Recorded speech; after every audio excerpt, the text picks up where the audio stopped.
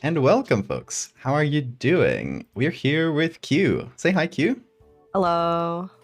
Hi. Let us know if you hear us both. I just set up the mic, the volumes for everything. So if anything's janky, that's why. Welcome, folks. Yeah, I'm here with Q, who doesn't have a talking head thingy yet, because I forgot to set that up. But we'll set that up soon. Yeah. Now you Just can give me hear one their second. buttery voice. Yeah, welcome, Siphon Sora, Beppo, Siegfried Pyro. Also, I found it. Here you go. Ah, thank you.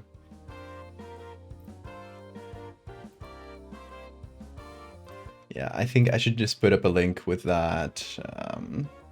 Oh wait, I think I have this. Let's see if this works. Would you tag avatars? Oh, there you are. Hold on. Hello. Oh, I'm huge. You're huge. Let me. Hold on. I can Oh, flip you. I can move you around like a puppet. yeah.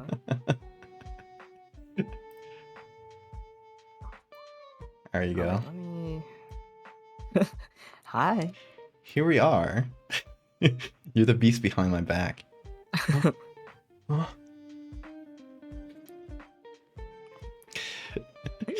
Can you make me like a little smaller? A little smaller? Okay, I'll make you a Yeah. little smaller. You can. Okay, hold on. Can you sit on my shoulder? Oh my God. I'm like your little devil. You're whispering in my ear. Oh. Oh. Wow. Anyway, hi folks. We're making some art today. I am making some art. Q's just hanging out. I think Q's working on stuff in the background, or you're just hanging Yeah. out. Yeah. I'm just hanging out. Yeah. I'm gonna turn the music down a little bit so the volume is not confusing. Yeah, I'm gonna be making some art for Q's comic, or kind of inspired by Q's comic. It's not necessarily going into the comic. It's just like kind of based on a panel that I really like from the upcoming chapter. And yeah, I guess we'll talk about the comic a little bit. Yeah. I Bean actually am is gonna the add it in link. the comic, and I'm gonna replace the last 5 pages with just your photo again and again and again. Yes. Where's Bean? Bean, come say hi. I have to have like both of you on my shoulders. Bean, come over. He's not collaborating. Hey. He's not listening to me. I guess we'll do that later. Oops. Anyway, for those who don't know, and you should, shame on you, Q is working on a comic called Dust and Dread, and it is a, how would you describe it? Like supernatural western? Yeah, supernatural like horror western. Yeah. It's a little episodic, so monster of the week kind of deal. Yeah, okay. So first thing I'm gonna do is I'm gonna put up the website because you can read this all online. It's That's all it's all up it, there. it's all free. You can read all this comic for free, and you should. Uh, the only thing, if you want to read it earlier than everybody else, you can join Q's Patreon, which I'm also gonna link. For I'll be free linking this too. throughout. Yeah, you can join for free to get what is it? If you're in the free tier, you get them a little earlier, or you get You're like a week ahead on the updates. yeah. And then the entire comic is just it's already finished and has been available on the paid tier. Yeah, so essentially, right now the chapter that I helped write is pretty much completed, right? Like you have it fully uploaded on the Patreon. Yeah, it's Yeah, totally finished. yeah. You can read the entire thing if you join the Patreon, which is like dirt cheap, so you should. Um, or if you don't want to commit to that yet, you can follow for free and just get like the first page or first few pages. How much of it is up? The comic? Yeah, on the for the free tier. Oh, it's a week ahead, so it's like the first 4 pages. 4 pages, yeah. Yeah. So if you just want to read the beginning of it. But yeah, if you haven't read the comic yet, just go to the website and read up until the current episode. That's the most important thing. Someone said it has gay undertones, right? I remember seeing some chapters. Maybe a little. Could be. I don't know. Who knows? It should have gay overtones, so maybe someday. Maybe someday. Yeah, maybe. Yeah, if you go to the website, I'll just pull it up here. Whoop. Oh God. I need to fix this website. No, it's good. Ah. If you go to the website, just go to the main page. You'll start from the first page of the comic. Here you have like both the main characters, Clayton and Holtz, who's behind my head. I guess I am Holt. And yeah, the main characters are an undead and a werewolf, and they're cowboys. And they're cowboys. They're cowboys, and they solve mysteries. And yeah, first few episodes is kind of like a kind of an intro to both of these characters, and then they start going on little adventures. Yeehaw. Yeehaw, indeed. So yeah, go read the comic first and foremost. But the upcoming chapter is Ed helped me write it. I helped you write it, and it is how much can we say? Like, I don't want to spoil anything, but it's about a bunch of Europeans coming to frack a mountain. basically. We love doing that. The Europeans sure love that. But yeah, it's about like a group of scientists, and it is told in kind of epistolary through the diary of one of them. So yeah, I wrote most of the diary bits, and then I drew it. And then yeah, they drew everything. I didn't do any of that at all. You didn't have to do anything. Writing is easy. That's a lie. Drawing is hard. I guess for me, writing is so much harder. No, writing is hard. Oh my god. I literally, like, I'm staring right now at my desktop, and I got like several things set where I finished all the images, and I'm just stuck in the writing. So like. No, you see, I've learned that I have to do all of the writing first before I even start drawing, because the less writing I do, the more stuff I have to fix as I'm drawing it. True. I guess, you know, the difference for me, I guess, is that I don't have like 100% complete freedom to the images I make. So sometimes I'll have to adapt the story to the images I got. Right, yeah. Let's say like the hold on, I should just open my main view here. Let's say this one. Did I show you this one, Q? No. I have now. Oh wait, I think I have seen this. Yeah. Also, why are you not here? You should. I'm a ghost. You're a ghost. That's strange. Oh, we're just there. You go. Haha. I am. Hello. I have to just like pop you out on every scene. Yeah, this is something I made with the postcards I got in Japan, and I made a few of these. Like, I got all the images down. This from another postcard. This is not from a postcard, but from a picture I took. Just made it look old. Well, I remember that. Did I go there with you? Yeah, this was the shrine in like above the steps in Gunma. Oh yeah, correctly. That little shrine. I think that was it. Mm-hmm. Although I might be wrong, but I think that was the one. Yeah. I just took like a close up of this, and like, you know, it was closed here, but I opened it so I could have the big bug inside. Hi, Bean. I want you to come over. I miss you. It's not listening to me. But yeah, you know, like my story will depend on what images I can get. Mm-hmm. So, hey, Hellpug Art, thank you for the sub. Welcome.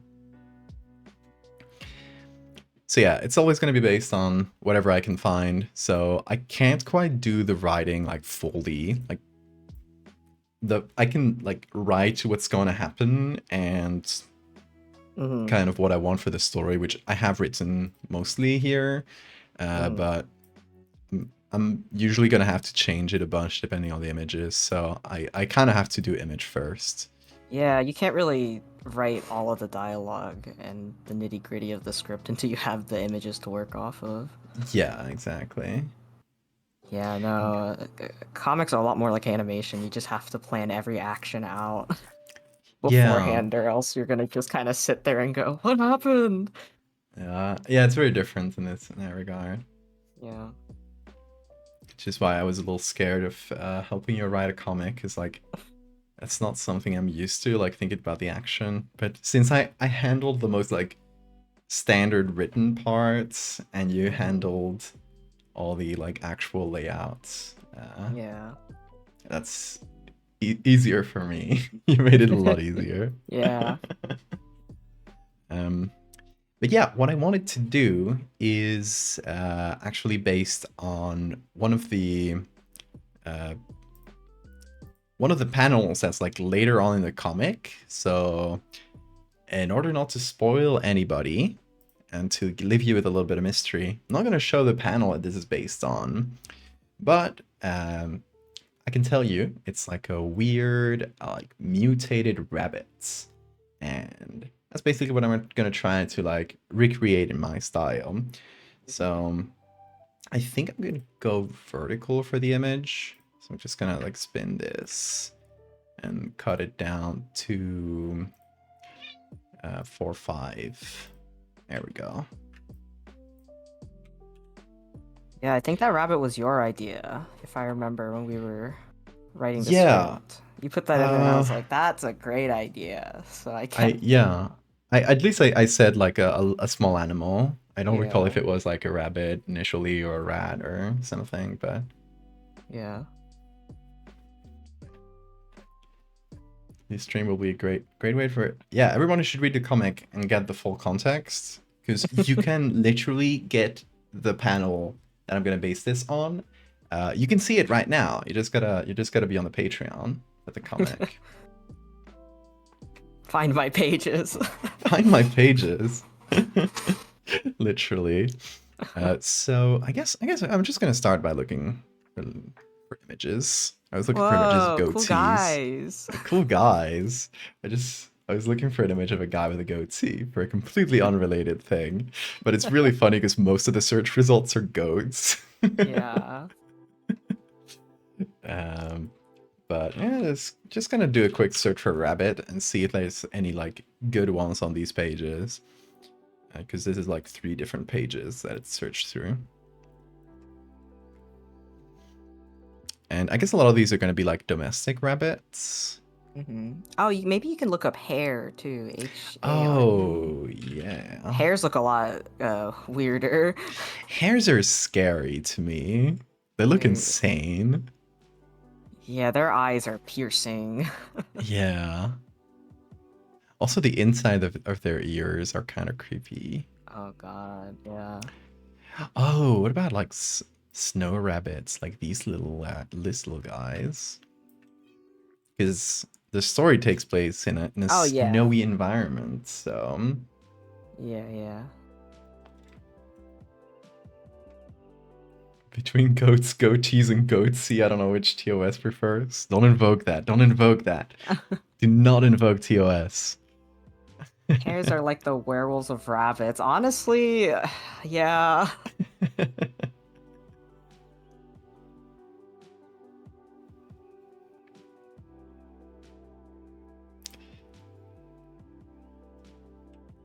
But if those things They're came running so at me, I would be scary. so scared. I like that they don't have paw pads. If you look, it's like just Yeah, fur under it's there. hairy. I mean, I guess it makes sense. It kind of like acts as little snow boots. Yeah. They're kind of scary with it. I wish it was a better close up of this because it doesn't give us like a ton of quality on the details. Yeah. I mean, could also be like a close up of one, although this one would have to be horizontal.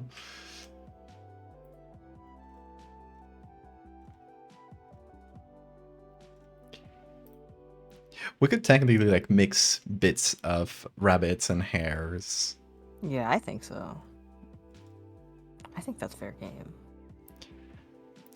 So I feel like the way this looks in my mind, the base rabbit, like whatever we use for the base is kind of cute. Just so we can make it all that much scarier. They should have been carnivores. Imagine seeing one of those hunting down a smaller rodent. Yeah. Imagine if they. Imagine if they had front-facing eyes. I mean, every herbivore is sometimes a carnivore. If you've ever seen a video of like a deer eating like a squirrel or something, it happens. Have you seen the video of the woman filming like a deer eating a bird, and she just keeps going, "Mako, it ate a bird. I think I've seen It that just one, ate yeah. it. It ate the bird." It's such a good video. I mean, everyone needs proteins. No shade on them, like. Yeah, even plants need some sometimes.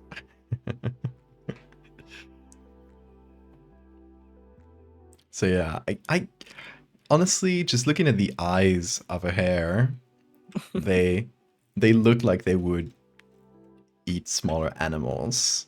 If not for protein, maybe just for fun.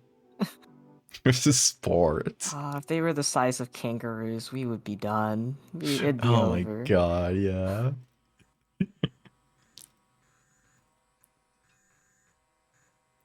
Bean, what is it? Do you want to go out again? He does not want to be in the room. Hold on. I'm gonna open the door for him.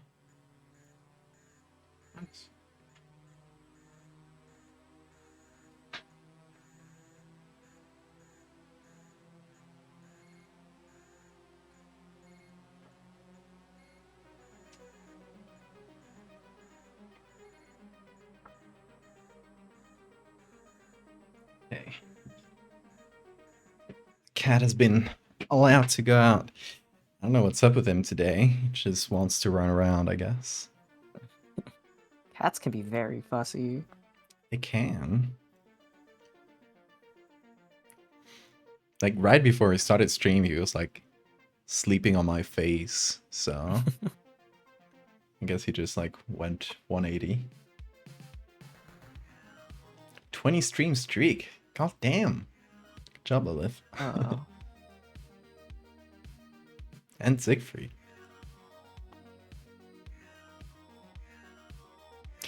Okay, this one looks scary as fuck.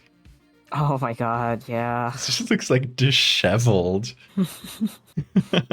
Their eyes are like piercing, even when they're not even looking at you. Oh my god. I love them. They're great. They're so good. And like, have you ever heard a rabbit scream? It is terrifying. They scream like they're getting tortured in hell. It is so oh my loud. God. Oh. Like just like the complete opposite.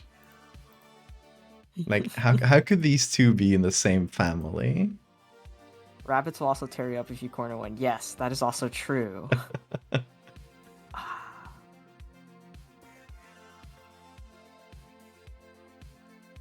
It's like the difference between a sea otter and like some river otter. Some river otters look terrifying.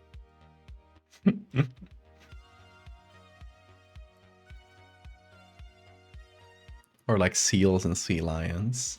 Both look like sea puppies, but one of them will tear you up. Golden God, so many retriever good and the werewolf rabbits. image personified. Yes, it is. Yes. Sea otters bite their partner noses off? Wow. Yeah, I heard sea otters What? are assholes. Oh my god. They're major assholes.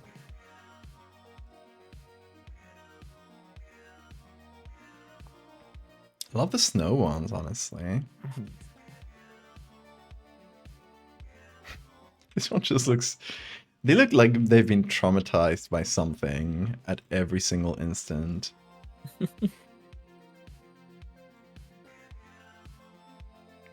I remember I was talking to someone else the other day, but I was talking about how I was somewhat afraid when we were in Japan that I was gonna see a Japanese like hornet or something, and I don't know what I would do.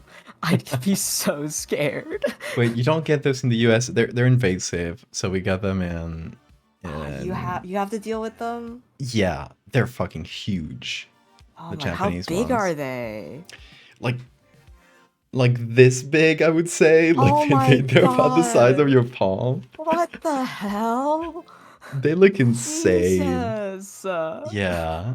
Uh, I've seen a couple up close. And they've been so invasive in the past few years that a lot of people just been like putting up traps for them, and you'll often see these traps, which are just like bottles, where they can get in but they can't get out, and there's like Mm. like some syrupy liquid that kind of attracts them. You can make one like homemade. I don't recall the ingredients, but you just like hang them from trees, and when they work, you'll see like just a mass of wasps just like down in the liquid, and Oh my god. like maybe 20 of them, and you can imagine like how much bulk that takes. Like Yeah. that is a big amount. Oh my god.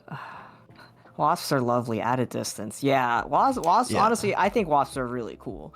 But also, I am so afraid of getting stung by one. I don't think I've ever been stung by a bee or a hornet before. Oh, I've been stung by a bee, and it was because I sat on it.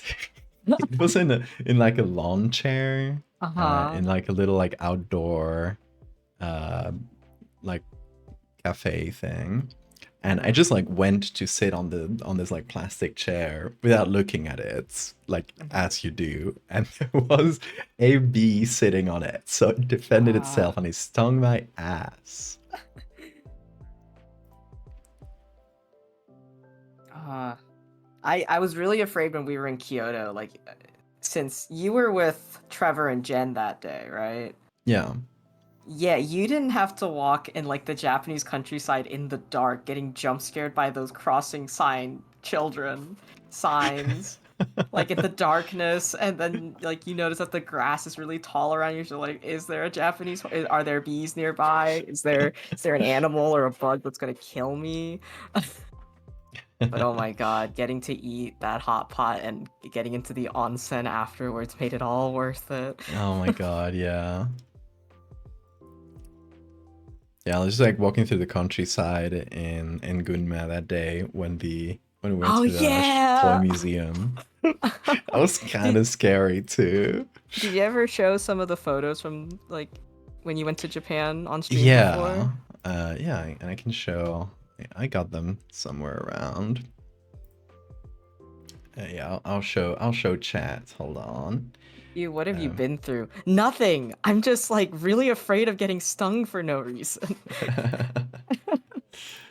I've never had anything like that bad happen in my life. okay, so I don't think I got pictures of that night in Gunma, because I I think think I have my a camera was couple. out of battery. But I do have the pictures of during the day when we're going down there. It was like this like rural decay with a bunch Mhm. of abandoned places. The Abandoned Love Hotel. Do you remember that? Oh yeah, it was like a goddamn castle, right? Yeah, it should be somewhere around here. So I got a lot of forest pictures. Oh, there we go. Abandoned love hotels. Oh, this one was so scary. This one wasn't abandoned. It was a place called Legend, and it was full of little like lawn ornaments that looked like these like overly cute animals. And but Oh it was a love god. hotel, so you just went there to fuck. Remember when we tried to get into that one love hotel, but then they're like, no, no, no, no boy and boy allowed. Oh You my gotta get out god, of here. yeah. You gotta get Homophobic out of here. love hotel.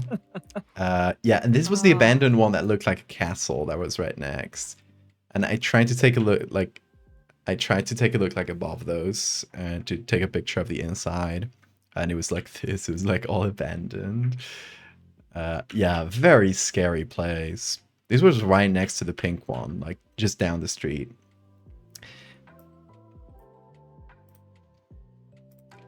okay. So for context for chat, we went to that through this area to a place called the Toy Museum, It which was was like called the Doll, Toy, and Car Museum, and it was like exactly. it literally felt like a fucking liminal space, like the back rooms, because it kept going and it kept getting weirder.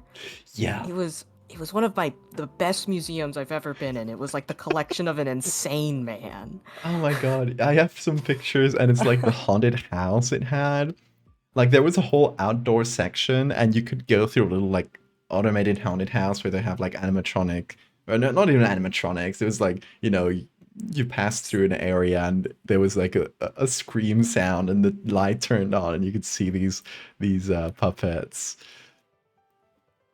It was really funny. Like, there was a Yeah. scary one down there. Also, the amount of teddy bears Oh was yeah. insane in there. Oh, and creepy Oh dolls. yeah, they had Karakuri there. But yeah, it was originally a teddy bear. Like when you walk in, it's a bunch of teddy bears, and then it becomes like a Japanese back alley with like Japanese like toys and little like whistles and stuff, and then it Yeah. turned into like cars. Yeah, they had so many cars. Like It's literal so cars, not just like toy cars. Like they had a whole like showroom full They of had an entire cars. initial D section because initial D Yeah. takes place in Gunma, and so like they had the original awning. You need to finish initial D yet. Yeah. I didn't. I gotta watch it with you guys. Yeah. Val and the gang getting trapped in a liminal space. Yeah, okay, so this toy museum was so funny because you enter and it's kind of charming. It's good, like not a very like focused museum. It's some crazy rich dude's like collection that he turned into a museum. And you can Hmm. see like his obsessions, like a lot of it is teddy bears because he was probably obsessed with teddy bears. But then there's like the history of toys in Japan, and then there's like a whole American section, which is the outdoor section, which Oh had a yeah, some Beatles. The the Beatles. Beatles. Yeah, it had some statues of the Beatles, like the band The Beatles. Like they were in a And giant TV. Wait, hold on. I think I might have taken a photo. oh, I don't have them in my camera, I have unfortunately. So I them. don't have Wait, them. No, I'll wait, I send do, I them. do, I do. Yeah, no, wait, here's my photo because I went out earlier than you, so Oh the my sun was still god. like kind of out. This is what Yeah, there's my photo. Oh You can yeah, put yeah, it on yeah. stream. I'll put it up Uh here. oh wow. And there was like a short loop of one Beatles song. I don't recall which one that was playing over and Yeah. over and over in that area. And the area was so full of mosquitoes, it was like actually cursed. Like you had to like kind of run through this whole outdoor section because it was like just infested with mosquitoes.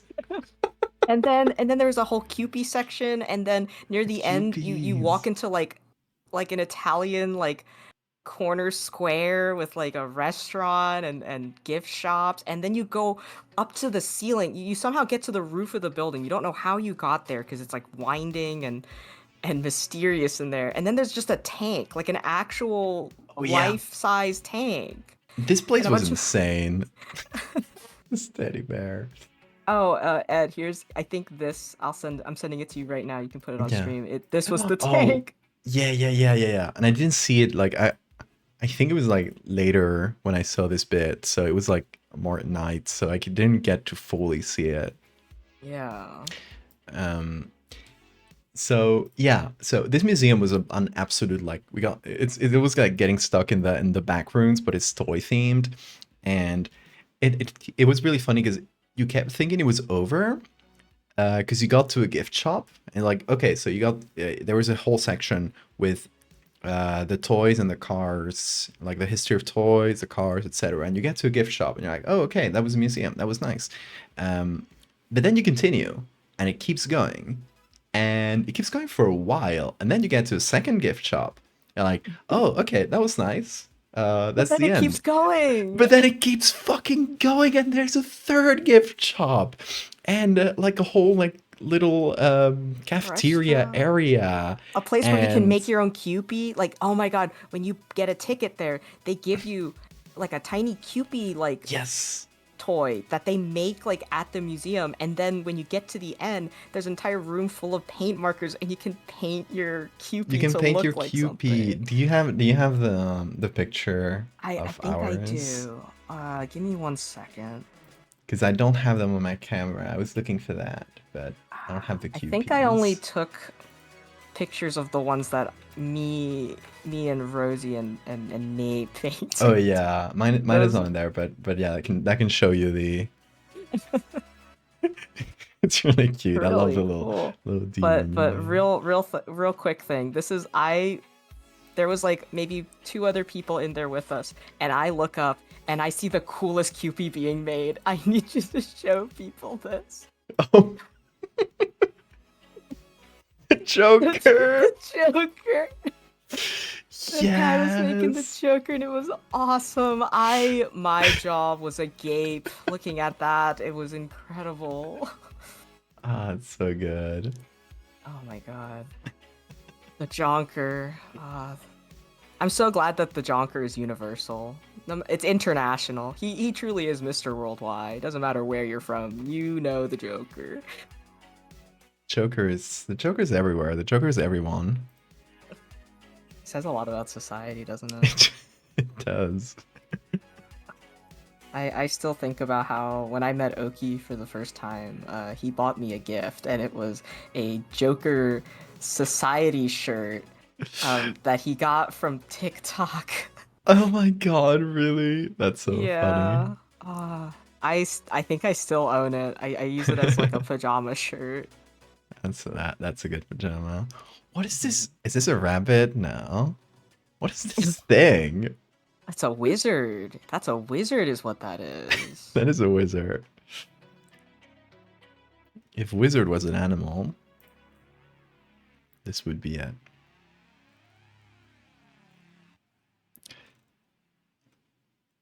Oh, there's so many good photos.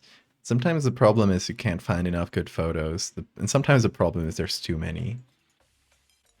It is a dust bunny. It is. Look at this thing. What is up with that thing? I think wizards are more guinea pig coated. Yeah, the ones with the really long hair. Yes. Oh my god, Instagram keeps showing me videos of Peru where they eat guinea pigs there, right? Yeah, It's yeah, like yeah. pretty My common in mom their tried one cuisine. actually. Really?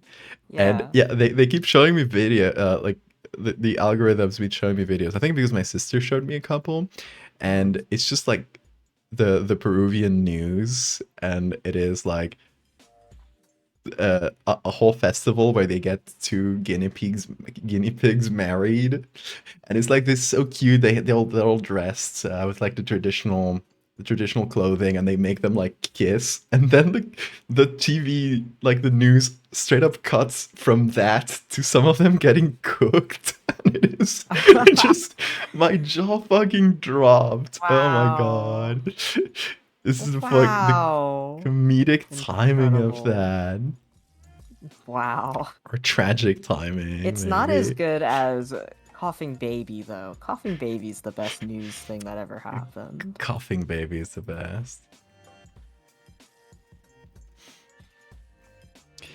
Okay, we got many pictures. I think what we need to do is the side one. And God, these ones are too cute, like the fluffy ones. Mm-hmm. I think I need like an intermediate amount of cutes for the base picture, and then just make it a lot grosser.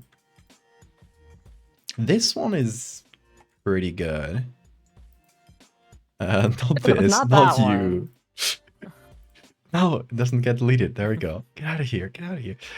This one's cool too. Although I think like the black fur will be a little harder to edit, like with other rabbits. So between these two, I prefer the white one, I think. And this one's too close. Same with this. Too cute. Insane. I love this. I think I might just add some hair to the, or some hair textures to the bunny. This one's too far away, I think. Okay, this one could be good to add as like a second head. This one's scary. Okay. Okay, we got our pictures, I think.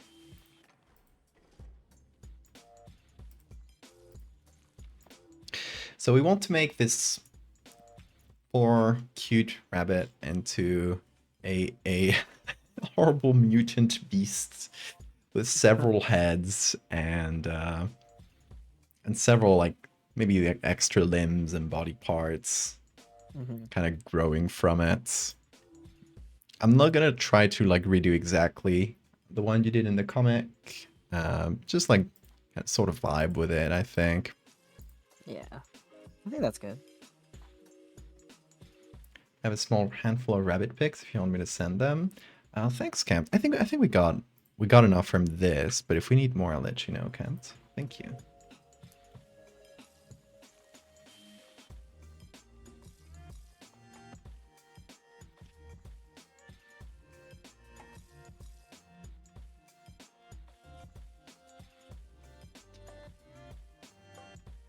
Yeah, these two might be a good fit.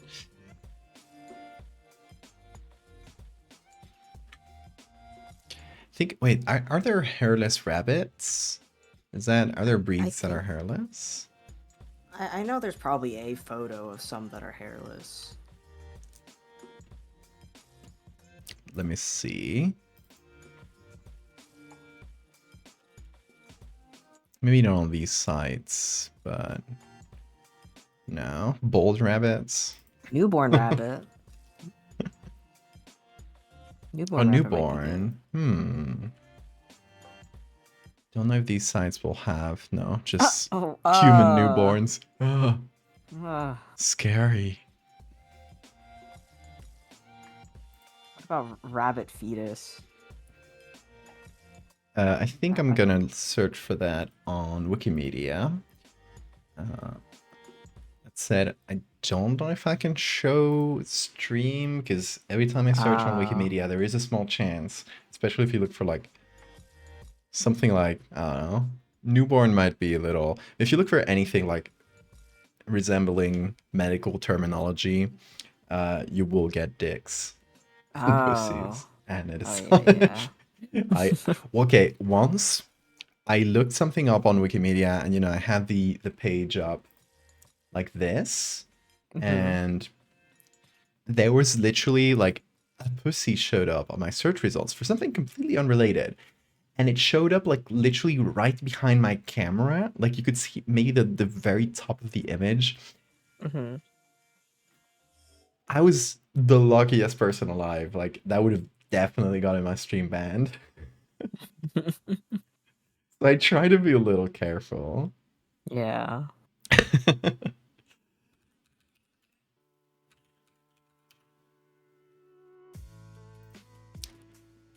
Yeah, there is an X-ray of a newborn rabbit.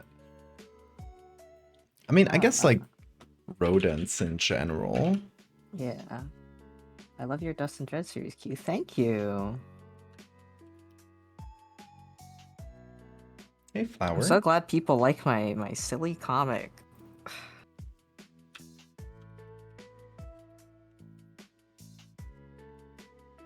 I worked up the courage to send the comic to Gary Barker the other day, and he said he Oh, you liked it, did? and I was like, thank God. Oh, nice. Thank God Barker likes it.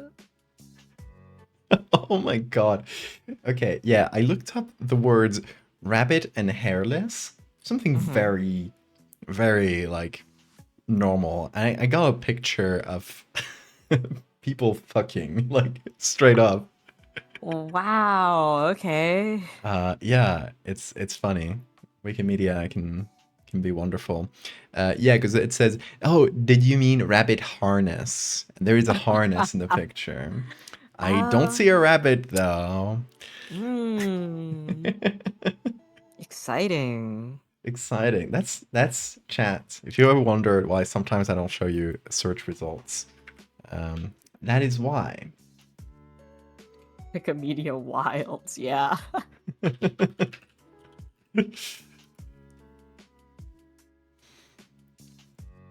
Oh my I mean, God, I we could forgot have naked mole rats. Those are rodents and they're bold. I think that could work.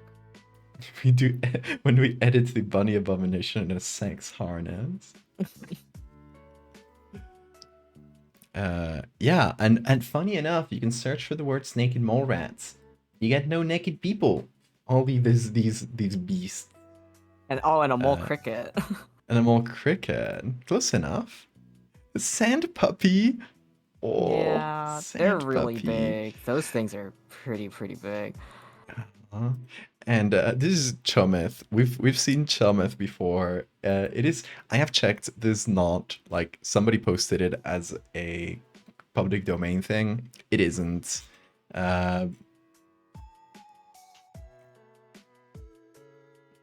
Because I looked up the context and it's like a pretty old image that was used in memes. Like I'm talking like in the 2000s. I don't know what context it was used in, but somebody put it on Wikimedia. This one's scary as fuck, though. That one looks terrifying. I think this could work for like a half-formed rabbit head. Yeah.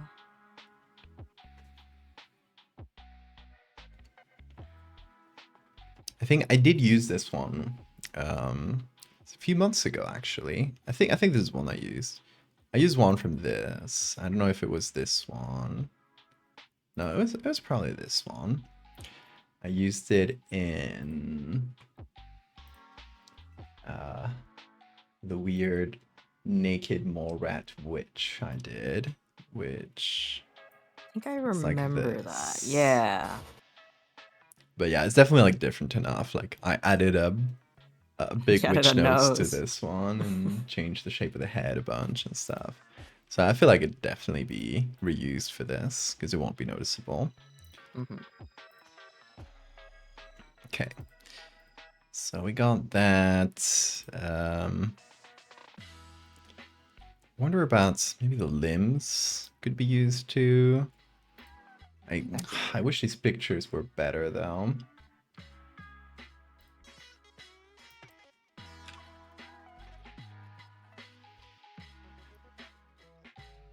And no, the normal search. Wait, hold on.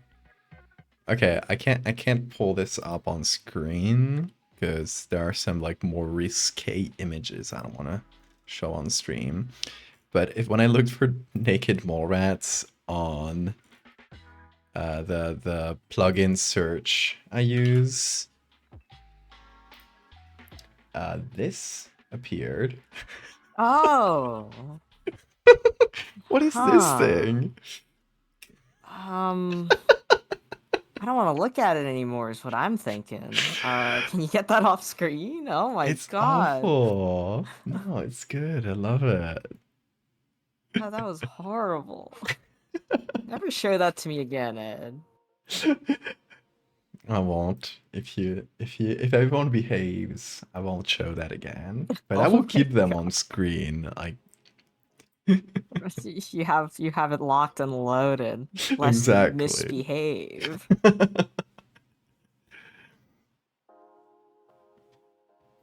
Naked Morad grinder pics, yeah. How many channel points to show it again? God. All of them. Oh yeah, talking about beasts. I should check on Bean. He's probably at the door. Be right Yeah, back. I'm also gonna go real quick.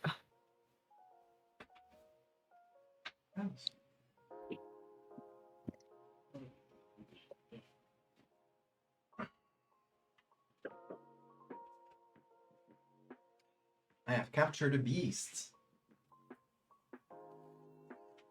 Hello, Bean. Hold on.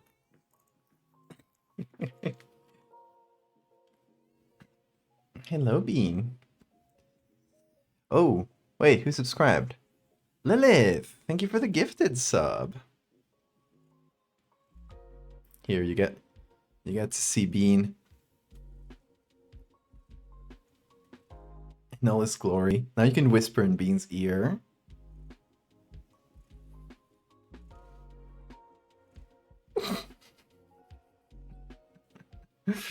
Okay, hold on. Where did Q go to? Oh.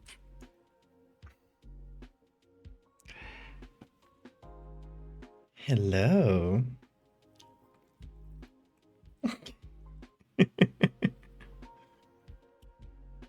Oh, you're slobbering. He slobbered all over me. You see this? That is Bean snots. She's so happy he's slobbering. Oh, yeah. Silly boy.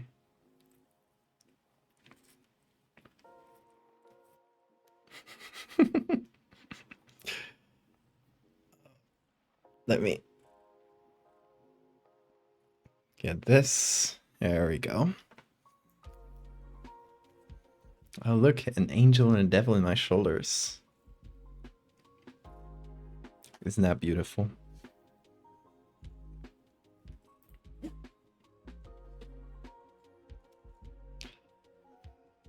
Okay.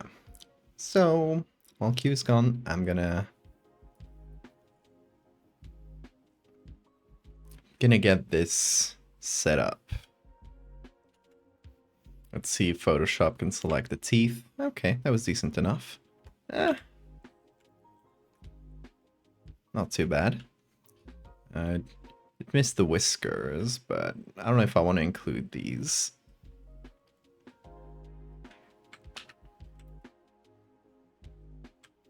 Oh, yeah, that is good.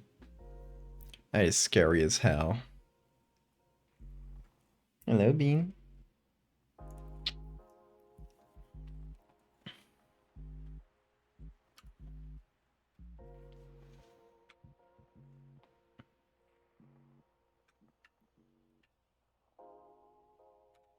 And I don't have a specific shape for this yet. I kind of want to vibe with it.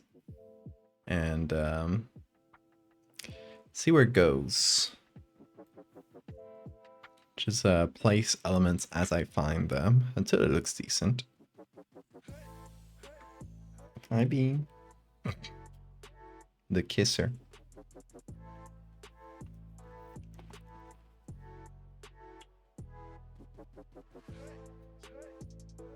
Hey, agent.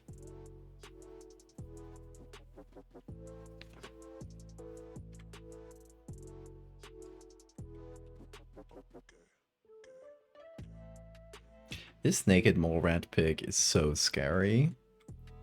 Why does it look like that? And I guess the question is like, where should it spawn from? It could be like lower down here and the same like size as the main head. So it's like a second full head. Or it could be growing like from the side of the face, and the, you know, the actual bunny's eyes are like pushed up here. That is an option. Kind of want to test if this one works. So if it does, it might be quite cool. But I'm gonna do it non-destructively, so we can go back and forth, choose the one we like the best. And okay, so with like this eye being pushed out, we need to change the angle fairly drastically. I mean, we could use a different bunny that has like eyes sort of facing us for that. Maybe this one. Right, like without the hair, but just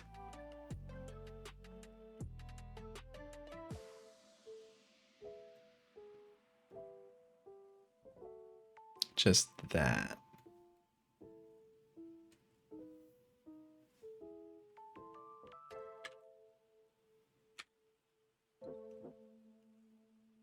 Hello? Hello? Look. Hi. I was waiting for you to do this. Oh, wow. Yes! Bean! The angel and the devil on my shoulders. Who shall I Hi, listen to? Bean.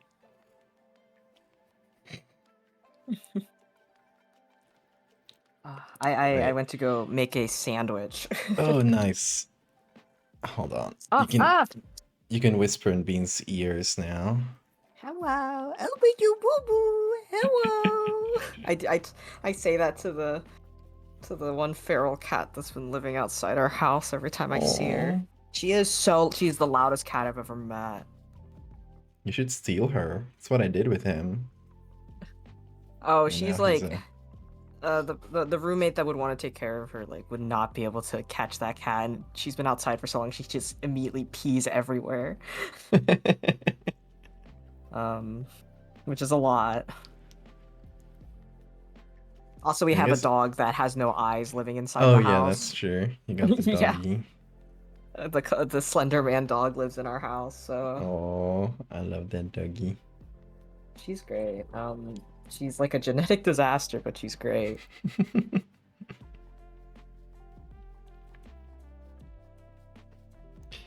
Bean lately has just been jumping on my shoulders without me asking. Like, he just wants to be here. And he'll stay there for like 20 minutes.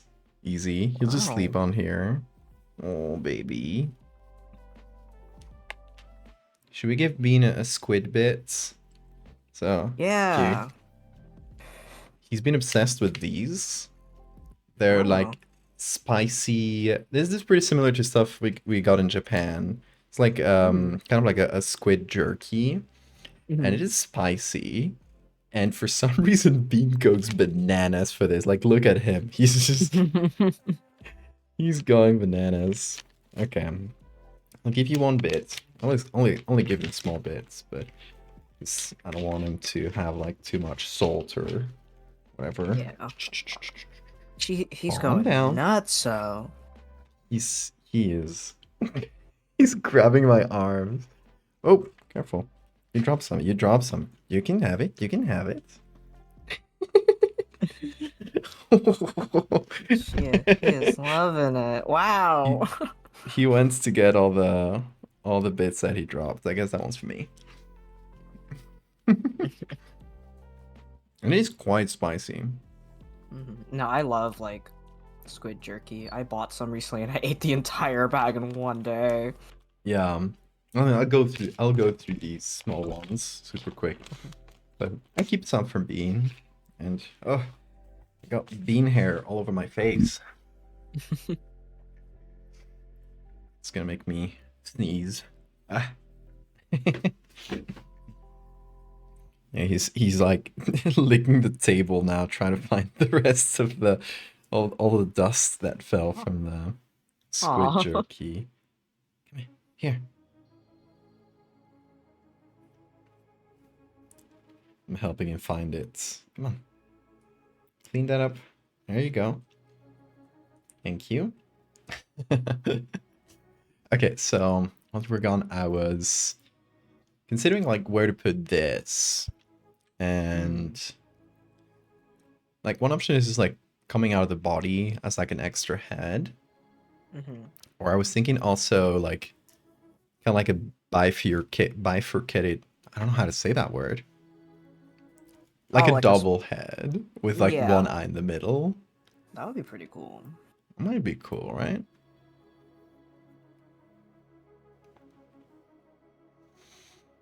What is up, Bean? Hold on, I'm gonna turn on Bean Cam. And Is he sleeping in bean can range? he's for some reason my shortcuts are not working. Oh. That makes sense. Okay. You use StreamerBot?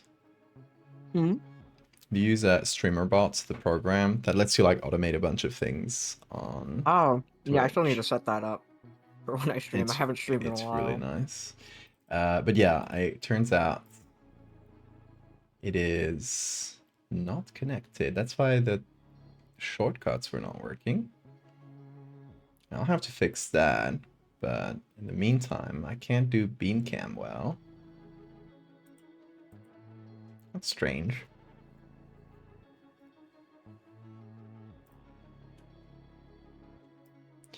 I'll have to figure that out. Oh, I think it might be because my internet broke. So, Um, you remember yesterday how I had no internet? uh, I was. Oh, Bean, what are you doing in my wardrobe? Okay, whatever, you can be there. Uh, for context, for chats, yesterday I didn't stream because my internet was out, and it was like a whole outage in the area, so I couldn't do anything.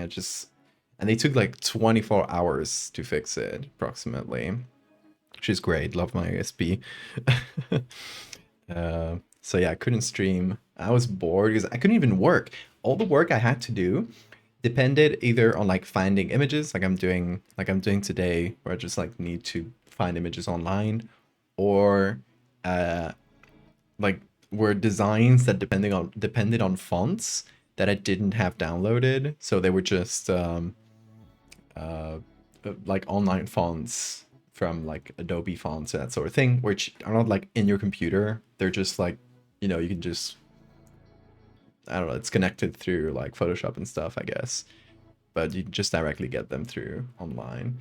And yeah, so I couldn't do any of that, and all the work I had was based on those two things. So couldn't work.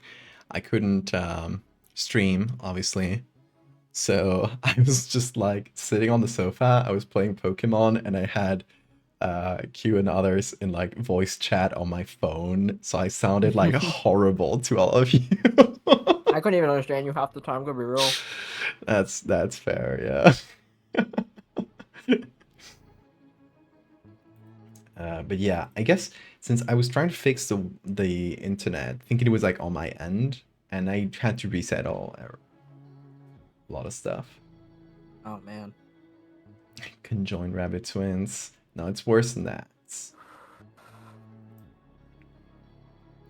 But yeah, I guess since I had to reset all the like IP stuff, and oh yeah, Kempt, JPEG is not working because I have StreamerBot is disconnected. Bean, you're screaming for me. So I will have to refund you those points, Kempt. Because right now, it ain't working. Googly eyes are working, though. I could just put those on.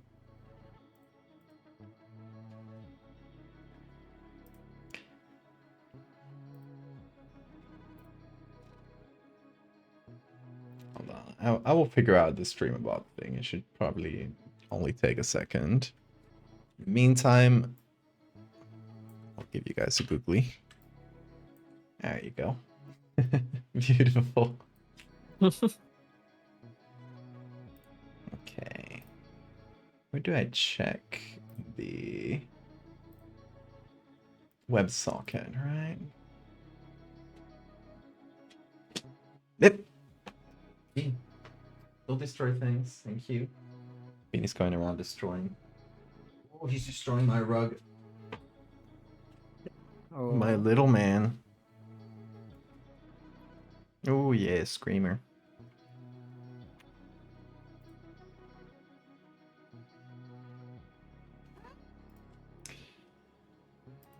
Okay. Yeah, just like OBS changed its IP when I reset things.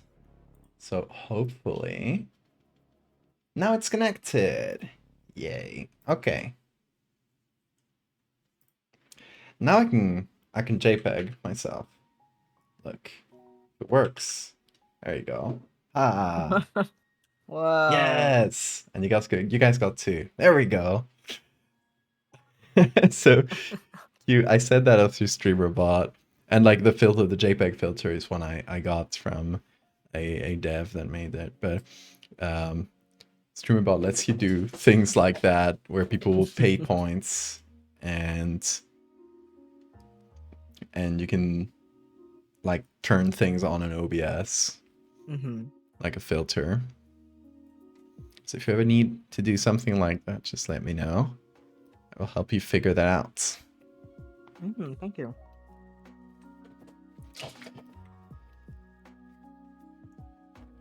Beanie's going crazy in the background. If you hear noises, that's just Bean. He's currently playing with a ball of tinfoil. One of his favorite toys.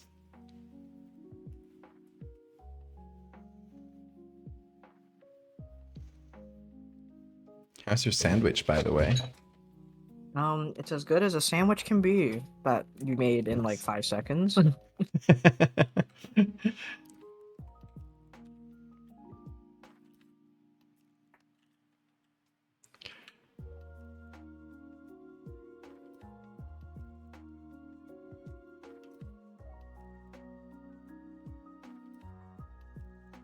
I need to figure out this eye. Don't know if this is the correct one. I guess like, yeah, I'll just make it more round. And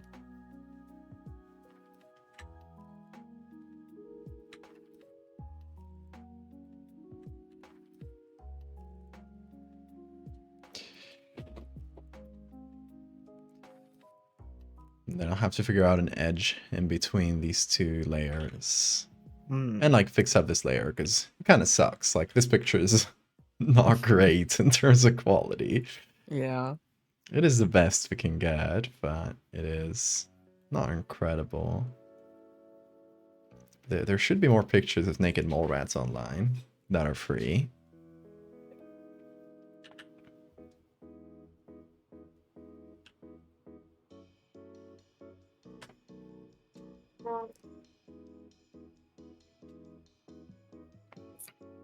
You're the asshole for ruining your friend's sandwich eating experience by visually comparing it to 60-year-old diabetic man's foods. I will let Chad decide if you're the asshole.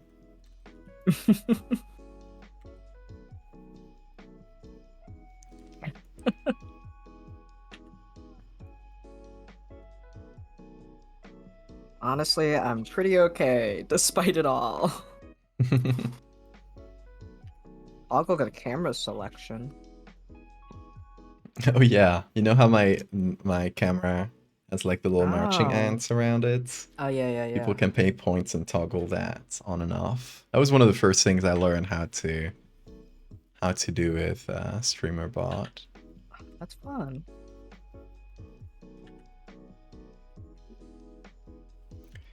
I should make this more red like flesh. Actually, maybe it has no eye. That's kind of fun.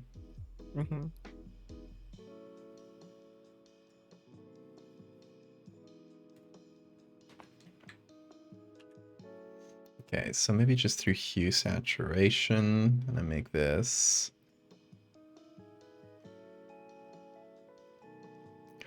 redder. Uh, Hmm.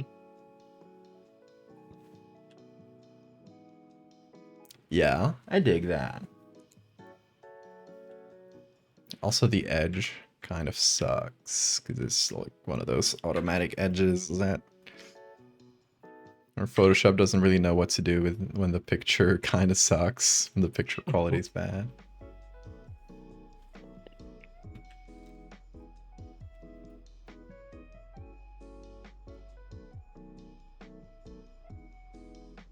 So I just need to like smooth that.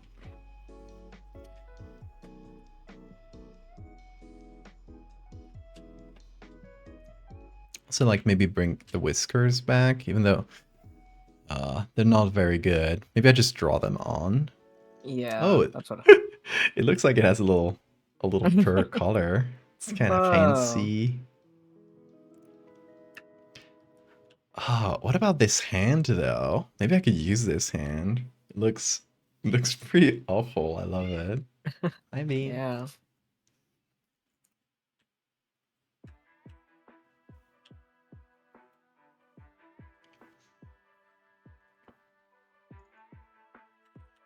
have you ever tried doing like photo bashing or anything like this? Um, I've done texture bashing before. Hmm. Like I was illustrating like a children's book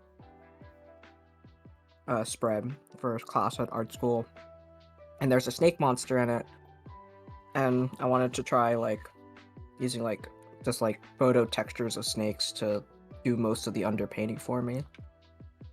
Yeah, I mean like drawing scales individually sounds like hell to me.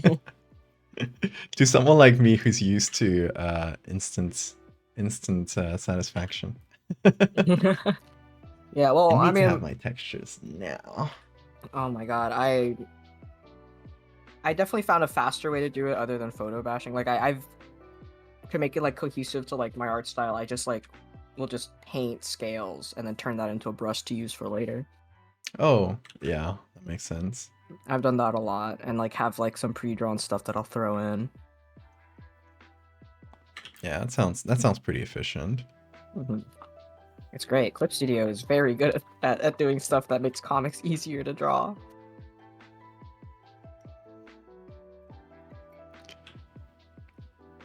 It's almost as if a program that it was made with painting That in in mind. mind Yeah. has a lot of tools that work for it, rather than a program that was made for photo editing.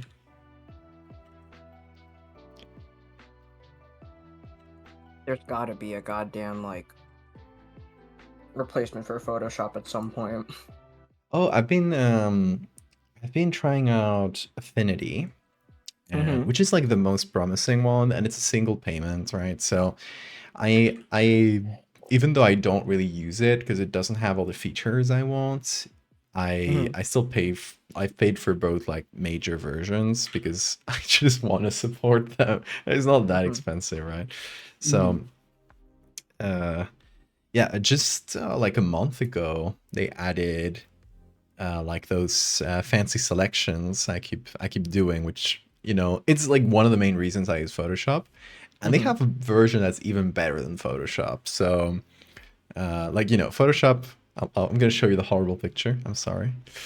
Oh, oh God. Photoshop Fuck. has like this select subject one, where Mm-hmm. it'll figure out what the subject is and do the selection, or you can do if you just want, let's say, the eye, you can like draw the area you want to select and it'll find like the most prominent thing in that area. But Affinity lets you like it'll create a little like overlay of the entire subject, and then if you like press alt, I believe it lets you like choose smaller things within the overlay, so it's it's much fancier, much quicker than Photoshop's. um, Mm.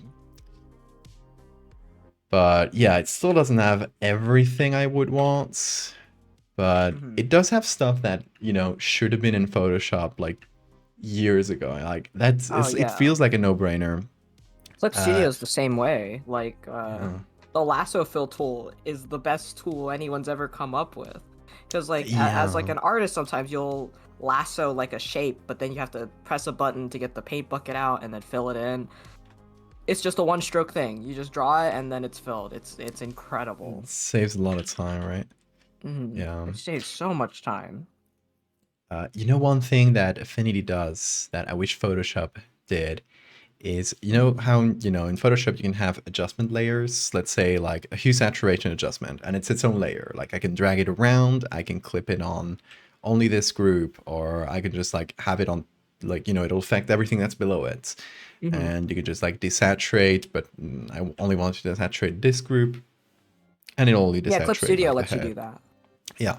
So what Affinity has is that, but for filters. So you can have like Oh. a Gaussian blur that is a layer, and you can move it around and do exactly the same thing, but with a Hmm. blur, which you can't do like at all on in Photoshop. The blur has to be like applied to a specific layer. Hmm. Oh, I'm crisp Oh, again. I gotta say too, Clip Studio also has something like that. The liquify tool in Clip Studio, it's not as robust in terms of the curves looking nice as Photoshop's is, Hmm. but it doesn't open a new window where you have to preview it. It's just you can do it right on the piece, and you Oh, can that's do it on nice. multiple layers at a time. Like if you select like a group of layers or select like a folder full of layers, it will do it over that entire like set That's of layers. It's nice. great. Yeah, that feels like a no-brainer. That feels, I don't know. Photoshop could be spending its time doing stuff like that instead of Hmm. trying to fucking shoehorn generative AI into things, which it's not good. Hmm. It's not like even brushing aside all the like unethical way those programs were trained, and it's like, you know, it's not as bad as like a mid journey or stuff, but it's still unethical. But even like Hmm. brushing that aside, it's just The new bad. Puppet Warp in Clip Studio looks good, but I'm cheap. Yeah. Oh my god, the new Clip Studio update's finally gonna add snapping. Oh, They really? haven't had that, so Didn't have I've had to like snapping. move things by the pixel to know that they're like lined up. It has been a uh nightmare. So I'm thinking of upgrading soon. I'll get my yeah. paycheck. Oh yeah, and they have puppet warp as well. That's one of the things I'm missing in Affinity, actually. Hmm. Like maybe Affinity has it, but I haven't found it. Like I haven't done the full uh haven't like really tested like doing a full piece on it, but I Hmm. kind of want to. I'm actually thinking like for a future stream, like maybe next week or in a couple weeks, just trying to do like a full regular piece on Affinity just to see like, can Affinity do the same? Like, can I just have like my regular uh like workflow on this other program? And if I can, it's like, I don't know, it's fucking over for Photoshop. Like honestly, if I can do the same things and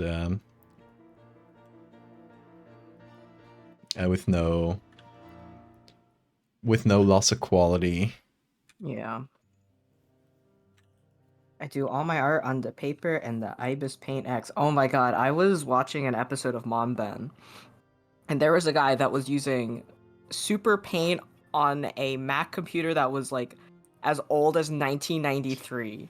Oh my He god, made all of his manga on there. that's wild. It's There were like only two layers. There's a was it layer for gray tones and then a layer that's just for line art. That oh was my it. god.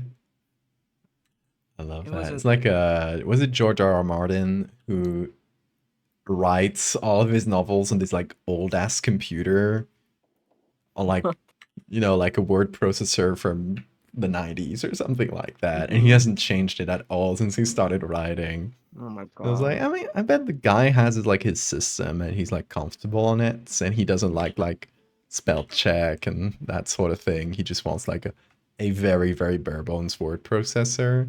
So like I Hmm. kind of get it on that, but it feels like, I don't know. I hope he has like at least decent backups of things, because old programs like these, they probably didn't have good backups, or good, like, autosaves, that kind of thing. It feels like you could lose a lot of work because you have like an old ass computer and it just craps out on you. Maybe that's I why he never knew finished writing. I knew a friend who put all of his schoolwork on a single USB. Oh my god, I would be All of it. so stressed. And I remember he lost it at one point. So we're like, so you should probably stop putting all of your stuff on just a USB. And he's like, no. Who was this? Do I know them? You actually might. I won't say. I'm not gonna out him though. I'm not a snitch. Someone who does their art with a mouse on paints. Oh my god.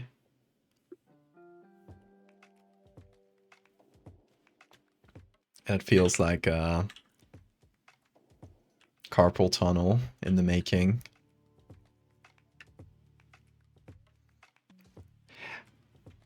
And I say this as someone who has... Oh, by the way, chat, do you guys remember the bump in my hand? It's actually like going away now on its Oh, own. I remember that. That thing was You remember? scary when I saw it. Yeah, it was much bigger, right? Do you remember?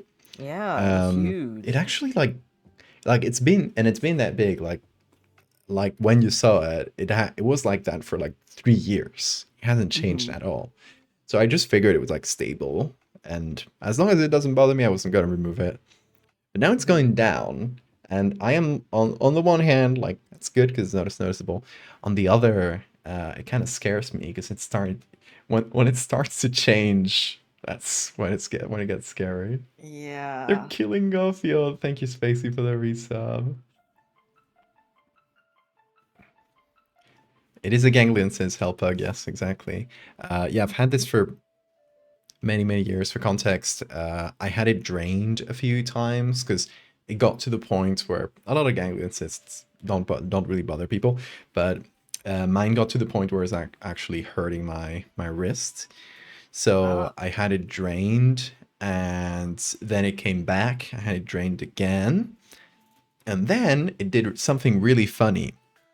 It came back, but instead of growing towards the outside like this, it grew towards the inside of the wrist, and it Oh. created a bunch of pressure, and it hurt like fucking hell. I couldn't move my wrist for like a few months, and this was like while studying medicine. I couldn't take notes or anything, and I had to couldn't Jeez. do arts. I wasn't making a living from art at that point, so I was at least, I didn't have that kind of pressure. If that happened today, I would be like super stressed about like not really being able to do art.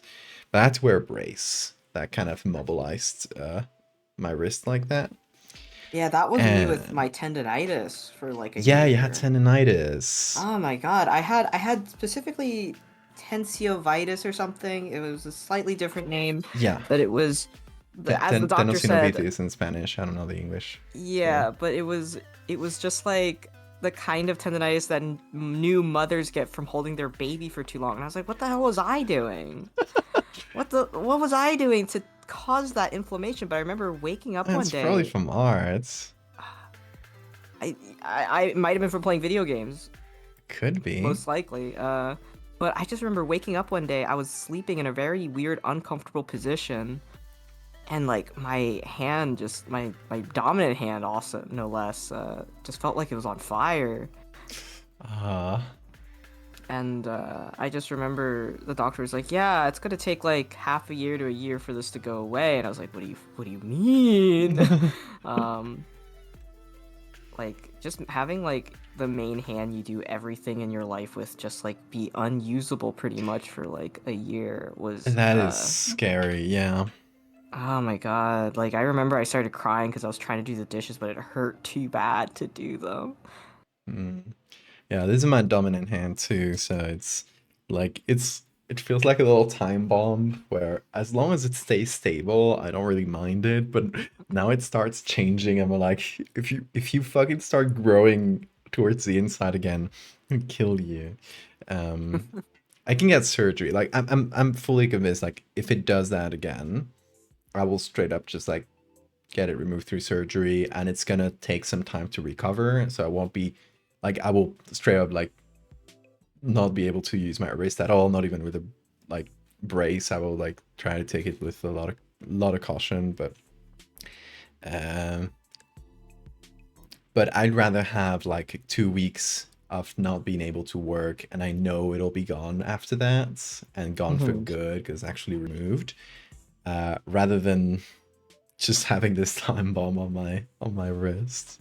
Yeah, I would have gotten that removed, especially if it was on my dominant hand. Yeah. It's like, cause you know, I don't want it removed. I don't want to go through surgery if it's like not fully necessary and not, and you know, the surgery itself has risks, right? So if it's stable, if it doesn't like move or do anything weird, I'll let it be. But so yeah, if Chad, if you ever see me like stop streaming for a while, I might be recovering from a surgery. I will obviously let you know. Okay, I like the head like that, and I'm not gonna add an eye because I think it's creepier without eyes. Yeah. It feels like it's growing from the socket a little bit too. Yeah. Looks good. And I want to add an. Actually, should I make this feel like raw, like muscle, maybe? Like add some meat texture. Would that take a extra bit of effort, or do you think it should Probably be not too relatively much. easy? I can try it out. I got a bunch of meat textures that I can just throw in. I got a whole meat folder. Just the other day I had to get like a picture from Adobe stock for a commission thing. It was like the easiest way was for me to get like the free trial for Adobe stock, and they give you like 10 pictures. You know, it's like a free 1-month trial, because I wanted to get like one picture that was like in the paid part of Adobe stock. And I was like, okay, I got the free trial, I'll just get it, use it for this commission. And then I got 9 pictures left. So I just started looking for pictures of like organs and meats and stuff. I just downloaded a bunch of weird meat pictures. Whoa. So check these out. These are crisp. Let me see. Whoa. These will be for Terry. Terry will definitely have a lot of these in the next part.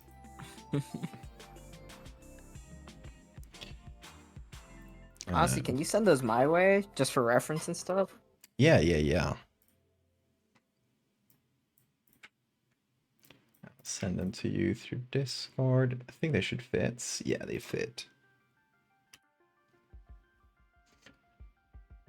Also, I'll send you a couple other ones. Like these ones with a white background, they're the Adobe stock ones. These are from other sites, and those are completely like public domain. Thank you. The third one is placenta. Placentas, if you ever want like a horrible like veiny organ texture, placentas are the best reference. Yeah. Take my word That's for it. gnarly. Good It to is know. gnarly. I've been really wanting to try to find like I finally started like making dedicated like folders for reference on my computer. With the state of AI and stuff, I need to cherish the real photos that I can find. Yeah, that's a good call. So This is a heart. Yeah, that's why I've been really enjoying buying reference books whenever I go to the bookstore. Like, because those are real photos that I own the rights to. I remember I read the terms of use. Oh, you do? Like, do you have like full rights to them? Oh, yeah. I The only should thing you're start not getting allowed them to... and scanning them. It's you can use them forever you want. The only thing you can't do is sell the raw photos themselves as like your makes thing. Sense. But you can use it for like reference, for tracing. Yeah, so it's similar to like Unsplash and these sites like Yeah. that I usually search through, like Unsplash, Pixabay, Pexels. Those three are the main ones. They have that exact license where Mhm. you can use them for free commercially. The only limitation is you can't like resell them or repackage them for another sites. Yeah. So Yeah, how I can about show you my Heart businessmen reference books I bought. Businessman? Okay, so these are the hearts. It's Oh, that looks kind of good. meaty. I put it up on Yeah. hard lights. Could be good on overlay too. Okay, that's overlay and that's hard lights. I think overlay keeps a little bit more of the color.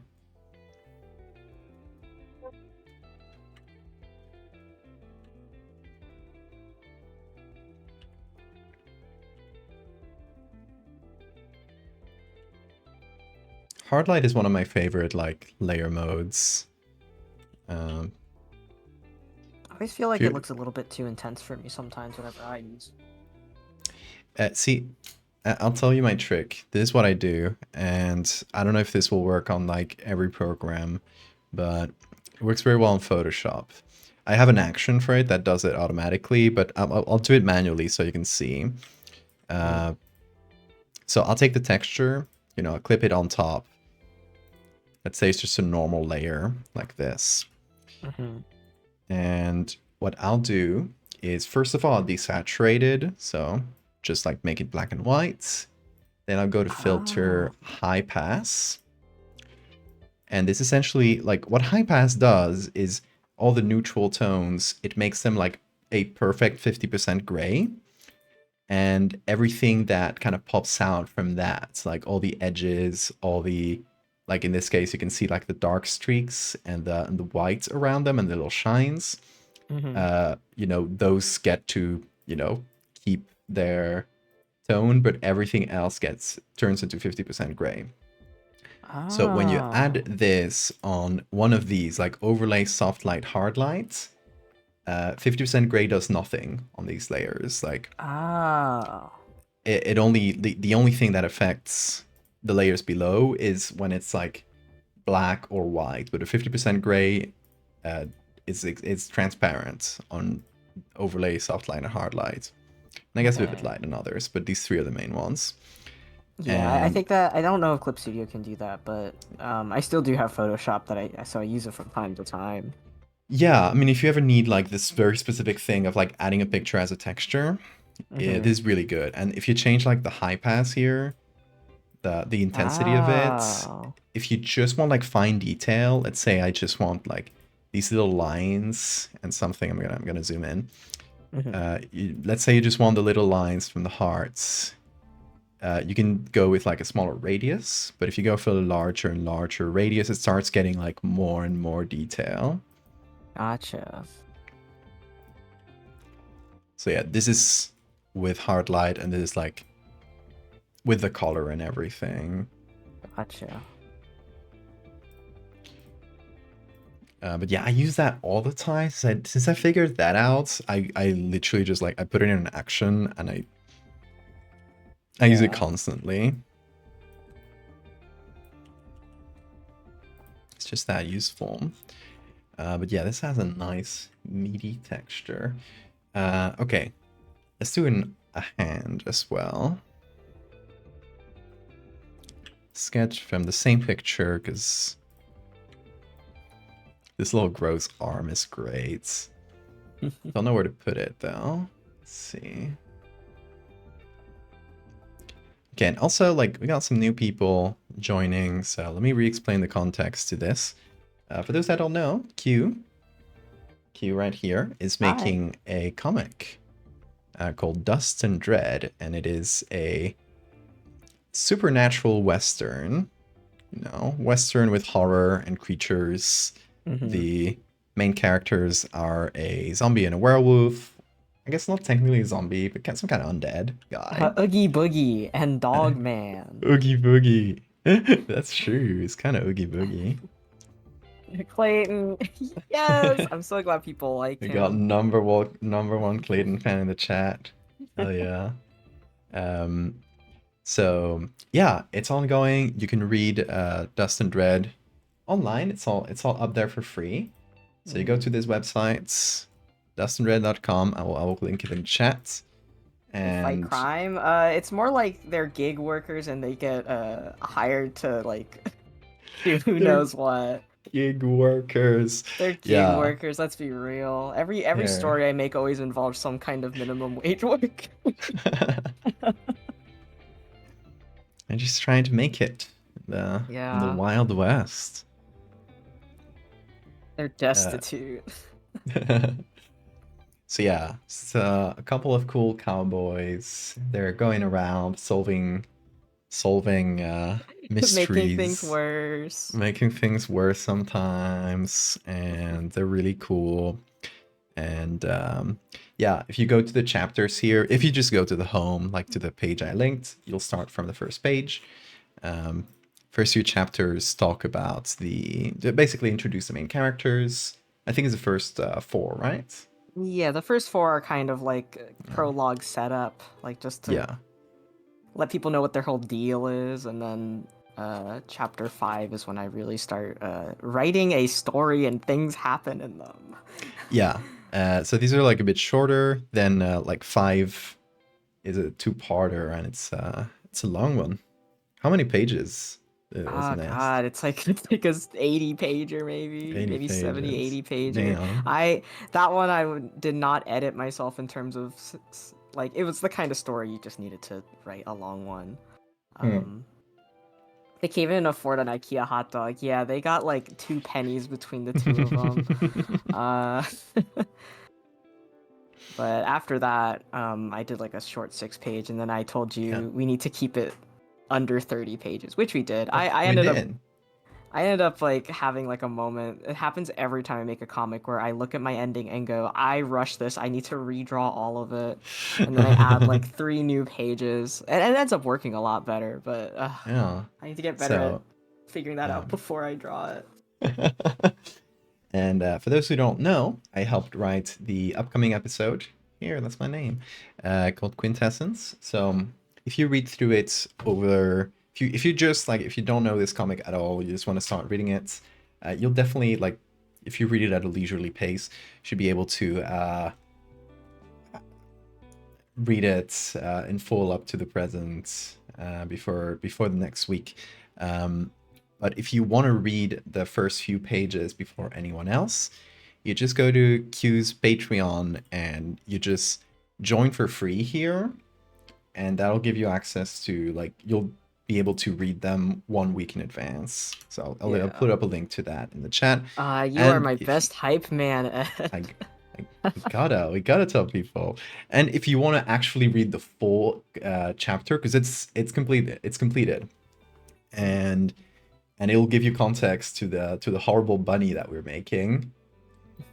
You just join the paid tiers. Is it on both paid tiers or just on Yeah. the yeah It's any available on paid both. tier? The $2 one is for anyone that just wants to read stuff in ahead of time, because I always like to finish a chapter in its entirety before I start updating again. But the number 5 is where I put all of my stupid drawings I make outside the comic. I Oh, love I also love someone little said they like the drawings. skeletons. I gotta for some Yeah, reason Patreon like cowpoke. cut them because they're fully sized skeletons. Yeah, do you, Uh, do you know what happened? They used to let you like have like a full PNG that was bigger yeah. for the things and for the headers, but at some Hmm. point they like limited it to just like the small size. And mine were cut too, or were kind of squished a little bit, and it kind of looked Yeah. ugly, so I had to redo them. Yeah, mine just got Um, cut, which is fine, but you should post the full-size boys because I really like how they turned out. can I see them by open? Maybe if I open this, yes, I can see them. If you Yeah, just click open a new tab, you can see the full skeletons. I there they are. like the fancy boots. They got spikes. Yeah, chicken spurs. He'd be cutting the skeletons in half. This is so fucking sad. I know, right?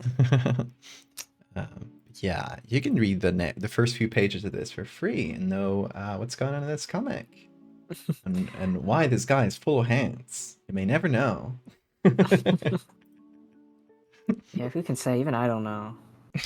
Fuck yeah, I always loved your art style. Thank you so much. I'm glad people have been okay with me not drawing like hyper realistic painting horror anymore, which I still really enjoy to do, but I've also been enjoying learning how to do line art because I used to not be good at that at No, you all. should do your full comic in Oh entirely god. painted. Uh, I feel like even if I did do that, I think it just wouldn't look good. I'm not a fan of comics that are like overly rendered in a way that I don't know, some magic is lost. I feel like, some comics that use it like sparingly, but sometimes you get like a more rendered like splash page or that kind of thing. That can work, but Yeah, but not when it's like a little bit of icing on top. You don't want your entire thing to be full of icing. yeah, exactly. Do the Ren and Stimpy ugly close-up gag. Yeah, I Oh my should. god, yeah. Hi Welsh.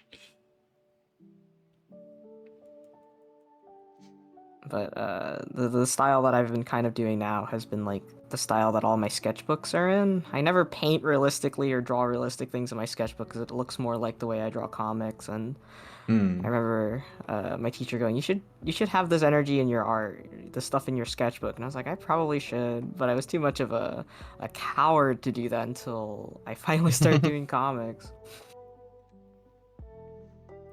No idea where to put this hand. Something about the fun and concise style makes the gore really pop when it's more detailed. Yeah, that's the Junji Ito method right Yeah, there. that's true. Flower There's an Patch episode of says your art style is so Monben. fun. Oh, thank you.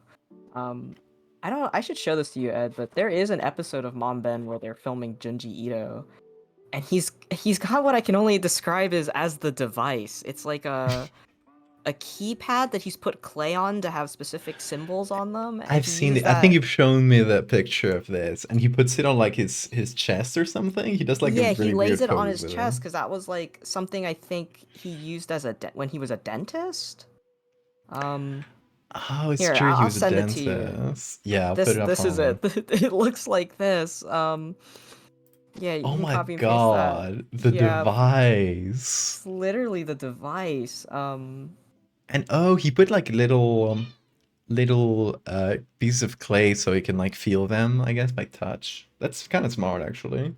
Yeah, It's the it's same thing it's like in this keyboard, like a shortcut thing where yeah, the like tour each button, box. yeah, each button is different, so you can actually like that's kind of what I like about it. You don't have to like look at it. Yeah. I they once emailed me saying, "Would you like to promote our thing? We'll send you a free one." And then I like forgot to reply, so I never got my free one. I mean, And you it's could too late to try. ask for it now. It's never Uh, too late. I think it'd be Fuck, I had to awkward. pay for mine. Just I could have stupid. gotten a free one and I didn't. I mean, the thing is, I've learned every single keyboard shortcut there is, and I use all of them at some point. So I'm just so used to using the actual keyboard for my shortcuts now. Yeah, you know what I've been doing is I have the toolbox and it's like in front of my keyboard, and I still Hmm. haven't like quite learned every shortcut because you can do not only like each button, but like each button like double click and each button combination, you can set that to different shortcuts. Yeah, which So I is have like, like an insane amount of things set up on this, and I only use like a few of them because that's what I'm building up like muscle memory for. mhm. But it could eventually like take the space, like take like 90% of my shortcuts in this, which is Yeah. pretty good. I think the only problem is like I've been using the keyboard for well over a decade now. Jesus Christ, I'm old. I'm getting older. I'm getting scared.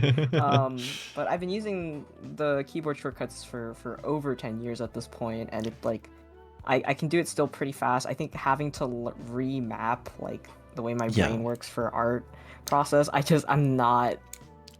I don't have the Rebuilding the time. muscle memory is the hard bit. That's why Yeah, I I don't haven't have the like time. I've been just doing it really slowly. Hmm. But I like the the ones I like the best is like using this to change the size of the brush. Mm-hmm. So like I can make it bigger and smaller with instead of having like to hold a key, which is what I did before, I can just really quickly change the size of my brush. And Yeah. it's stupid, but it saves a lot of time. And then I set up one where I had to set up a macro. So if I Mm-hmm. click these two buttons at once, just check the screen for a second. It Oh. just does like, and it didn't do it fully because I hadn't saved it before, but it just saves it as a JPEG at max quality, Mm. and you don't have to touch anything. It's just like really, really quick. Yeah. Oh, that is cool. I think the thing is I've also programmed a lot of shortcuts on the tablet pen itself. So I Oh yeah. Do you have like several buttons on the tablet pen? I have two, Hmm. but I get a lot of mileage out of them. I think one of them changes brush size and the other like lets me pan around. And those are the Oh main yeah. two things I need. Yeah. Uh It's like the important stuff. I was thinking of possibly remapping something though, because clip for some reason in Photoshop it's like a thing you have to drag down to make your brush transparent, but on Clip Studio it's just a button click like automatically. Hmm. Uh, so I've been appreciating that. I do not know where to put this hand. I don't know if I don't know. Maybe just a hand kind of poking out rather than a full arm because it looks silly. I Yeah. do the full arm.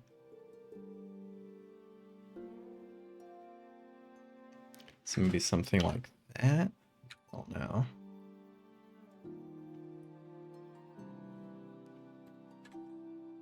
Hmm.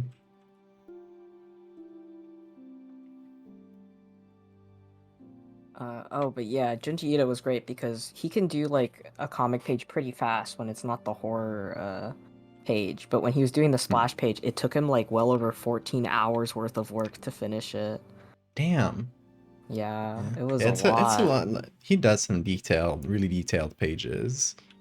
Yeah. What if it's sneaking out the ear? Sneaking out the ear might be good.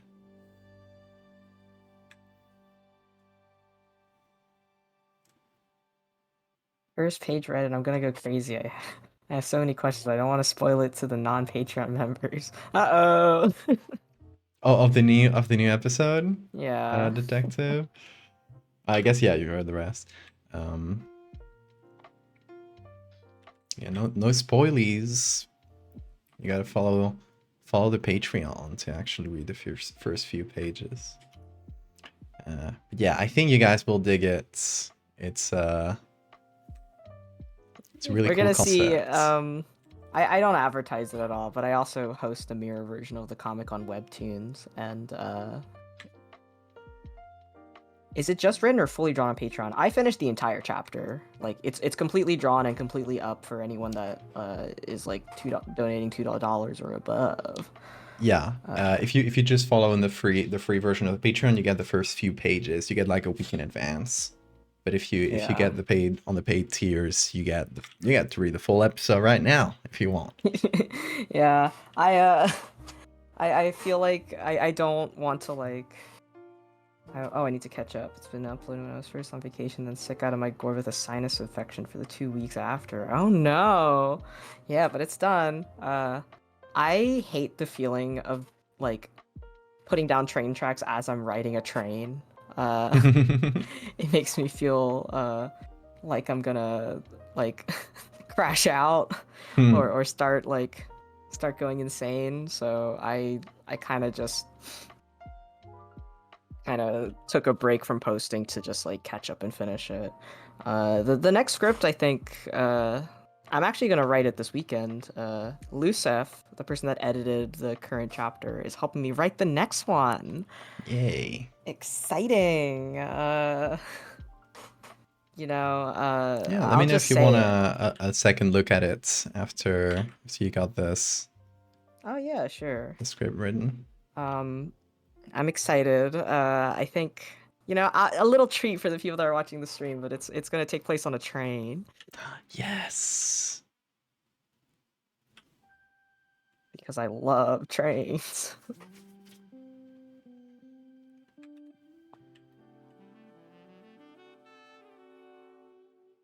Did someone say train? Yeah, it's gonna involve a train and also a werewolf too. Oh, wink. uh, it's an idea that I've had like since like I was drawing like the second Clayton comic I made. I wanted to make it so bad. But I was like, I feel like I need to work up to that one. Uh, Yeah, so I know what goes on, and I'm excited for it. No spoilies though. no spoilies. It'd be so funny if I just like started just spoiling the entire comic in one stream. Just like go, just like yeah, and then yeah.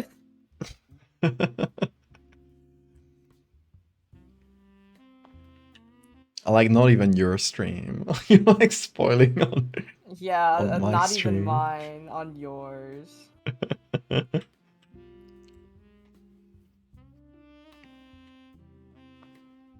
Murder mystery story would go crazy. Fully unbiased. I don't believe that. An idea made to attack me specifically, so I'm here for it. Yeah, all the ideas have also I made to attack myself personally. Almost every idea I have is something I'll just watch something and I was like, man, they should do something like this. And then I was like, wait, I can do that. Got the power. I make stories. I'm a bit of a storyteller, a tale weaver, so to speak. But no, the Dust and Dread is a very self-indulgent comic. It's a comic that I've been wanting to do since like 2018. I feel like if it's not Uh, self-indulgent, what is even the fucking point? it's true. You gotta be your first and foremost fan. It's true. Exactly. People think they're the CEO of the Clayton fan club. I got news for you, mister.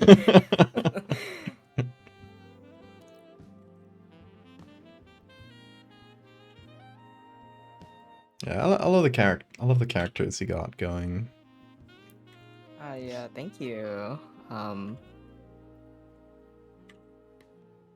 It's okay. He can be his number 2 fan. You know, that's valid. I think I constantly talk about this with you and Lou, but I'm just like I'm really curious. Like when people read the comic, which of the two main boys do they like more, Clayton or Hall?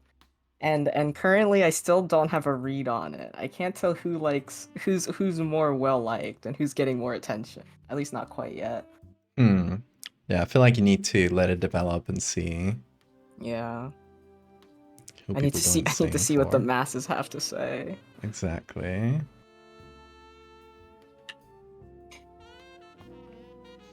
More Yeah, Hulk that's a fun content. thing I never really get to experience because I don't like do long form stuff or Mhm. stuff with like recurring characters at all. Except for I guess like Terry the Meat Planets, but you know, it's not a full character. Yeah. It's I just really the like both, but I just button. relate to Clayton more because I'm autistic and transgender. Hell yeah. I it's so funny. I feel like I am, you know, a bit of a queerdo. And my work is definitely informed by like my lived experience, but I always wonder if anyone like catches those vibes, and almost everyone does. uh As they well it, should. specifically like the horror stuff I draw. Like I remember one of like my more popular pieces was like two people whose faces were melting into each other, and everyone's like, "Oh, this feels gay as hell." And I was like, I "Hmm, know what you are. I know I what know you what you are. are." Um, but I have a soft spot for Clayton. But also Holt is also very is what I've always wanted a werewolf character to be. I watched 100 werewolf movies, so I can come up with the perfect formula for a werewolf Oh my character. god. Yeah, we should talk about that. Oh Chat. God. Q has watched like every single piece of werewolf media I haven't. That's the sad part. I haven't. I know that I haven't. You see me at really high up the mountain, and you think, oh, he's like practically at the top, right? Wrong. I have merely scratched the surface of this hell Oh my iceberg. god. Um, but yeah, I really wanna. I wrote like a drinking game for werewolf movies. Because I think if you were to play this game, you would die within like the first 5 seconds of most werewolf movies. And Robert Eggers, you're my last hope. You're. He's got a good track record. I think he can do it. I've already said this before. There's a very real chance it could be the worst Robert Eggers film and the best werewolf movie. Um, that's a very real possibility. I fear. Uh, the new Wolfman movie was also. Did you come out the other side of Madman? Yeah. People hate it when I talk about my werewolf opinions now. because I don't like the like one of the most popular werewolf films, and every time I say that they're like, but it's like the best one. You have to like it. I was like, come back to me when you watch 100 of these. You're not on my level. You're not on my level. It's just it's really funny. So every time I like post about werewolf, specifically my werewolf opinions, people will start to argue with me and say you don't know anything. But then I'll draw like the art of a werewolf, and those same people go like goo goo gaga for it. Tell us the movie. Tell us the opinion of what movie you hate. I don't want to say. Say it. Say it. People are gonna come for my throat. Say it. Come on. I'll tell you one that I do like. You know, instead, Okay. I'm just gonna name some obscure ones for you. Watch the werewolf movie with Jack Nicholson. What? There is one? Yeah, it's called Wolf. Anyone remember the teenage girl werewolf movie? There's a Nickelodeon one that was like My Sister's a Werewolf. It's the one I can think of. That one was okay. It was a Accidentally good... made a scary rabbit. Yeah, that's horrifying. Ugh. Ginger Snaps is also really good. Ginger Snaps is like up there for my favorite. Yeah, if you're thinking of a horror movie, there's a very real chance I already know it. Yeah. Yeah. Come on, Bean. Come on up. There you go. Good boy. Forcing Q to watch. I did watch Zombies too. I'm sorry. I did watch it.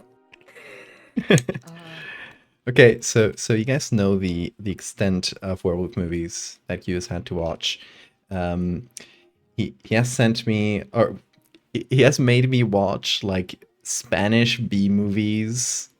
Yeah, and you're my live translated for him.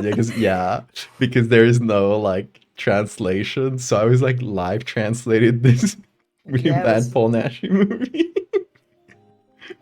Do you know of High Moon, also called Howlers, from 2019? I do. I think I did watch that one. The Spanish films were Paul Naschy. He just he just went nuts for like a decade, making a bunch of werewolf movies where he plays the same character, but that said character dies every movie, so he just keeps coming back. He keeps coming back to life. It's like, okay, so this guy was a Spanish like B-movie actor, and I guess he was like also director, producer. He like made a lot of his own films. And he was obsessed with like the Hollywood monster movies from like the 50s to the 70s, right? Like those old classic monster movies. And he would make like his own Spanish version of them. And he would play a Dracula, he would play Dr. Jekyll, and sometimes he would play a werewolf that was also injected with the Mr. Hyde serum. Yeah, that's the Wolfman versus Jekyll and Hyde. Yeah. Great. He did a lot of these movies which were like combinations of just like a bunch of monsters he liked. One of them was aliens resurrecting Hollywood movie monsters to scare people into subjugation. It was great. Have you seen My Boyfriend's a Teenage Wereskunk? I have, actually. I think I watched that one before I did my big werewolf movie watch, so it's not on the list, but I have watched it, if you can believe it.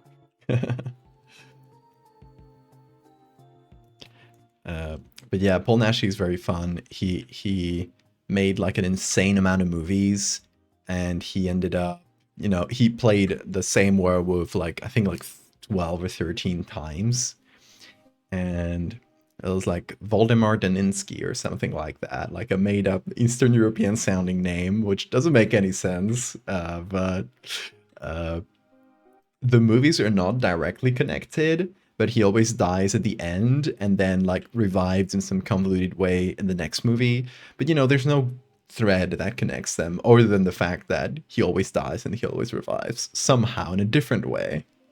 Yeah, it's something. Okay. Ugh. Figure out I where to think put this eye. I will say though, I did not watch that much of Underworld, believe it or not, on my watch list. I have watched them prior to like making that list, but I did not rewatch them because I tried to watch the first Underworld and it bored me to tears. Um, I just couldn't do it. Even I really wanted to see Michael Sheen as a werewolf again, but unfortunately, I could not. My attention span could not deal with it.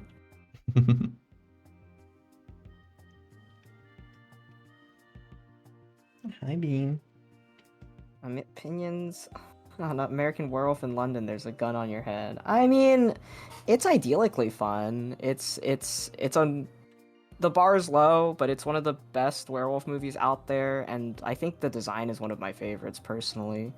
And I like how they use the werewolf sparingly. It's a very simple story, but it's one of the better ones out there. The bar's very low. I'm not even joking. But if you're wondering, no, that's not the one that I hate that everyone likes. I will say one of the problems with my werewolf movie marathon was that I front loaded my list with all the good ones. So the last 80 were just an absolute miserable experience. But one of my favorite ones near the beginning was Bad Moon, in which the dog has beef with the werewolf family member. We did end up watching some like hidden gems. My favorite one that we watched that was like near the end of my watch list was like what was it? The Boy Who Cried Wolf. Oh, you told me about that one, yeah. Yeah, I just remember now. The Nickelodeon movie is called Boy Who Cried Wolf, but there was a 70s version Boy Who Cried Wolf that was called Boy Who Cried Werewolf, and it's about a guy or a kid whose dad becomes a werewolf and he has to cover up his dad's like murders. But it's Oh, like yeah, I edited remember like a that. kids movie. But it's like That's the wild. implications, it's very fridge horror where like the implications of it, he's watching his dad like become unrecognizable and kill people indiscriminately. And he's like trying to protect his dad from getting arrested. It's like it's so scary that you Oh think my about it. god. And like for like a really old werewolf movie, like the design is more than just hairy guy. They actually gave him a snout somehow. It's an interesting design. I'm not gonna say it's good, but Yeah, I don't like when they don't give him snouts. I like them when they don't have snouts sometimes. Like I think there's always something about a werewolf design that I can appreciate, but I can kind of appreciate all of them. There's not a single one that I like the most though, because I think there's always one thing I nitpick about every design I see. Yeah. One I really like, and this is in spite of everything around it, is the movie design for the Harry Potter werewolf. Oh, I like that one. It looks sickly. It looks so like it looks like a mangy dog. Yeah, well, I think it works for that character. Like, Yeah. he's like a repressed werewolf guy, so of course that thing would look mangy as hell. It looks disgusting. It looks like it's dying, which is what I like about it. Check I this think guy out. sometimes I can appreciate the hairy guy design, because it could always be worse. I like the. I think it was the 2011 Wolfman movie. That werewolf design was fun for me. I don't think I've seen that. Let me see if I can find it.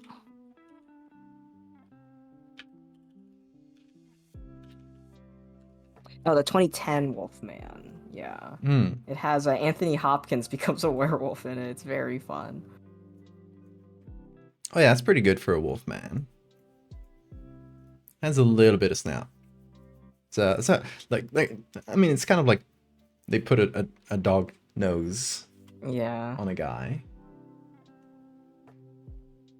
I like it. It's not my favorite. There's not a single werewolf design that's like exceptional to me. Even my own werewolf designs, I'm like, there's always something missing about them. I can. It's my white whale. It's my artistic white whale designing the perfect werewolf. One day you'll do it. You'll figure it out. It'll never happen. That's like, I have to be realistic here, Ed. It's not gonna happen. Because I'm a whinger. You do a good werewolf. Don't complain. Come on.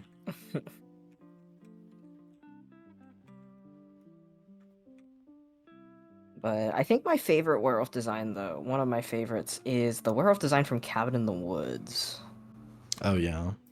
That one's good. Wish you got to see more of it, but you know, I'll take what I can get. Yeah, it's something. Okay, what other body parts, rabbit body parts should I add? I'm kind of looking for one with like an open mouth or something, so I can like put in some teeth, but Oh yeah. nothing that I can find.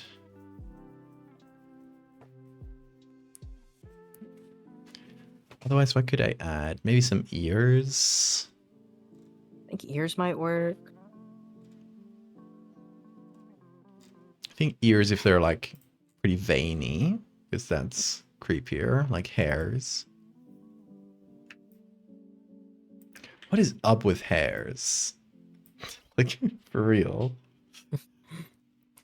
Someone said more noses would be nice.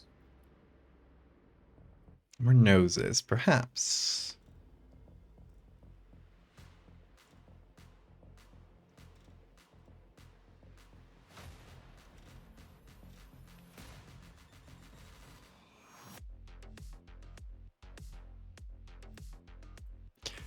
Like maybe not a rabbit, but what's a rodent with like a gross mouth? So we already done the naked mole rats, which does have like all of its teeth out like that. What other good rodents? Hamsters. Do hamsters have their teeth out? They don't usually, right? They have lips. Star-nosed mole. Star-nosed mole is kind of crazy looking, but it is too distinctive with its weird little nose. Oh yeah, hamsters when they're yawning. Maybe. I mean, we might get lucky. Hamster yawn? Question mark? I get cat yawning. Ugh.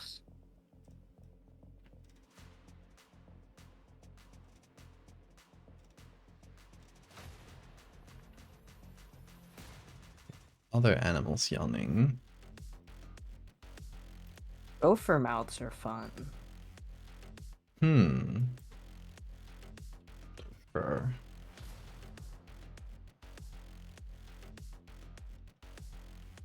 Not a lot of pictures here. Here we have an open mouth, but it might be... Yeah, it's a bit too blurry and small. But it's nearly there.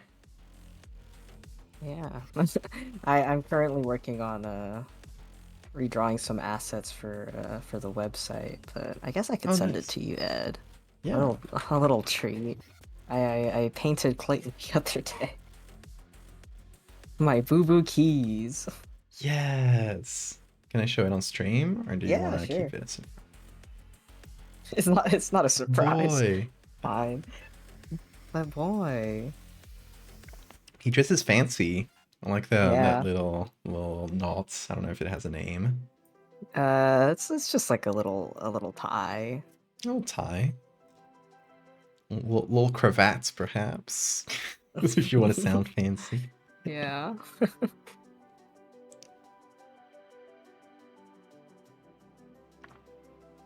But I need to do Holt next.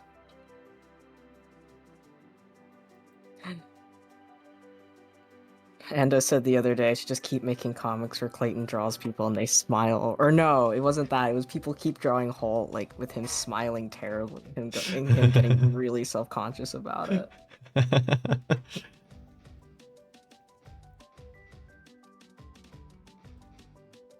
It's my favorite white boy. Mine too. I White boy. I don't know how many of you are on my Tumblr, but on Tumblr is when people send me asks, and I usually monkey paw wish them whatever they are talking about.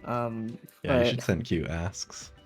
But someone was like, Clayton changed my life and my life fundamentally, and I just replied with me too, and then I drew that.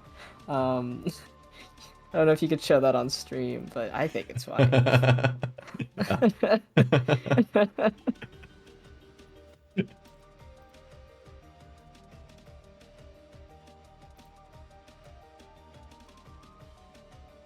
Oh, you know what I could do with this style? Make it look like a tintype. Oh. Kind of like give it some textures. Make it look kind of sepia and give it like the scratch and textures of tintypes. Yeah. I mean, keep the color. Would Bro, not who did your top surgery scars? There's more Clayton drawings? Yeah, I'm always working on them. Cool in-joke. My one friend that helps me like bounce ideas off of Chumpo Dial. He calls every time I draw a picture where Clayton's like stitches are visible, he just like, oh, his C-section scars are showing.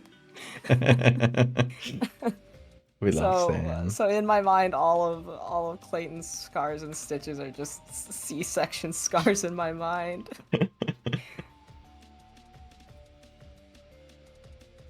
See, King, your C-section scars are showing. Lord says the collective anon thirsting for Clayton is also incredible, and I think they meant it like, you know, anons are collectively thirsting, but I really like the concept of like the collective anon, like the yeah, the unconscious collective. Yeah. They all thirst for Clayton. Yeah, people love it. People love his crazy wife too. It was really funny. I saw a comment. I forgot where I saw it, but someone like was saying some theory where they're like, "I think Clayton's actually in hell. None of this is really happening, and he's being tortured by like a demon." And I'm like, "Oh, that's just a new comic." I'm so impressed.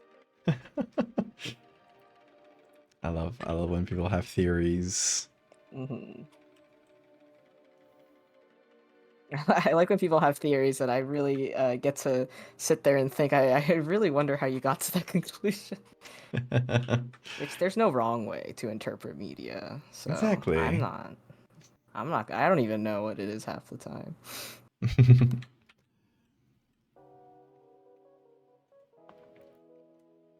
Canon is for losers anyway. What you should do is like take one random theory that they send you and just canonize it. Just say like, yes, this is true now. No, and just watch people go insane. I'm gonna do the opposite thing where if anyone asks me anything, I'm just gonna be lying half the time, and you get to figure out which parts are the lies or not. You know, I did that when people started shipping Terry the Meat Planet and Googliao, and I just said, yeah, that's canon now. Like, this actually happened, and now everyone has to deal with that. I have too much of a narrative in my brain. Anything to compromise my inner planet will spell doom for the whole species. Vision. I fully understand the simping for the crazy wife. Like, I get it. I would never leave.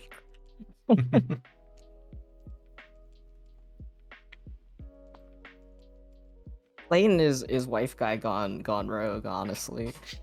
Wife guy gone rogue. Wife guy gone rogue. I don't want to say too much about what Clayton was like as an actual living person, because I don't even think the Clayton that is alive right now is the same guy. Uh, I but mean, maybe someday. he's a bunch of bugs piloting He's piloting a a bunch of corpse. bugs that was forced to gain a human identity Exactly. against their will. I guess that's a good way to put it. Do the bugs keep Clayton's memories like from before or no? Yeah, yeah, they do. Somewhat.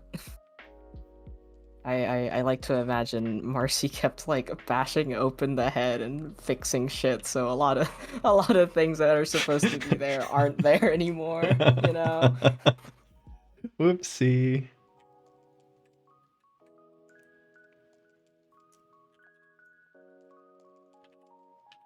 Can Clayton pick up new bugs? You can pick up more centipedes. I someone Yeah, asked what me if once. he puts a new centipede inside, he just eats another centipede and goes into the inside. Yeah, Does I it join think the collective or no, I think they just eat it. I like to think the centipedes are kind of like cells anyway. They're kind of, reproducing and making more in there. that's true. But I remember someone asked me, it's like, "Oh, can Clayton drink alcohol? What's good for bugs or not?" And like I in my mind I was like, "Oh man, I don't know." So I just responded with, "He can't eat bug poison," which I guess is true. He can't eat bug poison. It's the one way to take him down. Feed him bug poison. You just trick him. You just put it in a big bottle that says XXX. Yeah, he doesn't know how to read. Who knows? A big bottle of moonshine. Big bottle of moonshine.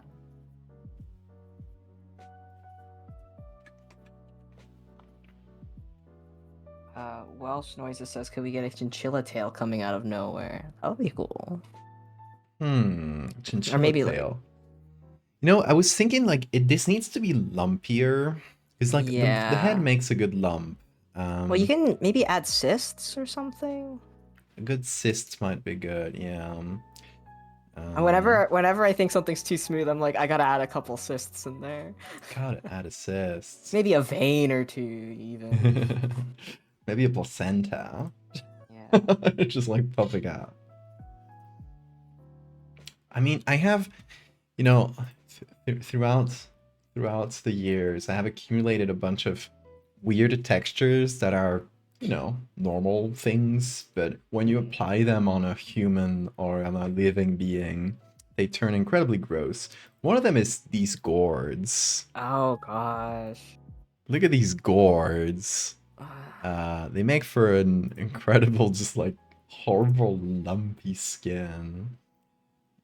Another great thing is like rotting food in general. I got a bunch of pictures of rotting food. Oh, another thing is turkeys.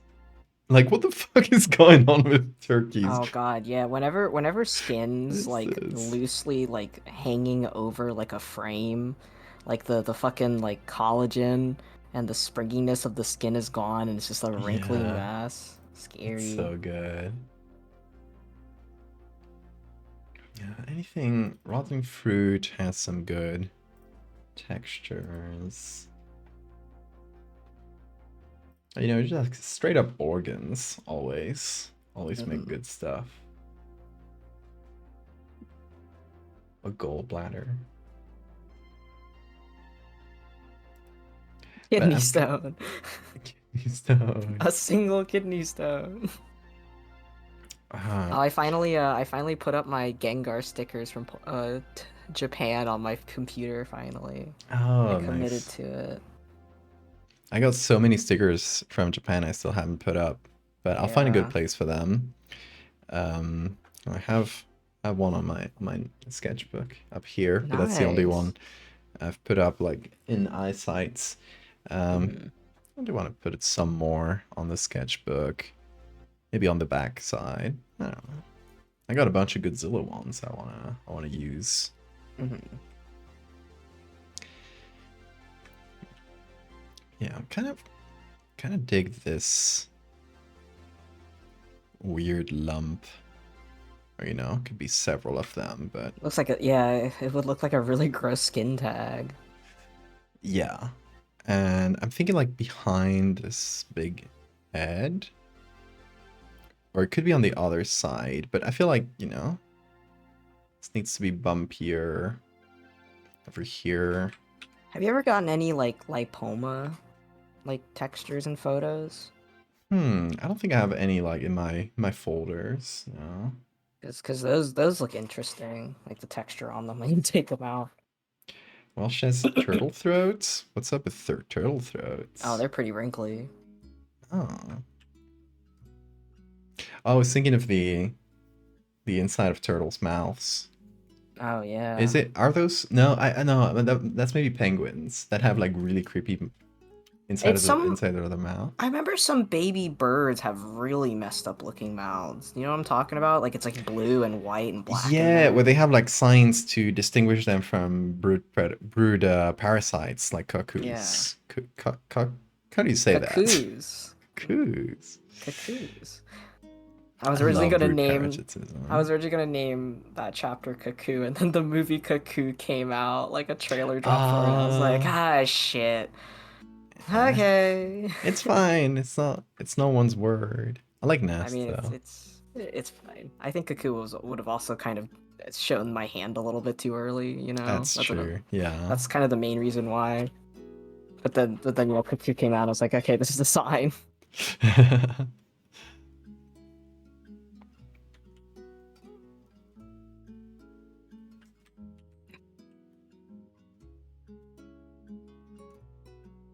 Mesentery is your favorite body part. I think you might be the first person ever to say those words. What's mesentery? So it is the uh hold on, I got a picture I can show you. Oh, a membrane fold that attaches the intestines to the stomach wall. Okay, I Yeah. know. So when you see the intestines and they're attached through this like membrane, Yeah, yeah, yeah. that's the mesentery. It carries Okay. all the arteries and stuff. Yeah, yeah.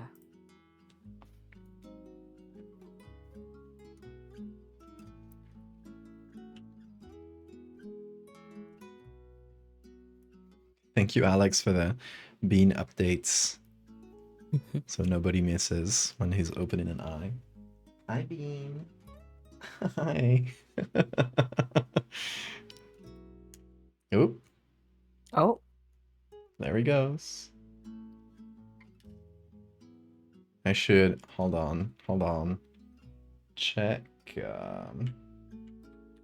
this out. Aha, two beam cameras. We whoa. live in the future.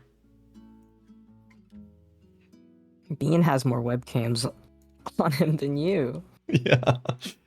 Like honestly, I just want to keep the webcam on because since I got this new camera and I don't know if it'll ever like overheat or something. Since it's still pretty new and I don't fully trust like, you know, maybe during a long stream it might like crap out or something. So just having Yeah. like the other webcam on hand in case I need to like switch it out really quick is Mhm, good. So yeah, in the meantime I can just use it as bean cam number 2. mhm, mhm.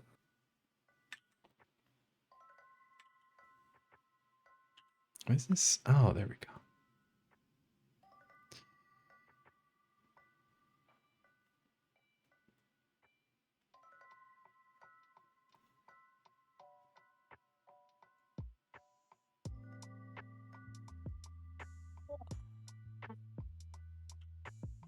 Did you ever get the chance to go to a dog cafe when you were in Japan?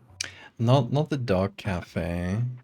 Just I, cat one. I think we went like, was it the same day or like in like we were in really close proximity. We went to the dog I went to a cafe and the Shiba cat Inu cafe. cafe, and Yeah. then I went to an owl cafe. Those are the two cafes I went to. I didn't really go to any other ones. I did want to go to a cat one at one point, but I just never had the time. Hmm. Yeah, the cat one was really fun. There was one old cat who kept climbing on me, and she was like she she had snot on her nose. She kept slobbering all over me, Oh, but it was so cute.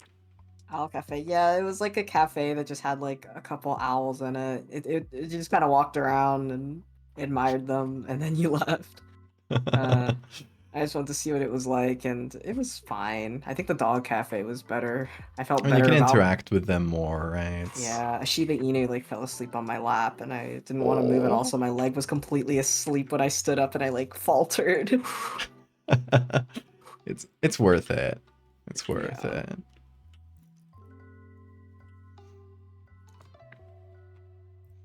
Okay, so we got our gourd texture.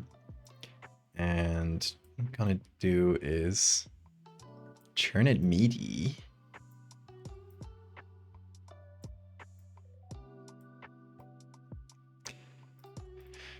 Yeah, I'm gonna add maybe some meat textures on top.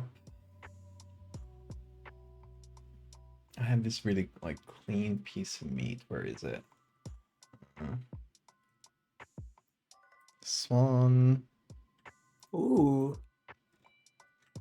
All makes for good texture because it's like kind of plain, right? There's only a couple bits of connective tissue. Hmm.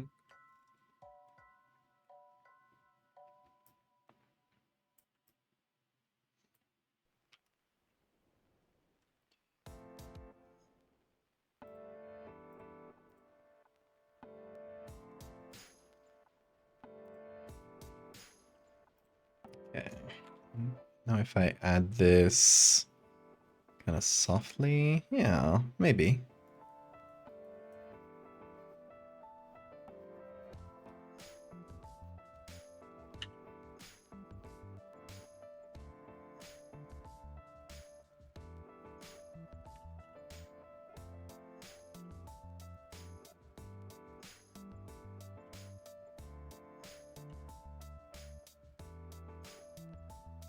It's not the right color, but it's kind of there.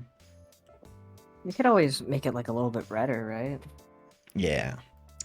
Yeah, it's just because I changed the color through just changing the hue. So there's like Oh yeah. some purples and stuff that don't make as much sense. But just manually like changing it through a color layer.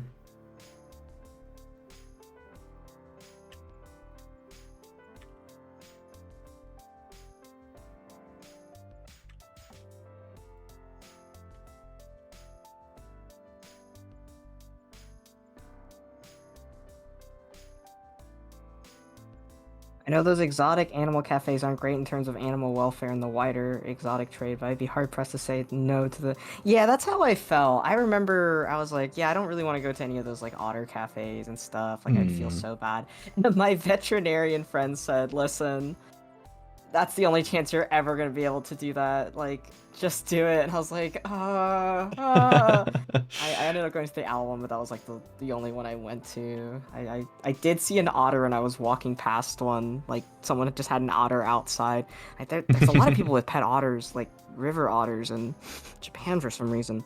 But when I was Yeah. in I wonder Harajuku, how that's to be like how that must be a hard pet to keep, honestly. An otter. yeah, yeah. I Uh, mean, I can only think about how much space and resources you need for that to replicate its like natural habitat, you know? yeah. Like, oh my god, an otter stuck in a like tiny Japanese apartment. Poor Oh, thing. don't say that. That's scary. I didn't get to see a capybara when I was in Japan, though. I'm really sad about that. Well, you gotta go to South America. That's where they're from. I know, but I know that there is a capybara zoo that was near Tokyo that I wanted to go to. Yeah, it's funny how much they love capybaras in Japan. Yeah. I remember, so when we were originally planning the Japan trip, I wanted us to get the Snow Monkey Mountain onsen. Oh my god, yeah. That would have been It's, so funny and dangerous. it's too out of the way, but I wouldn't like that. Oh man, I would have been so scared of those monkeys like attacking me. Whenever I went home to Vietnam, like I go to like, you know, islands with monkeys on them and I see like tourists that aren't Asian or Vietnamese like go up to the monkeys and let them climb onto their shoulders and I was like, those monkeys probably drank a bunch of beer from the trash and are like one bad action away from ripping something out. I I would not do that Oh my personally. god. It's not good. It's not good.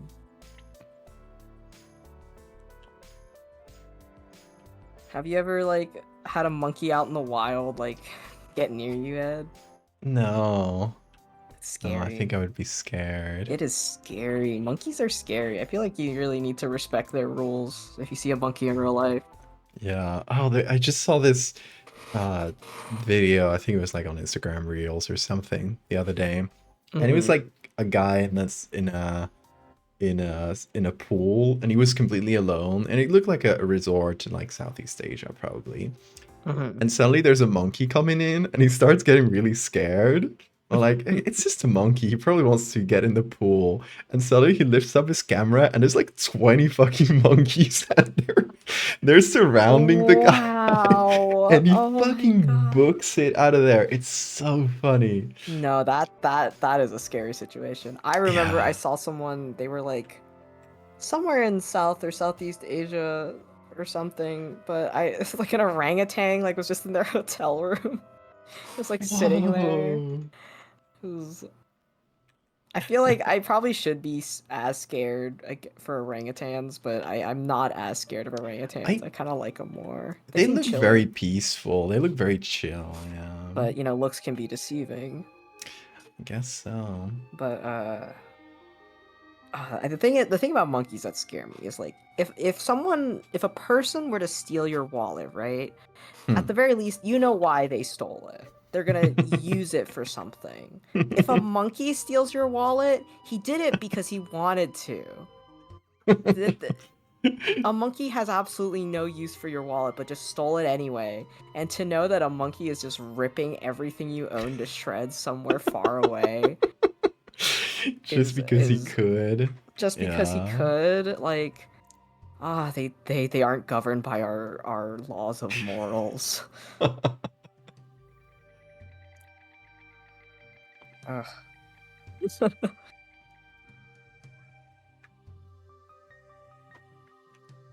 Yeah, monkeys are really strong, like deceptively strong, apparently. Especially like chimpanzees. Yeah, They're chimps are smaller than us. scary. They're you ever see like a bald chimp? No, They they look look gross. fucking ripped. Did you see the video? I think it was like someone that had like a pet chimpanzee, but like someone walked up to it at like a like a campfire thing, and just started riling up the monkey. Oh Like my the monkey god, starts, yeah. they're like, "Ooh, it's dinner time," and then the chimp just starts screaming, and I'm like, "What the hell? That's so scary." That video is so good. I know the one you're talking about. How easily they can just rip you apart. Yeah, I felt vindicated watching Nope because I've always been afraid of chimps, but after watching that movie and everyone's like, "Wait, chimps are scary." I'm like, "That's right. They Nope did it are." really well. Yeah, that scene with the chimp is really scary. Yeah.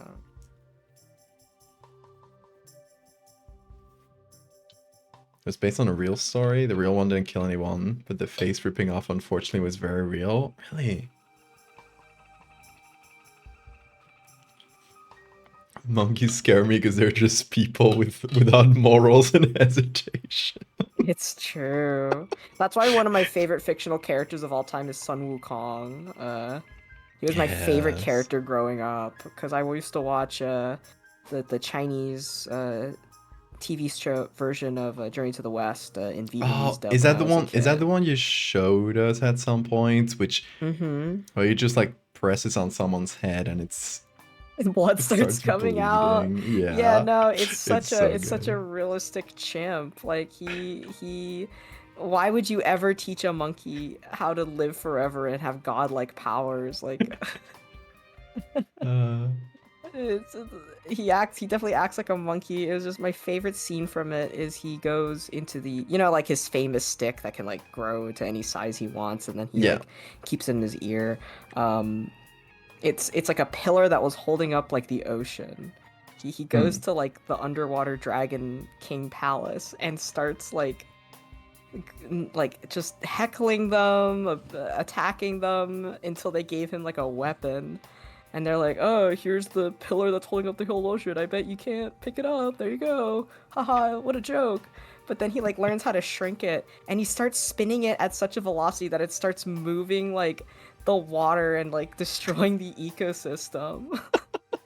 Like the palace is like getting torn apart by like the currents of water that this monkey's making, and they're like, "Oh my god, please, we'll give you our most prized treasures and armor if you will just leave our house." Yeah, I love that a lot of the story is just like gods trying to get rid of this monkey because it's Yeah, like they literally. impossible to be around. Yeah, the monkey learns that like death is a thing, so he like he got so mad about it, he went to hell and crossed out his name from the Book of Death along with every single one of his monkey friends. All the monkeys, yeah. Yeah, he's great. It kind of becomes a story, like a Monster of the Week kind of story when he gets his penance and stuff, which I really like because it's about this monk who's, I think, a reincarnation of one of Buddha's disciples. Apparently, his flesh is really tasty to demons or something. So he's constantly getting tricked by demons. Of demons like, "You need to help me," and Sun Wukong will be like, "That's obviously like a demon in disguise." And the monk's like, "Oh, Sun Wukong, you just want to kill. You just want to kill, kill, kill. We gotta have faith in people." And then turns out to be demons. It's great. Journey to the West? Yes, it was my favorite things growing up. I love Sun Wukong. I love how easily he can just squeeze your head and blood comes out. He can kill you by just throwing you a little bit too hard on the ground, and if he kills you, he'll just be like, "Well, maybe you shouldn't have been so weak." He's my I favorite love it. character. And I love that the Chinese show. The Yeah. just like how dated it is, but like the effects are great. Ah, the effects It's are like this awesome. green screen effects where it's not even cleaned up. It's just kind of raw Yeah. green screen. Like I think that's my favorite kind of character archetype, a character that's capable of incredible violence and wants to commit incredible violence and is being held back by some arbitrary device. So they're like burying their teeth behind a cage. Yes. Because that's how I feel as like when I was working in retail and customer service. Like I felt like there was like a fucking metal band around my head, and if I like was too snappy at the customers, like the band would start like tightening around my head, squeezing my brain. Ah. Sharkorn says, "Were monkey, combine your passions." Oh, What if a guy got hairier? what if a guy got hairier and just started attacking It's just people a a were lot? caveman, really, right? Were caveman.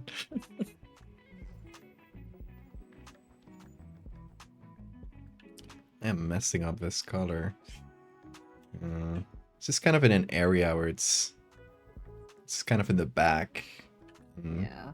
It's desaturated, so I'm trying to see how red this should be.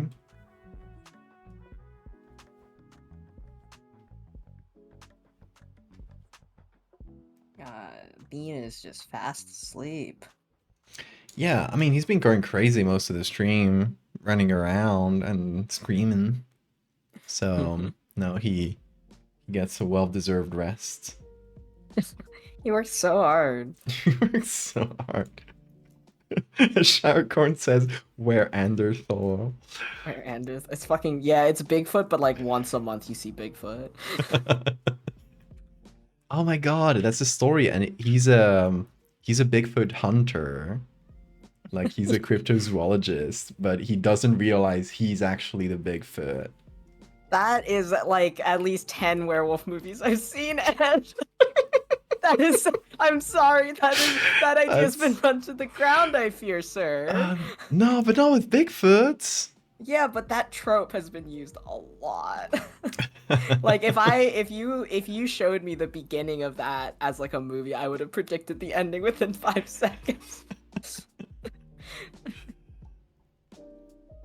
Yeah, it's really funny. I feel like my werewolf opinions are like kind of unpopular and somewhat mean-spirited because like whenever I start going off about werewolf stuff, people are like, "Yeah, but I like that." And I'm like, "Fuck." It's over.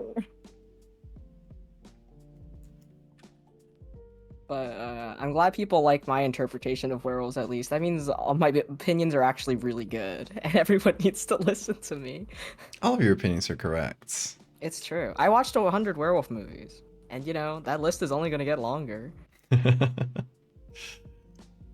I do have to take a break though after watching 100, where I think 75 out of the 100, only 25 out of the 100 movies I actually put on a list of movies that I enjoyed. So, 1 and 4, 3 and 4 of the every movie I watched was stinkers. Yay. Do you remember it was like a soap opera show called Lobo that I tried Oh to my get you to god, watch? yeah, that's so funny. It was like Ah, was it Argentinian? I don't recall which country it was yeah, from. I think it might have been Argentinian. So yeah.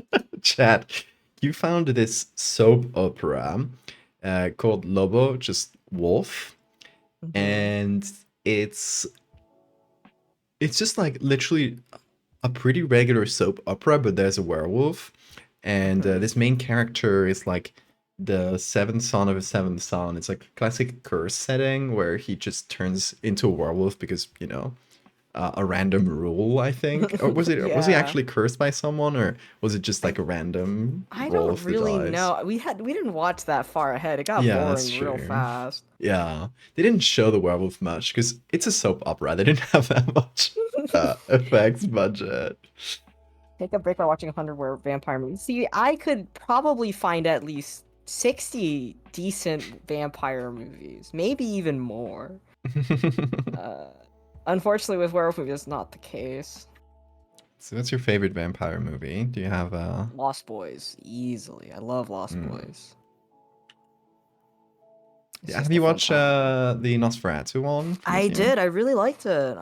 Really good. It's definitely like a movie that I would not watch again for a while. It's very long, it's a little dry, but like the Yeah. highs are really high in it, and I did not know that was Bill Skarsgård. I I mean, neither. I found it out later. Yeah, Um, he was great. The acting I think was easily my favorite part, and I really yeah. like the Definitely. I really like the Having watched now I'm reading or like listening to an audiobook version of Dracula. hmm It's actually like a pretty faithful adaptation of Dracula, except for like a couple of plot points. yeah. But like at least like the the um, the first half of the movie is just like Dracula with a different name, a different characters, and set in Germany instead of England. hmm And I don't know if the original movie is like that. Uh, like the original Nosferatu. I don't know if it's that faithful to Dracula. I've been meaning to Uh, watch it. yeah, I'm kind of interested just because it's a classic of cinema. Hmm. Um, but it's funny how like the Nosferatu from the movie, it doesn't look at all like the Nosferatu. Well, it doesn't really look like a Nosferatu from the original film, like Hmm. the black and white one. Hmm. But if you read like Dracula's description in the book, it's straight up like it is really faithful to the book's description of Dracula, which is interesting. Yeah. No, Robert Eggers loves doing like historical research and stuff for his Yeah, movies. I think it's not my favorite Robert Eggers film for sure. I think my favorite one is still The Lighthouse. I yeah, me love The too. Lighthouse. Oh, the lighthouse is so good. Hmm.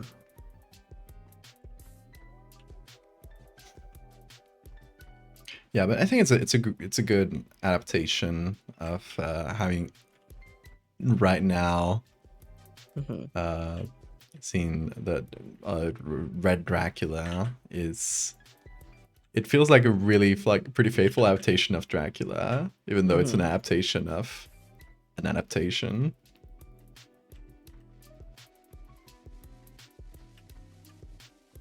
I just really like the cinematography in it too. Like the shot Yeah. setup were all, and it really emulated the black and white film. I almost wished I watched it in black and white, honestly. Like the colors were great, but Hmm. like the values in it would make it a great black and white film. Definitely. It feels like it was made like they considered that when making it, honestly. Yeah, God, I the last MCU thing I watched was Werewolf by Night because, believe it or not, I've also read a lot of Marvel comics for a brief moment in my life, and I read Werewolf by Night. It's something, but I watched like the Halloween special they made for him, and I Is was this a like, that's Marvel comic? I don't, I'm yeah. not aware of this character, of this. Yeah, they have like a lot of just Hollywood movie monster characters in Marvel too that are like B, C tier characters. That's so Um, funny. but I've read it. It's it's something. But they made like an hour Halloween special, and I was like, that was really good. It was in black and white. It Hmm. had some Marvelisms in it, but for the most part, it didn't have like world-ending stakes. Is like my least favorite thing in Marvel Yeah, I agree. stuff. But then they didn't have anything for the next year, so they just released it in color, and I was like, what's the point?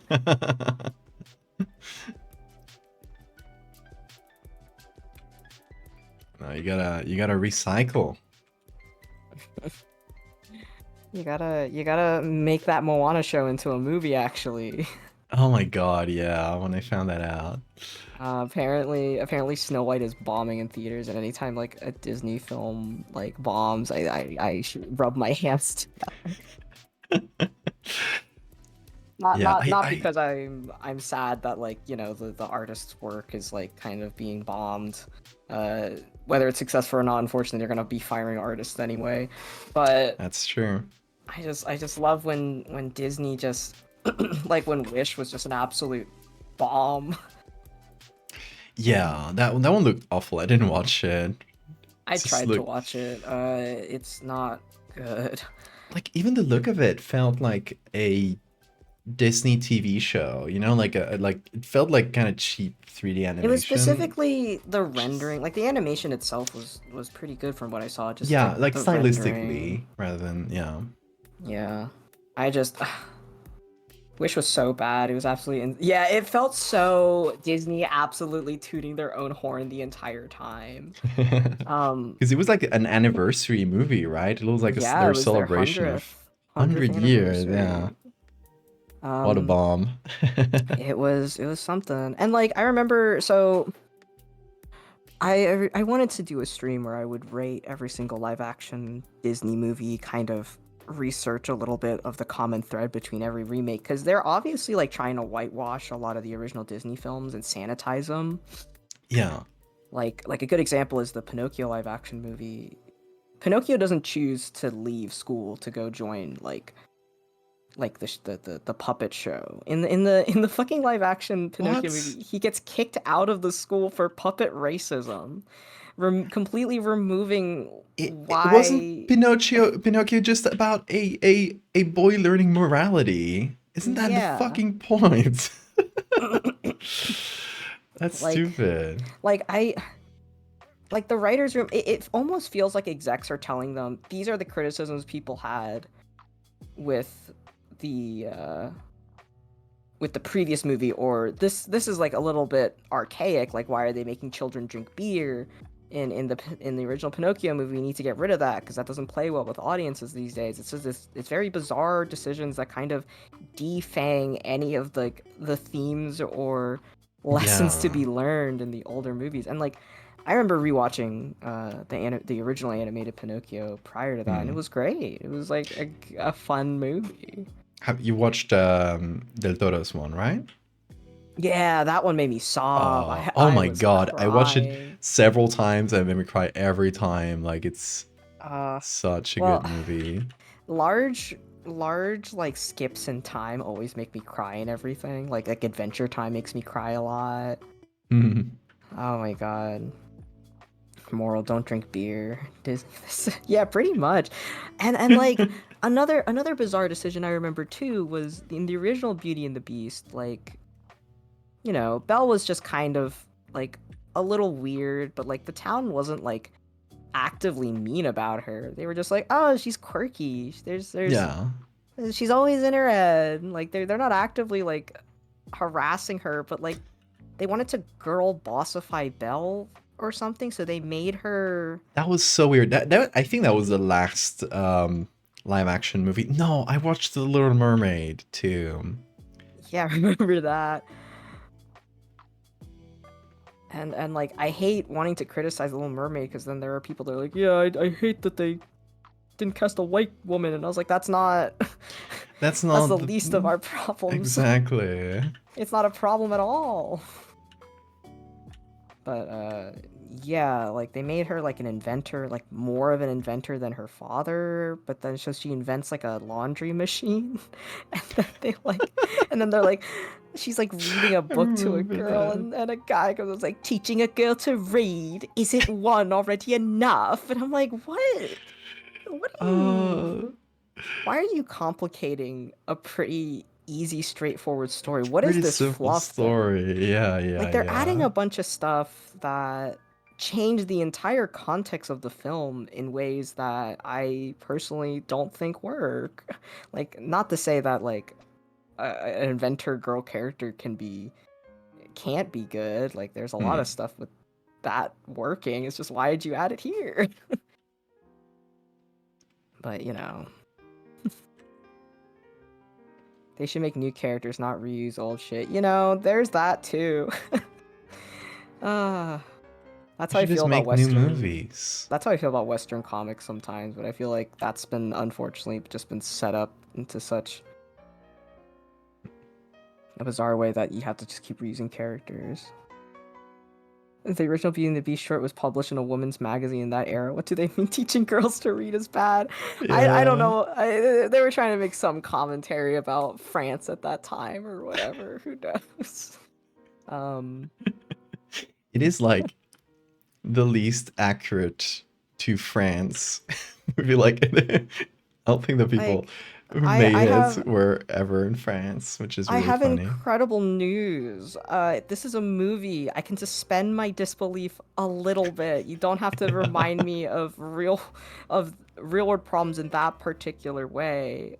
At least, like, if you're gonna bring attention to it, make it a focus, not make it a throwaway line that then doesn't really go anywhere afterwards. You know?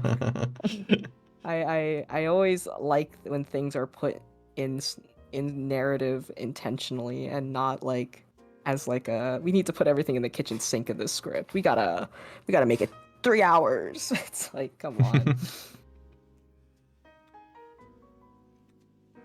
I don't think it was because Belle was a reader. It was because Gaston was dumb and didn't like books. Yeah, that's that's it. You hit the nail on the head. Um, like I don't know. I think the only thing I found interesting in the live action Beauty and the Beast was that they made Gaston like a vet, like a war vet. But then All right. the twist in the middle of the movie is that he enjoyed killing people. I did not remember that. That is so funny. Yeah. Ah, it's something that wouldn't exist in women's literacy wasn't common enough for them to be a market to sell to back in the old era. Yeah, yeah, that too. I don't know what where they were going with that. A recent werewolf movie I watched also did stuff like that too, where they like just added like commentary without any kind of pointless that had no meaning at all. It was just like remember our problems, and I was like, ah, this isn't movie with a story. This is just a series of lines until it's over. Remember It's problems? Disney first gay, the fool, LeFou, you are welcome, gays. Oh god, I love that Oh my god, yeah. they keep introducing their first gay character like all the time, and they always seem to be a different person every time. It's great. And it's always like one throwaway, like really quick scene so that they can quickly cut it away for markets where they where they want to. It's Like they always cut those scenes away for China for some reason. like, ugh, Like you should commit. commit. They can never do that. One thing I really appreciate in terms of like that kind of representation is, and I think you should leave of all like shows. I Hmm. remember you remember I showed it to you, Ed, Yeah. but like there are just casually gay couples, and I think you should leave, and no real attention is brought to it. They just exist, and the skit is funny, and it's not funny because the characters are gay. It's because there are jokes being told. The Yeah. bar is very low. The bar's so low. That's yeah. That should be the basic. It really Yeah. bothers me in movies when you know whenever they have a gay character, it is their story's always gonna be about the struggle about being gay, or Hmm. insert any queer identity. It's like, can't they just have like a normal storyline and just let them be gay or let them be whatever, but just like let them, don't make the whole storyline about that. I mean, there are stories to be told, like that kind of stories, I but mean, yeah, absolutely, but it's like it every always sucks when a time. trans character shows up and their entire thing is about how they feel like they don't fit in. It's all they ever Yeah. talk about. It's like, oh, to be fair though, I feel like a lot of people don't like it when things are subtle anymore as well. Like they need to know what they're getting into, I guess, you know. Hmm. There's no more room for subtext. Not anymore. Subtext is dead. We only do overtext. Also, I think everyone's been absolutely like burnt out from that like era of TV shows where they just queer baited everyone to hell and back, like Yeah. Sherlock Oh my or god, yeah, or Sherlock. Supernatural. Like, because like I can definitely understand someone just want to be like, I need to know if these characters are gay or not right fucking now, because those shows absolutely were. It almost felt like they were just kind of lightly teasing them being gay as like a joke sometimes. It's like, oh, the thought Yeah. of two guys being gay, who could possibly imagine that? um Oh, Sherlock was so bad about it because they literally like laughed at their audience for thinking yeah, that. Like they're it's it's one of the few shows that I've seen being like actively antagonistic towards their fandom, which is so yeah. strange. Like, I'm sorry to tell you this, Stephen Moffat, but that's your audience, the people that like the show that you've made. Yeah. But it's certainly not the rest of us. Didn't he So, insert a character who was like a stand-in for the audience and made them like really stupid yeah.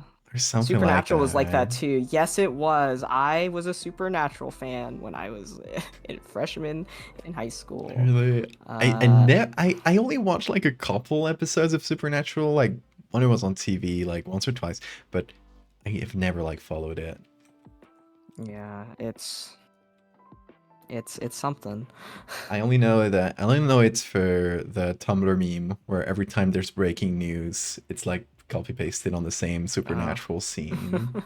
It's like a guy that's saying "I love you," and the other God, one just I says like just current is news. Supernatural still going? No, it ended. It ended with the angel guy saying he loved the other guy and the other guy going no homo, and then since the angel experienced love for the first time, he went straight to hell or something, or super hell or whatever.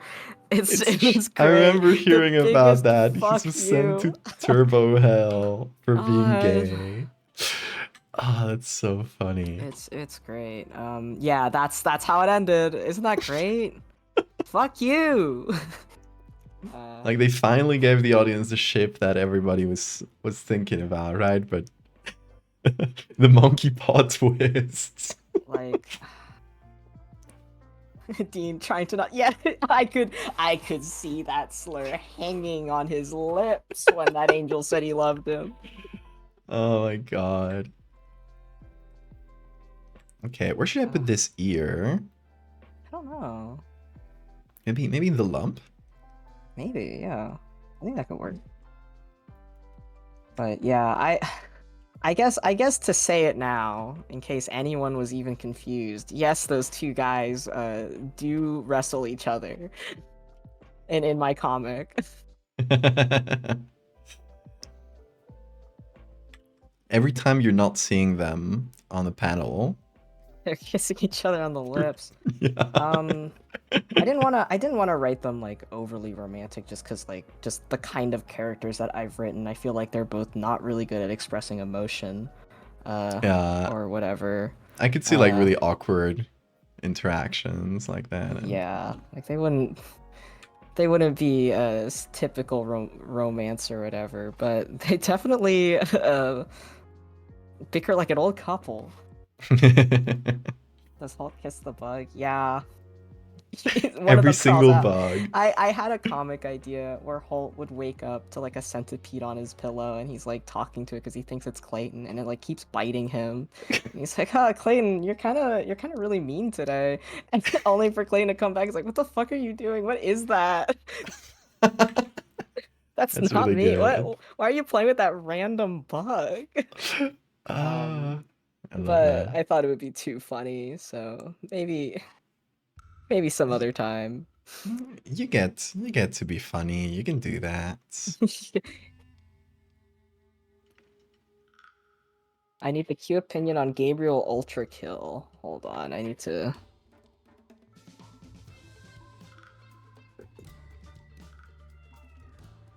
Let me I see. guess I should play Ultra Kill. I know it I've has never good played music. it. I've heard the music a million times because I really like that genre, but I think this guy looks cool. it's Gabriel This guy Ultra looks. Kill. Are the Night Guy? Yeah, he looks Yeah. I great. feel like Chris would love this guy.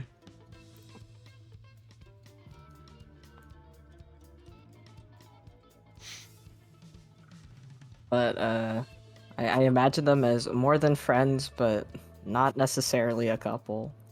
At least that's how I imagine it. You can imagine whatever Hmm. you want. I'm not stopping anyone from reading into anything I write. You can tear into it as much as you'd like.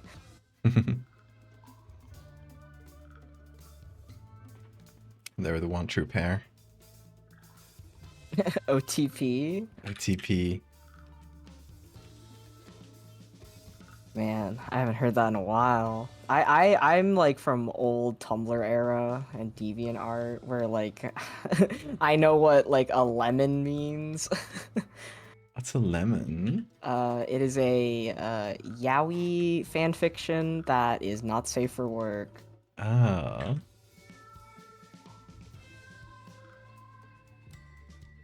Yeah, it's a very old term. I think it was like the comic or doujinshi version of that was called like a dark chocolate or something.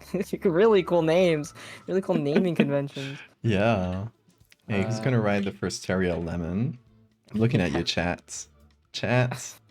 Someone did ask me if I could give them permission to write fan fiction. I said you can do whatever you want. Ah, the world is your oyster. You're Oster, yeah.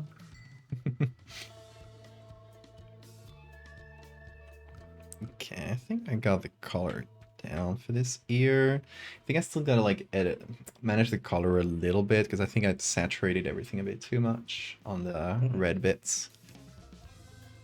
So I might desaturate. I was actually considering even making this black and white and making it look like an old photo to match the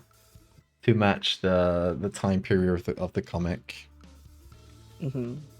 But I don't know. I can't like the color contrast is nice too. So what Yeah. do you think? I don't know. Honestly, baby's choice. Dave's choice. I'm gonna zoom it in though.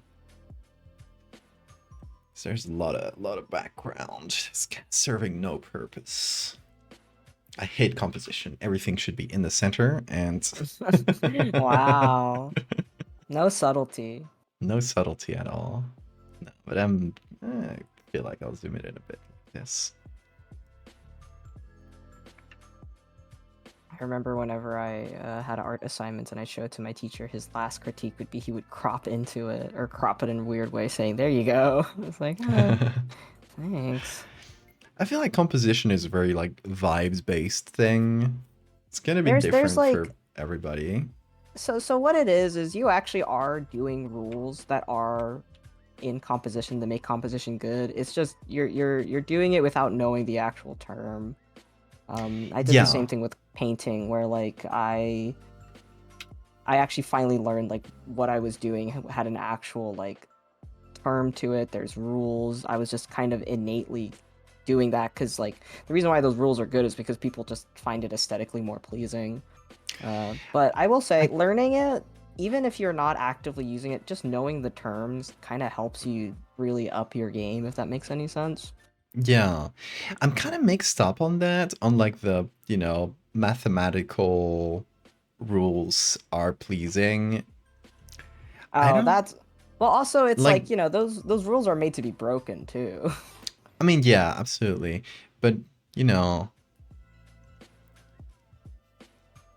like people who swear by, I don't know, the rule of thirds is the classic beginner one, right? But Oh, that one is so. Is it like you can have it like straight on the third? Sometimes it's better to have it to the side of a third. Sometimes it's really yeah. weird. That rule's a very weird one. Um, Yeah, I have something where I will just do the composition like whatever I find pleasing. Like I'm zooming in right now, kind of seeing like this works. And I will check like the rule of thirds after the facts. Like if I mhm. do this, I think it should show up rule of thirds, and you can it always matches pretty well. Like, oh, Yeah. 1/3 of the image pretty much is empty, and I always Yeah. have like stuff that is like right on the thirds without like thinking about it. So it's like an Yeah. instinctual thing, but Yeah, it's you're already doing stuff that's something you can learn. It's just you're not actively using the terms or actively thinking about it. yeah. But when you are, I think it's easier to make more intentional decisions. Like the thing about making comics is like you're essentially storyboarding, so Hmm. you really start thinking about like what the size of the panel compositionally, like what could that mean? One of the packets that I got when I was learning comics in college was like the size of the panel indicates the amount of time that passes within a panel. So if it's a really small panel, like you can like throw like a quick action, like someone punching someone or grabbing something. Yeah, makes sense.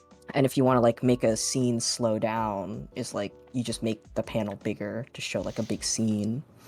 There's a lot of these little rules for comics that you don't really think about, but it makes sense because like it's very natural. You're reading the comic, and your eyes will take a short amount of time to go through a small panel. So to your brain, it probably just feels like a quicker action. It's like, Yeah. There's a lot of stuff that's you can do with comics in terms of like conveying mood and changing context by just laying out the comic. Like I can't show it to you, or maybe I could maybe find an older example of it in a comic that's already out. But in the recent hmm, comic, the ending was originally done in 2 pages, but it just felt way too fast. I was like, this is like the biggest moment in the entire comic, and yeah, cramming it into 2 pages just didn't feel good. It didn't have a like a punch to it. So like I added 2 extra pages and let some panels like breathe. Like a panel that was originally like oh, yeah, 1/8 of a it's true. page. You extended that a bit, didn't you? Hold on, Yeah. I got the actual comic over here. You can check it out. No spoilies. Spoilers, Um, but I yeah, ended yeah. up adding 2 pages, and it like really helped with making it feel better to read. And some of those panels were originally like tiny as hell, and they looked really bad. So since like a panel that was an eighth finally was like a third to half the page, and it felt a lot better. Yeah. I mean, yeah, it's good to like slow down for the ending too, and Yeah. big And moments also, like it's that. it's almost like storyboarding, except you can really get away with not showing everything, which is nice when you make comics. Yeah. You learn what the most important action is, because you don't. If you do every single action that a storyboard artist has to do, the comic would be like 20 times longer. Hmm.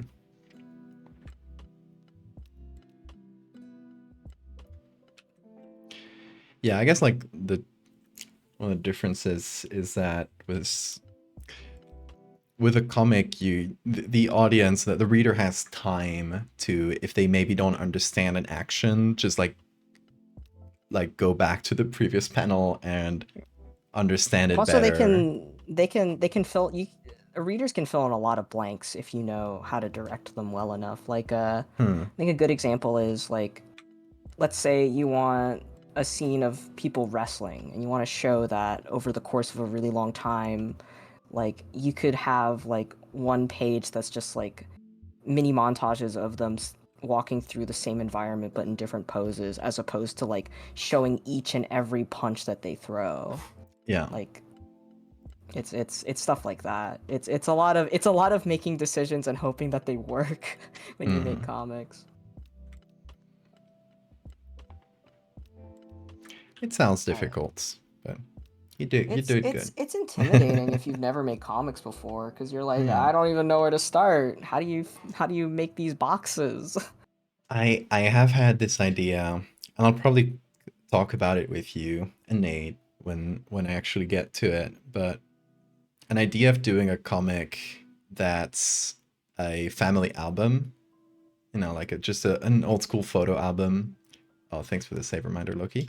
Um, and the story is told through, and it's not quite like a straightforward comic, but it's like literally it's just telling a story through uh how these photos were laid out and the little comments next to them.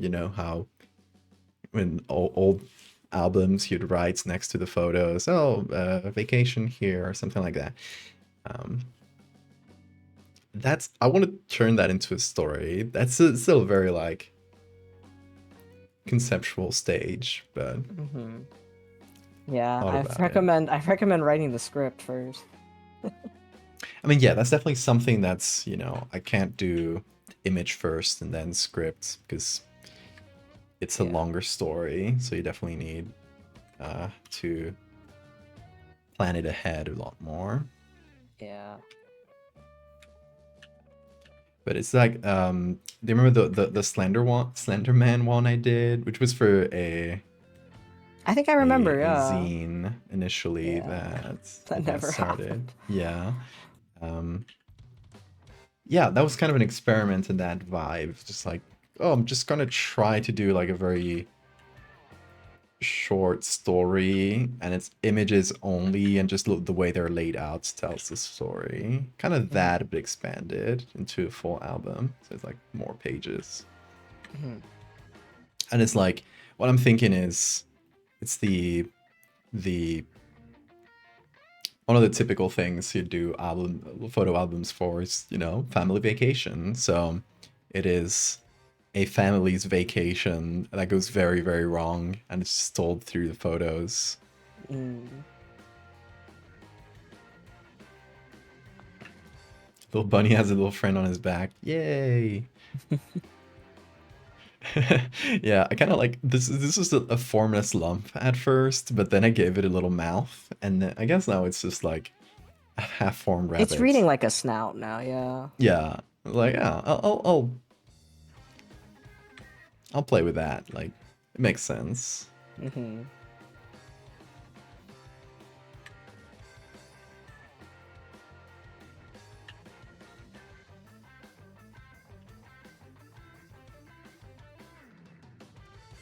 So I think the rest of the flesh should be around this pink instead of this red. I don't know yet. I'm gonna play around with it. I'm gonna take this face and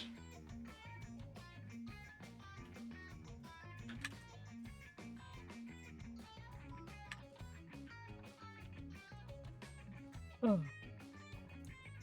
this front.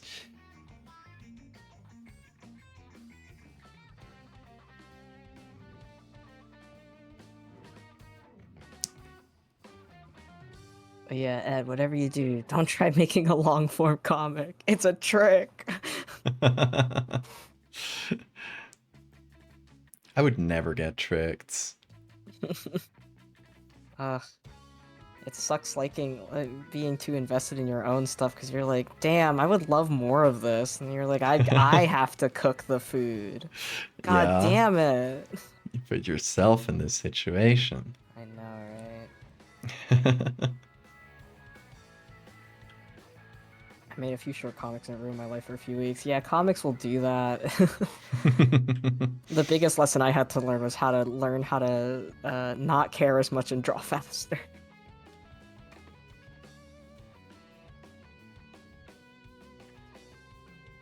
And that's something I could learn too. Yeah.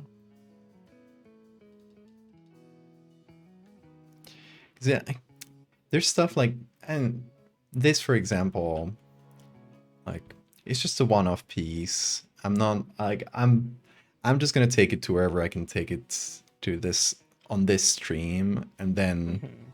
I'm not gonna like think about it that much, right? Like it's done, it's done. It's out of my brain. Yeah. But when it's a story like that I consider like one of my main stories or something, I kind of go insane and redo pieces like so many times, and Oh then I yeah. never actually You're a like put them needler. out. I Yeah, get it. I'm a yeah. needler. Did I show you this one? Hold on. Permission to go This one crazy is with that one fan of art. Yes, I love fan art. go Humbles me do fan greatly. art. Yes. Oh, I remember Um, this piece.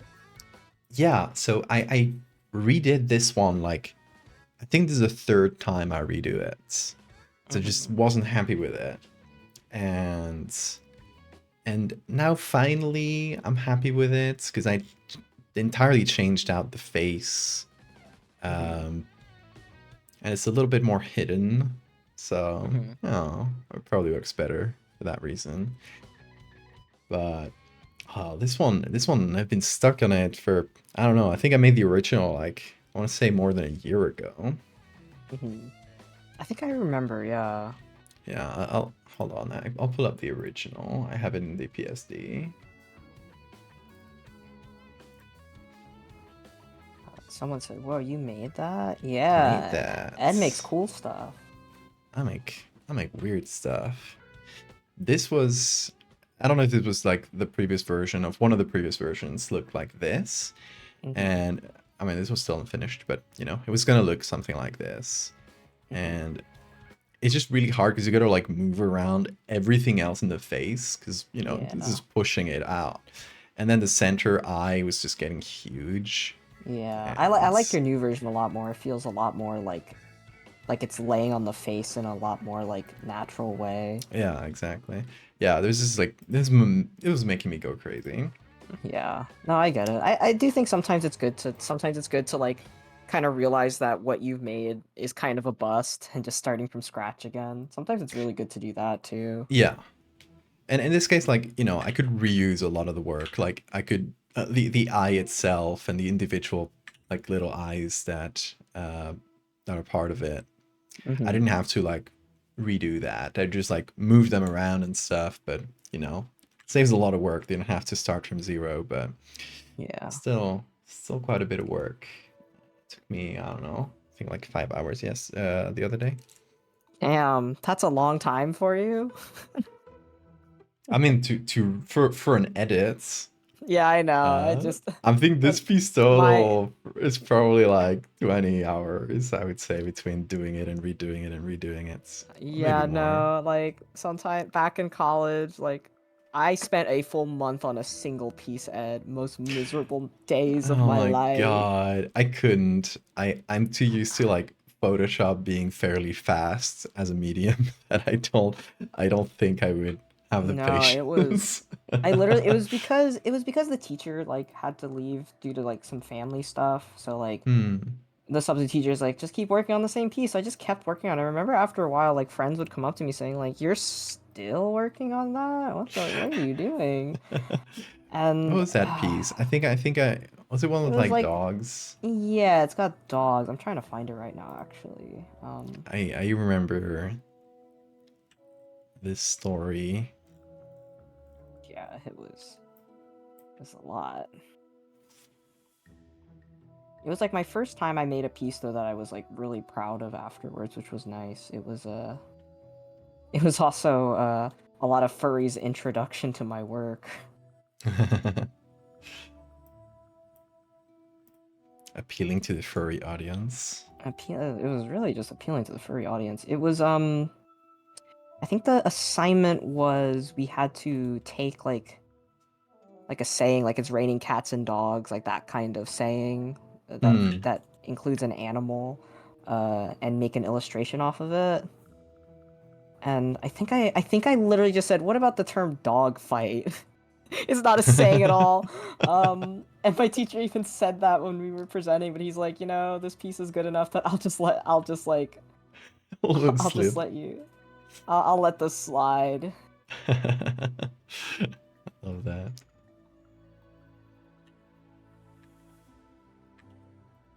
Where is it?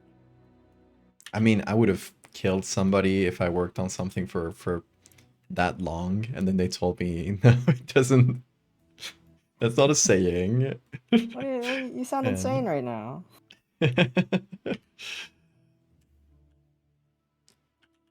Yeah, sorry, I'm trying to find it right now. It's somewhere yeah. here. There it is. It's a very small version of it, but here it is. Let's see. Oh yeah, I remember it. Yeah, it was that piece. I mean, it's really well made. The rendering, that face is really There's good. there's I mean, some it's really things I small in here, but wish yeah. I feel like the alley, like the environment they're in doesn't really feel real. Like I think the characters look good, but the background, like Yeah. there needs to be some kind of rubble texture. Everything feels a little bit too like smooth. Yeah, Um, that's true. But, that's my personal critique. I would, if I ever had to go back and fix that, that's the first thing I would do. I'd make that a brick wall in the back to make it look interesting. yeah, some Concrete texture there. cracks, but If I were me, I that would just was. throw some photo texture on top and I call it know. a day. I was being a fool, Boo Boo the fool for not doing that. No, I grew up with the the internet telling me that using photo textures or photo bashing, whatever you might call it, was like some form of cheating, and Yeah, I internalized that for many many years, and then at some point I just stopped to think and said like, no, fuck it, like, no, I literally watched someone trace a stupid. drawing before they like started like actually rendering it. Like it was they just trace like a base to go off of, and I think that's perfectly fine. Like the person Yeah. already clearly knows how to draw and he owned the right to that image. It's fine. At least it was made by a human being. Everything's been recontextualized now. That's true.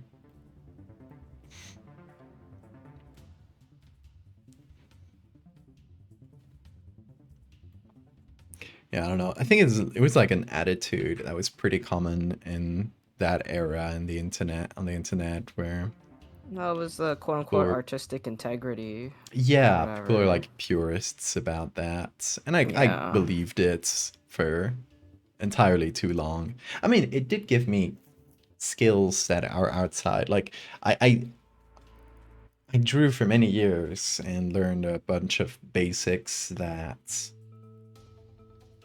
I can then apply to this, right? Mm-hmm.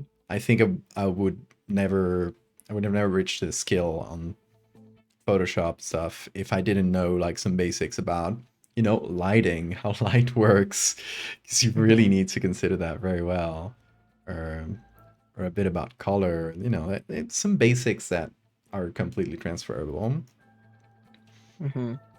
and backwards too, because I hadn't drawn in years, and since I started this sketchbook, actually the one I bought in Japan, I was like, Ah. I bought a sketchbook there because I saw a lot of you guys had a sketchbook, so I was like, that's fun. I should do that. So Mm-hmm. the one we filled up, I think it's somewhere around here. Um, and then I bought another one. We're just been drawing. Uh, I don't know, little things.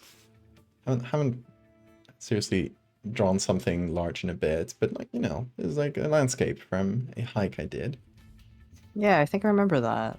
Uh, it was My sister asked me to draw Bean as a medieval cats, like those medieval illustrations. There we go.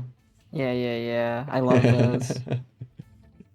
uh, there's a little monk talking about medieval stuff. Little Jerboa monk.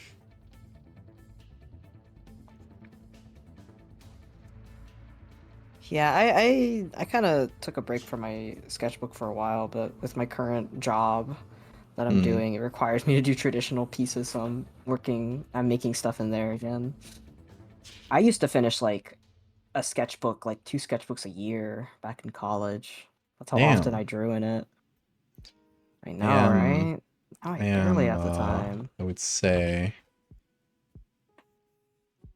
I would say I'm like a quarter to a third into this sketchbook, which I started in. I would say maybe a quarter. I don't know. It's I pretty started good. this in December, so it's not bad. I knew someone that apparently finished 7 sketchbooks in like a single semester. He was like a Chinese like uh international student, but the thing is Hmm. he already worked in the industry. Like he was in the Chinese animation industry, so he was already pretty much a professional. Why was he Um, going to an art school then? he was going to an art Already. school in America, just like I think Uh, get a degree. But yeah, he was really good. His art was great, I mean, which I yeah, with think that is much experience. well, that's It's what I think that's cool about college. You know, you don't have to be like in a fresh out of high school to go to art school. You yeah, kind of go whenever you want. that's true. But also, I don't even really think you need to go to school, art school to be an artist. I didn't. Yeah. My friends that didn't go to art school, in fact, are usually the ones that are more successful because they're not hindered by debt. Though I guess you're Oh hindered by a yeah, different the debt debt. thing. I no, I don't have that from med school. Wow. It's public school, baby. Wow, you see, no one would ever Europe. trust a public school doctor. He'd have to go to like Oh God. the kind of college that has like single digit percent acceptance rate. Your country sounds like a nightmare sometimes. Oh God, senior year of high school in America was miserable. Because it was all of us applying to things, and I would literally see like people in lunch like get their rejection letters from their dream school and just start Oh, sobbing in the cafeteria. oh It no. was so I went to like a college prep school, which is why Hmm. everyone was like super way into making sure they get into a college. I decided to apply to art school and they accepted me and I got into the first college I wanted to go to, so it was fine. Um, one of my actors has a PhD in chemistry. Yeah, it's really funny how you'll go to school for something, you end up doing something completely different. That's what happened to me, even within art school. Um, I originally wanted to be a concept artist. Hmm. Like I wanted to be a manga artist as a child, but then I was like, that's I don't know how to do comics. Maybe I should try something else. And then I got really into learning concept art because I was following a lot of concept artists on YouTube. And then I went to college and I did concept art there. And while I love designing things, I hate designing stuff that someone else has to use for stuff. So because of that, they want you to explore every option when you do concept art. And for me, I when I direct myself, I know what I want. And I Yeah, hate when people are exactly. indecisive and they're like, I don't know. And I'm like, tell me what you want. What color are their eyes? Um, Yeah, I think it's like, I mean, the best possible version of being an artist is just like being able to do stuff for yourself. Not a lot of us can do that, but I mean, I'm I also don't like doing stuff for myself sometimes. I have to use extra brain power to think up of ideas. I think like to me that's the easiest part, like the ideas. No, I got like too many of them actually. Do you want some? no. Like Well, the thing is, I seriously. have a lot of ideas, but I have a lot of bad ideas, and it takes a lot of brain effort for me to make good ideas, if that makes any sense. Ideas that I actually think are good. I'm Yeah. constantly like all the scripts I have for the comic is just me coming up with ideas and saying I don't think that's good, and then I scrap it and think of like a million other ones, and that like is laboring for me personally. Um, so I kind of just like it when people come to me with everything they already want, and they're like, just do it in this way, and I'm like, you got it, boss. I jump scare myself with this image. I Oh was looking through God. the images I had downloaded to see if I can get like another little kind of rabbit face or bit of a face poking out because I want a little bit more volume like on this side. And suddenly this pops up. Oh God, put that away. It hurts me every time. I want to be a mangaka, concept art, comic. Invest in your back. You see, I probably should have more self-confidence. I mean, You should. Cats the movie is a thing that exists. Exactly.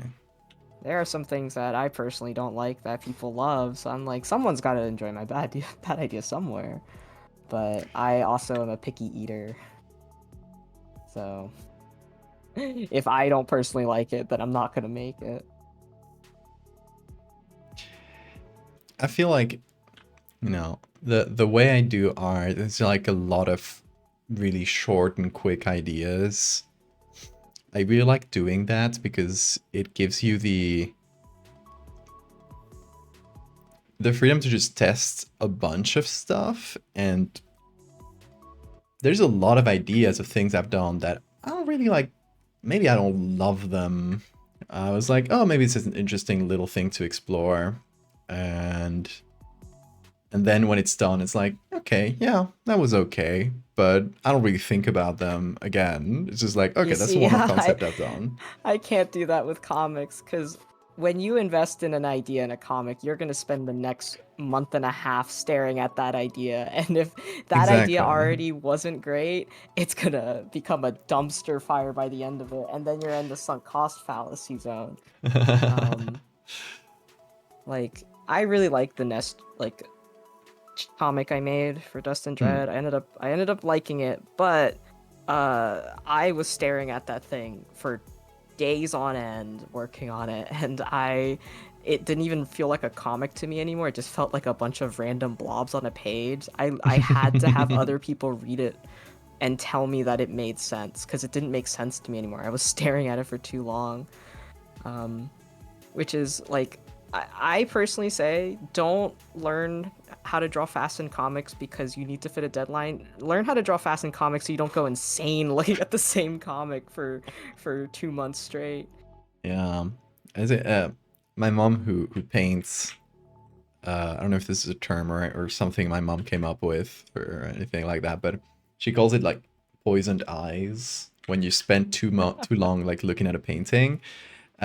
Your eyes literally like you can you stop seeing like the whole and Yeah, you only just look at start. the you only see the parts and never the whole. So that's how so many paintings can be like fully rendered and there's like a glaring error that the artist hasn't seen because Mm-hmm. you get poisoned eyes and you don't see the error because you've already like in your brain you're like, okay, I've already done the line art or the sketches and I figure out the perspective and now I'm rendering and I'm in rendering mode and I'm not looking at the perspective anymore and maybe there was an error there that it kind of like missed and it just gets dragged along through the rest of the piece. Like that there's a Yeah. lot of problems with art that come from poisoned eyes and the only solution Yeah. is just like having another person and asking them like, please look at this for me, I can't look at it. Yeah, you see, I have the opposite problem where I'll just keep staring at things I need to fix, and then I only ever see the mistakes left over. Like, I don't see it Yeah, as that, a that whole anymore. that's part of it too, yeah, where Yeah. you only see the mistakes, you don't Which really is why, like. like, I've kind of learned, like, you are your worst critic pretty much, like, quite literally. Like, I think Yeah. I've talked about this a little bit while, in like, descriptions of art, but, like, when I was in college, every time I tried to write something and I had someone else read it, I would start dry heaving from the stress of someone reading my comics or reading my writing. uh, Um, that's so funny it to me. I'm gonna start reading your stuff to you one day Oh just my to see God, your reaction. my teacher would read my stuff out loud to the whole class, and he would read it without any good inflections. It was like a really bad reading of what I was writing, and I felt like my insides curdle every time. Oh So my because of that, god. I was always afraid that my writing was bad. Like how do I describe this? I have this irrational fear where I think I'm hot shit, and I'm just completely delusional. And then one day someone's gonna look at my stuff and say, "Hey, this is really bad." And I've just had like the back of my pants exposed and my underwear was falling out the entire time and I didn't notice. Oh my I god. think I I like think a that's good pretty classic in imposter syndrome though. I would call it imposter syndrome. it's not it's kind of that, but it's a very specific kind. Like, I guess a good example is Ken Penders. Yeah. He's a Sonic artist, and like Oh his my stuff god. I'm gonna isn't show that some Ken great, Penders as you.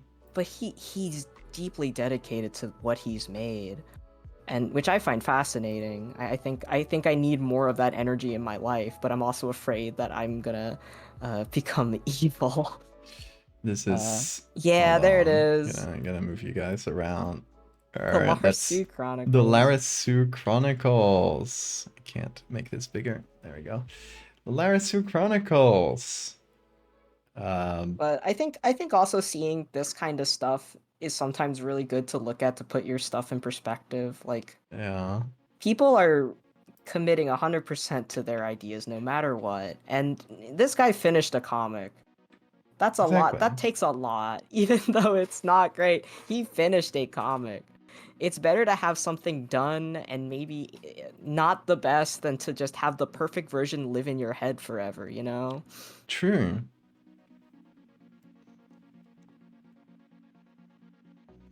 True. We gotta give Ken Penders props.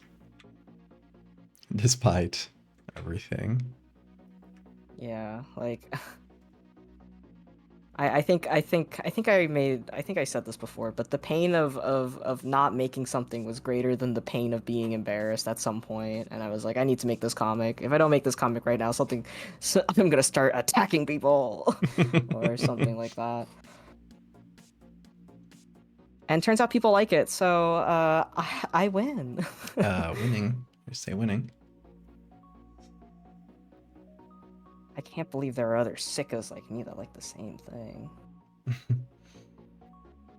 Oh yeah, Mob Psycho 100 is like an actual good example of someone like not letting Hmm. perfectionism get in the way of him like telling a story. Like Yeah. That's the like same I artist, Mob Psycho and One Punch Man, right?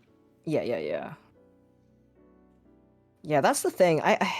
I think people always say like, "Oh, you should always like look at just things to get inspired by," but I think it's also good to look at like a wide berth of media. Like not like in any mean-spirited way. Like, I love watching bad movies because I love analyzing decisions they've made and like what Hmm. I would fix when I watch stuff like that. And I think that helped me get better at writing.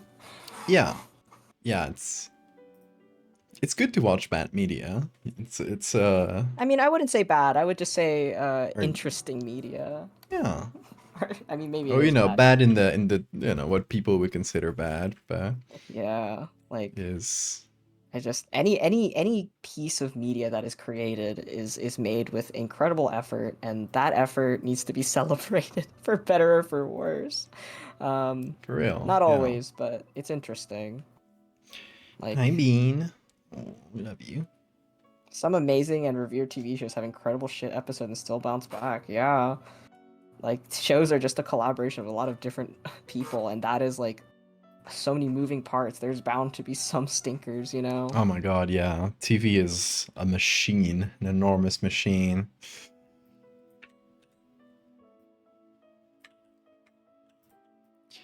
This is fun. This is like playing a little puzzle. You're making up the pieces as you go along. Hi Yeah. Bean. Oh, thanks for the save reminder, Scully. Oh my god, Deep Space Nine, yeah, has some of the best and worst TV episodes. I've been rewatching Steven Universe recently, and there's like some pretty good episodes and some real stinkers in there. Yeah. I'll always be a hater of the Onion episodes. I'm sorry. You don't like Onion? Me? No.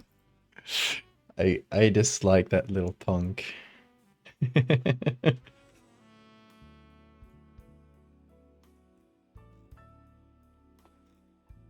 Have you watched Steven Universe? Oh, you have, right, Ed? Yeah. Yeah. Yeah, I like Steven Universe. I watched it, I want to say like 3 times over the years. Oh, more than me. Yeah, like the last one was like earlier this year. Like I saw you Hmm. watch it on voice chat from time to time, and I was like, Yeah. I have it like really recent in my head, so it's like I really want Yeah. to Well. rewatch it right now, but Yeah. How much to commission anti-fan art of Onion? or I just like take a screenshot of Onion and added like Make him really gross evil. textures. Yeah, like the hyper-realistic Mario. Um, Yeah, hold on. I did a meme like that years ago, and it went like bonkers on Reddit, which is really funny. Uh, hold on. I bet I have it somewhere here. yeah. Yeah, it was the Winnie the Pooh one, and yeah, I did two actually. Oh, This those are and great. and this. It's like I straight up remember just that adding one. photo texture on top of the Yeah. the line art.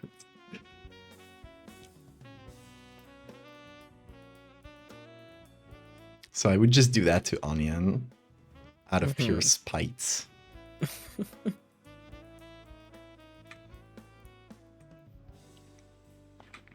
I opened your stream to check on what you're up to, and it showed me a Fortnite ad. Awesome. Wait, you have it on the call. Yeah, I know. I'm Sometimes I just like streaming to. it to you. I was popping out the chat again, but I like Oh, for the I chat, clicked on the yeah. link and it was just like Fortnite. Yeah, I watching Steven Universe again. Like I feel like I'm looking at it with kinder eyes now that like I'm watching it, uh, divorced of people's reactions to it. It's definitely a show for kids. I think people I forgot mean, that when they were yeah. watching it. You know what? I watched it. I never was in like the fandom, or I don't I wasn't even like on Tumblr at the point where people were talking about it. So Hmm. I only know of the fandom's like reaction to Steven Universe like from years later from hearing people talk about it. But Yeah. I think I was blessed by that because I just watched the show. I was like, oh, that's a good show, and I enjoyed it, and I never looked at a fandom. Yeah, I was on Tumblr when it was popular, so I got to see the yeah, well, at first Steven Universe was like absolutely revered. Like Hmm. people were like, there's not a single bad thing about it. It's perfect, which I don't Yeah. think is true. But Oh, then nothing like is. it's it does have its problems. I'm gonna say that now, and I think yeah, Lila said it pretty much on the nose. It's a show about generational familial trauma that got a bit lost in the weeds of its own lore. A lot of things Hmm. fall for that. They just get too Yeah. hyped up and they get too mixed up in their lore, and the lore starts to replace like a story at some point. Yeah, that's It's true. always that's a pitfall that I think a lot of people fall into. Like it's I'm not saying it's like a bad thing. People love lore. Like people love reading Wikipedia articles. But personally, for me, I always find it really frustrating when there's a really interesting story going on and then it feels like it has to be put on pause and they make me do Yeah. homework to get back to the It's interesting like, to story. me the Lawrence Steven universe isn't even like that deep. Like there's some interesting things, Yeah, but but it's not like I always like my probably favorite show ever is Avatar: Last Airbender. So it's the original lore show. it does have like a lot of lore, but actually it's very interesting. It's an interesting world. Sometimes like, and it doesn't do it perfectly. There's, you know, it Yeah. pivots here and there, um, but it does explain it in a really like natural way where it doesn't like take away from the plot. Like it's weaved into the plot very well. Yeah. Like When I Steven Universe, like they take away, like they have to like drive away from the plot a lot of the time to explain well, it. originally that's the thing. Like rewatching it again, the first couple seasons are excellently paced. Oh yeah, Like they it's would it's more towards the latter bits. it would they would well the reason why it was pushed to the latter bits is because I so you were you watching it while it was airing, because watching it while it was airing is a very different experience than watching it now. I watched it while it was airing, but in chunks. Like I wasn't like actively following it. I know there were like Yeah. really big hiatus, and it was Yeah, like kind of so troubled. so So what the biggest problem with Steven Universe, I don't blame the showrunner at all for this, is instead of being a weekly thing like the original like couple seasons where they would have Steven bombs where they would just drop 5 episodes and then go for months without showing us Steven another one. bombs. And that Yeah. just absolutely ruined it. Like people were really mad at the second half of the show because there would be episodes that aren't about the gems, like the gem lore. It would be about the human characters. And I remember people would get so mad at all those episodes because they're like, "Oh, this is filler. This is you're wasting your time and not showing us the deep lore." Which is like if It's it like, was being why would released you care about the weekly, lore if the characters don't get uh any depth? yeah. You gotta explore the characters. Yeah, I like things were being drop fed to us, and then because of Steven bombs they would have one major revelation after another in rapid succession. It felt like they were dunking buckets on us. Like if it was being released weekly the pacing would have been fine, but it was made worse because of the Steven bombs, and then they had to write to accommodate that because they had a very limited amount of time to get everything they wanted. yeah. um which is why I think Steven Universe Future I think fixes some of the problems for me that it had, because that one is more about what Steven's going through, which is I think the interesting Yeah, part. the stuff that it um, didn't get to in the actual in the original show. yeah, Yeah, it feels and like a I pretty good epilogue. it's just I feel bad that Steven Universe was kind of ruined that way, and watching it again now, like I can really feel how bad some of that pacing is, even now. But knowing the Hmm. context would definitely like I think that's why I'm looking at it with kinder eyes as an adult now, knowing a Yeah. little bit how the industry works, and like you can't paste stuff like that. That was so mean of them to do. And I bet this was like the not the makers of the show, but the like was it Disney or Cartoon Network? Kind of I forget Cartoon now. Network. It was definitely like the Network. network. There was something like Yeah. something went wrong, and it wasn't the showrunner's fault. Um, but yeah, and now that's how they do all shows. Yeah, I think binge watching became really popular during COVID, right? Like they would just drop an Yeah. entire show and we'd all be home to watch it. I mean, I But think it was already pretty popular before that, but it really exploded it really post exploded though during COVID. COVID. But the problem Yeah. is they're still doing that sometimes. And we all are working again. Unfortunately, we all have jobs again, so I've kind of grown to appreciate like getting stuff piecemeal now, like watching an episode. Yeah. What I feel like though is that especially animated stuff is much shorter now, so you don't actually get filler. What people complained about filler is actually just like little moments of levity from the main plot to get character development, and I think it's really important to get Oh, that because filler is who cares? so important. Sometimes Yeah, you really just need to let a character breathe and not be in like giant stakes, you know? Like right. uh, that's another thing too I've grown to dislike about some stories is I'll really enjoy a story because of their characters and the relationships between them, and then they'll add world-ending stakes out of nowhere, and I'm like, come on. And then like the Yeah. characters relationship takes a backseat and it becomes about the major plots, the big baddies of the, which is like not to say you can't have that, it just it always feels like it's tacked on. Hmm. I think the Yeah, network I is feel like with chasing. recent animated shows is there's no time to stop. They have very short runs. It kind of feels like a movie they've cut up into little bits. There's no time for what makes TV good, which is like more time to develop characters and stuff. Yeah. I don't know. Um, This. I've been watching what's its name? Common Side Effects. Have you been watching that? Oh, I think Matt's been watching it. It's good. I really dislike the style, like the Hmm. style, how the characters are designed. They have like really really small faces in the center of Hmm. their heads and really tiny hands. It's like really weird. Uh, I don't know, design in general, but it's Hmm. actually really well animated despite that, and it is really well written. Hmm. And I kind of wish they had a little more time to just kind of stop and explore the characters, but they don't because it's 10 episodes, and I think Yeah. it's there's still one left, but I think it might be a closed story. Yeah.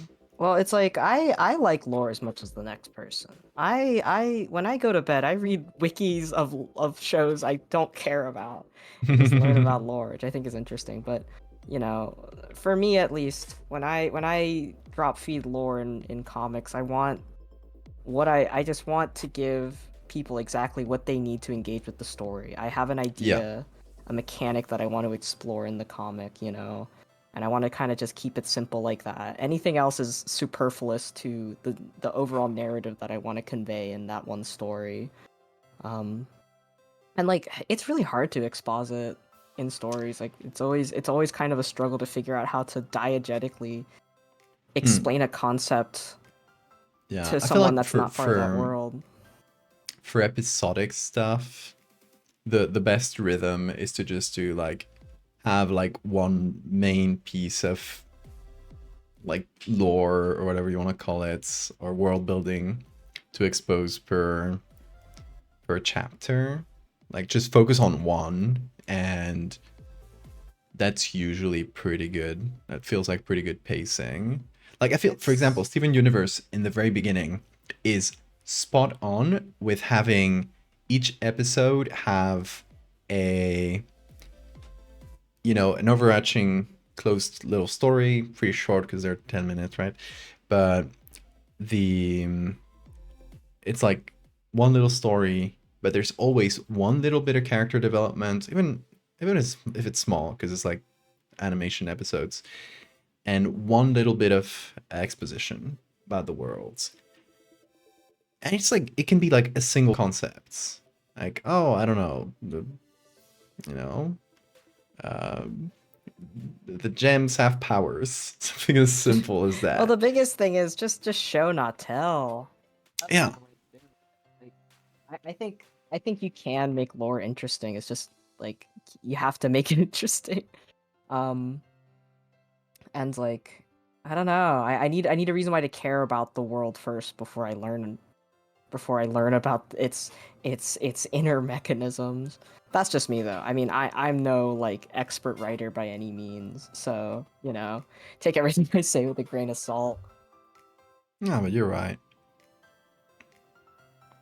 Yeah, I You're right, used to and everyone read. else is wrong.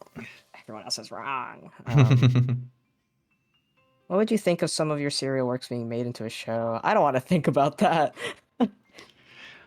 I have thought about it. I feel like the only way you could adapt something I've done, like let's take the Fractal series, is by actually like just it's a more of a concept. It's more of a, like a world. You would need Hmm. to like take a writer and actually write a story within it. So Yeah. if they adapted it, they would need to like come up with their own story, and they would, even if it sucked, they couldn't like possibly like retroactively ruin my concept. So I'm like, sure, adapt it, go ahead, have fun. Just don't let, if it sucks, don't let it splash to me. Oh my God. Well, for me, it's like the kind of stuff that I like is like a very lived-in world, but you're seeing a very vertical slice of it because you just know the characters that are important to the story that you're reading. But Mm, it's good to read something and still feel like the world is big. Like the world has existed before you picked up this book and read it, and it will continue to exist when the story is over. And I really yeah, like and you're worlds not that, seeing all of it at all. You're yeah, seeing like just a Adventure little bit. Time. Adventure Time is a great example of that. Adventure Time's world feels so dense. Um, Yeah, yeah, I think that's well done. I love that cue. Thank you. I'm right. You're right. Everyone else is wrong. It's mostly the reason why I feel this way is mostly just like I I call it Dora the Explorer syndrome. You know how every single episode of Dora the Explorer has the same plot arc every episode? It's like Yeah. it's not bad. It's comfy. You watch it and you expect the same thing every time. There's never going to be anything really out of left field that's going to make you go, "Oh my god, what the hell?" And I started Dora feeling that way. died? I started feeling that way about a lot of TV shows and Marvel movies. Like they all have a guy, you learn about the guy, and then there's world-ending stakes at the end, and then he saves the world. Yeah, And it's always the same thing. there's always world-ending stakes. Not to say that you can't have something with world-ending stakes be good or can't Yeah. be good. Like it is. It's just it's like any kind of wonderful treat you get. If you eat the same treat over and over again, you're still gonna start getting sick of it. Exactly. Um, Like, one thing I really wanted to make my comic feel like is that Clayton and Holt are not cool at all. They're kinda mediocre at their jobs and mediocre at kinda even being people. Uh, and Crystal, thanks for the follow. I don't know. I've been more interested in stories like that. Yeah. No, I totally agree. I think like a sign of good world building is when the world feels like there's a lot more than you actually have written. Like Mhm. you don't have to write like a complex world with like politics and religions and languages and that sort of stuff that some really crazy world builders do. You just have to give the impression that this exists. Well, I think that stuff is good, and I think it is important if that's the story you're wanting to tell. Yeah, Like, exactly. if you want to have like a skeezy political like movement or like a religious group, like what are you trying to say with that? You know, what a I think a lot of people like to think of the idea. Oh, we should put like an evil like cult in this, and let's just make them evil and then not really think too hard about the implications of the kind of people that would be in there, the the the like what they're doing, like why are Yeah. they evil. They don't think about what that could mean, how that would ripple through. So sometimes like people end up treading into like somewhat problematic waters when they do that. Like whenever people make like an evil terrorist group, but like the terrorist group is like a minority, it's like ooh, that's not good, Very you know. common. Yeah. Uh, so I think lore should also have intention. Like why is it like this? What is the Yeah. theme that you're trying to convey? Um, It should always be in service of the story and not vice versa, which yeah. sometimes feels sometimes a story, and you see this a lot in like fantasy and sci-fi. Sometimes the story feels like, oh, this person had a really cool idea, and this entire story is in service of like explaining this really cool concept, this really cool sci-fi concept that they came up with. Right? You don't have to. You can just say Love, Death, and Robots. That's true. That's true. It's okay if sometimes the intention of lore is this is cool as shit, but if that gets too much, then it becomes camp. I will say, sometimes you need camp. Sometimes it's good to be camp as hell. I mean, that's Like true. Yeah, that's true. Bayonetta is a good example of things just taken to such an extreme that it's kind of awesome as hell. Um, I feel like all the stuff I'm saying is like more so just like things my personal preference, because I feel like there's always exceptions to any rule you come up with. Someone will Yeah, always find a way to make something that I didn't think would work works. So, absolutely. Yeah.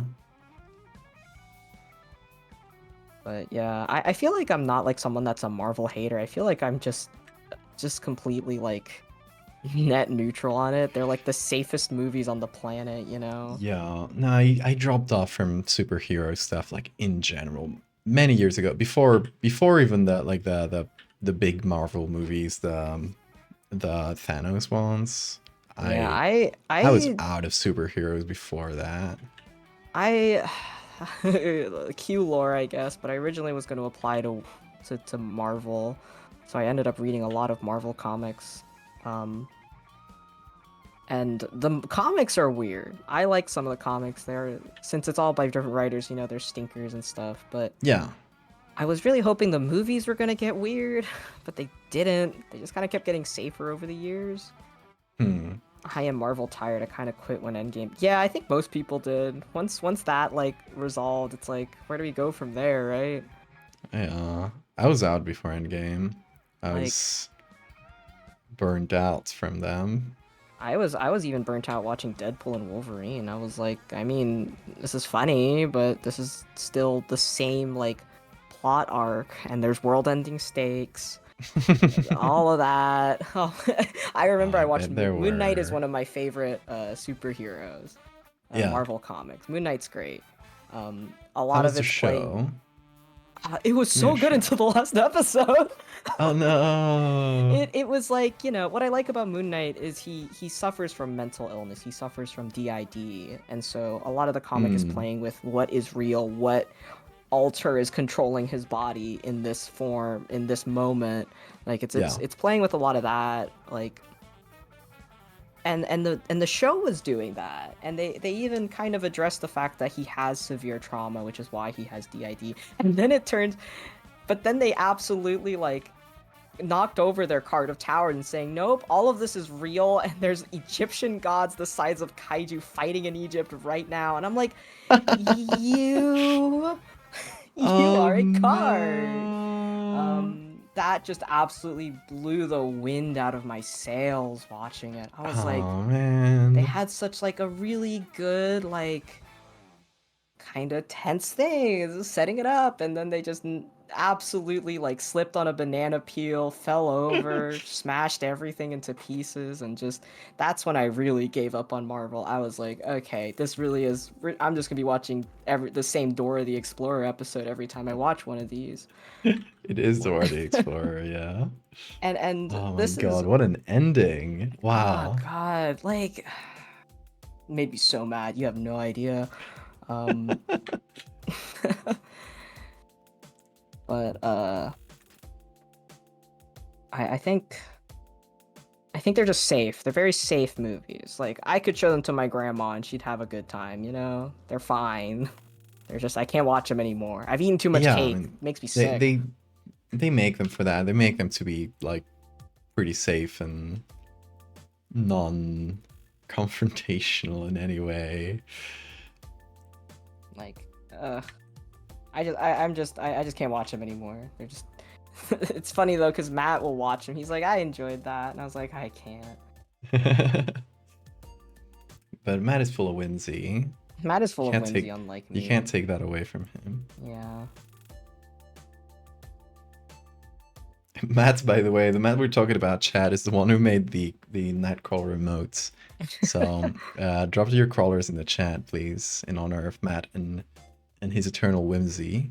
His eternal whimsy. Yeah, I think another really big problem with Marvel is that they just absolutely inundated people with multiple things to watch at once in order to even understand the newest movie coming out, you know? It's like, oh, you have to watch like Yeah, 3 of the Marvel TV shows they to started understand this doing movie. TV shows, which is yeah. The extended universe. It's like, congrats, you've made people have to do homework to engage with your movie. You It kind are of, I mean, it already kind of was like that, but it was only movies, and they came out like every so often. So you could catch up with it like at an okay pace, I feel like. At least at yeah. first, before I completely dropped off of that. Yeah. I've really gone to horror as a metaphor, like the substance and bones and all. Yeah, oh my god, I love the sub. Have you watched The Substance, The Ed? substance is great, Ah, it's yes. so gross. It's like society levels of gross. I think society is also a really good example is your lore doesn't even really have to make sense. It just has to, you just have to suspend, like, people can suspend their disbelief for things. Like, Yeah, we're slowly healing from cinema sins. we are healing into We are society, healing from yes. cinema sins. Like, Oh my god. Yeah, I love that in the substance in they never stop to explain the concept. They're like, this is the concept. There is a There is a person grows out of substance. you, and then they And climb back in. I feel like, I don't know, a lot of people would have been, and oh, we need to learn who the company behind this is. Like, no, no, No, you just don't. You learn just enough to engage with the story that's being told, and that's all you need. yeah, And exactly. like I saw the TV Glow is easily has been one of my favorite movies. Like I Still gotta horror watch has that. always been an extension of things people are afraid of in real life. Like the Blob was like supposed to be like, you know, the Red Scare. People were afraid of communism and everyone like homogenizing like that. Um Wait, the blob was that? I just yeah, saw it the as a Blob. blob. It was supposed to kind of mirror the fears of like That's really communism, like interesting. That's so interesting. yeah, horror is political, whether Oh, people want to admit it or absolutely. not. Like Friday the 13th is like I think it was either Reagan or Nixon era politics. Like notice how Jason is only ever attacking teens that are having sex. Um Yeah. like horror is a direct reflection of what people are afraid of now. Yeah, And and it's inevitably gonna be like in some way political because you're gonna reflect the society you're in, like whether you want it or not. yeah, Even if you're not like making like a direct claim. yeah, like I know for me as like a horror creator, I the stuff I write is stuff that I personally am afraid of myself. Wait, are you a content creator? No, don't say that.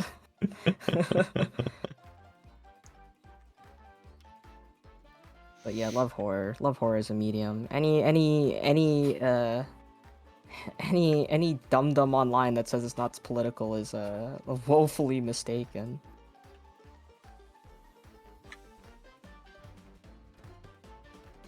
Makes to think that other genres sometimes can't to experiences people emotionally go through in real life. Yeah. And I think Radiant that's centipedes, I have a yeah. theory, so sociological theory, uh, that there's a reason why like horror artists tend to be like much nicer and happier people than people who draw like really cute art. And it's because I think just horror gets the bad stuff out of you. And if you don't engage with that, then you just kind of bottle that up. What is the politics of being sewn ass to mouth cue?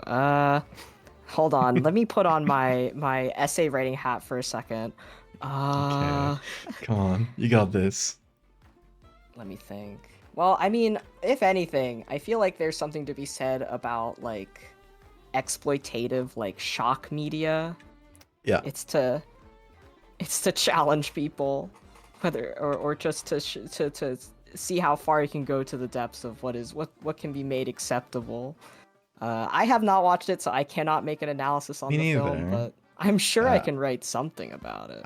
You're I being forced to consume shit. Yeah, you know what? It's actually about trickle down economics.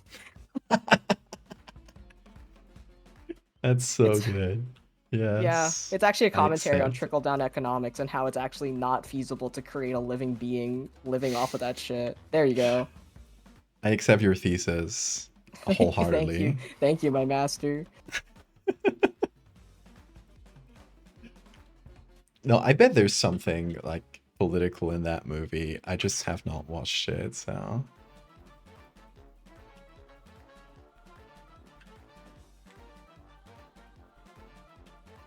like even Saw, which is like the most well-known, like I guess like quote unquote like exploitative, gory type of horror movie, has a lot of political stuff in it.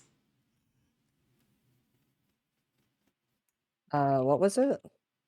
Saw, like the Oh yeah, series. Saw. I still need to watch Saw, believe it or not. I Oh, haven't. you haven't? I have not. Interesting. I mean, I feel like it has like the content of the movies themselves, especially as you go on in the series, it just gets like more and more dumbed down, and it just becomes about like the oh, here's an interesting death trap. Yeah. Um, I still need to watch. It is on my list. Someone said, question about Clayton. If one of his centipedes gets stepped on or something, would he feel it? I mean, you don't really feel when one of your cells dies for the most part, but I think you would feel if a ton of your cells in your body died at once. So make that information with how you will. Hope that Yeah, helps. how would you even like, okay, if you're a bad guy and you Uh-huh. want to get information out of Clayton, you're like, I'm gonna torture this guy. How do you even do it? Like you start Oh, getting there's bugs a out. way. I'm not gonna tell you because that's impertinent to a story that I'm writing, but you can. I'm not gonna tell you how. Damn it. I'm not saying anything anymore. Your secrets. Stop keeping Sorry, secrets from this dark me. secret isn't for you, Ed.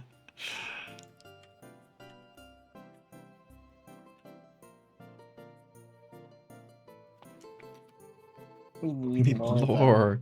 You'll get your lore, Pickle Man. You'll get it's really fun. Well, the questions that people are asking are stuff that I already have planned for stories anyway, as like reveals in a story that I'm writing. So you'll get that. We'll get there eventually.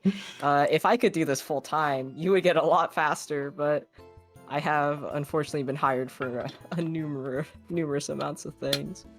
So that's how you segue into patreon.com To my slash pay. Speaking of, LeslieQR.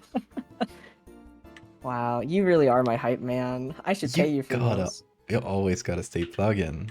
It's very important. Always be Rule number plugging. one of the internet. Honestly, that's a thing that I really had to learn when I started making this comic. You really just have to start plugging shit. Kill the part Yeah, of you that cringes at that and just do exactly. it. I'm pretty bad at it. I'm like, actually, chat, do you want collectible cards? Like this. I got them on hand, but I forgot to pull them out. Look, I'm gonna show. Look, you. Do you want collectible cards? Yeah, I want collectibles. Ooh, ooh. Check this out. Oh, Pog. Yeah. If you subscribe to my Patreon, you get cards like these. They're kind of like Polaroid photos with shiny photographic paper and stuff. But they're collectible cards, and you can actually play a game with them. It's a game about improving horror stories with your friends. And I've tested it out. It's really fun. I can't wait for people to play it and tell me their silly stories they came up with.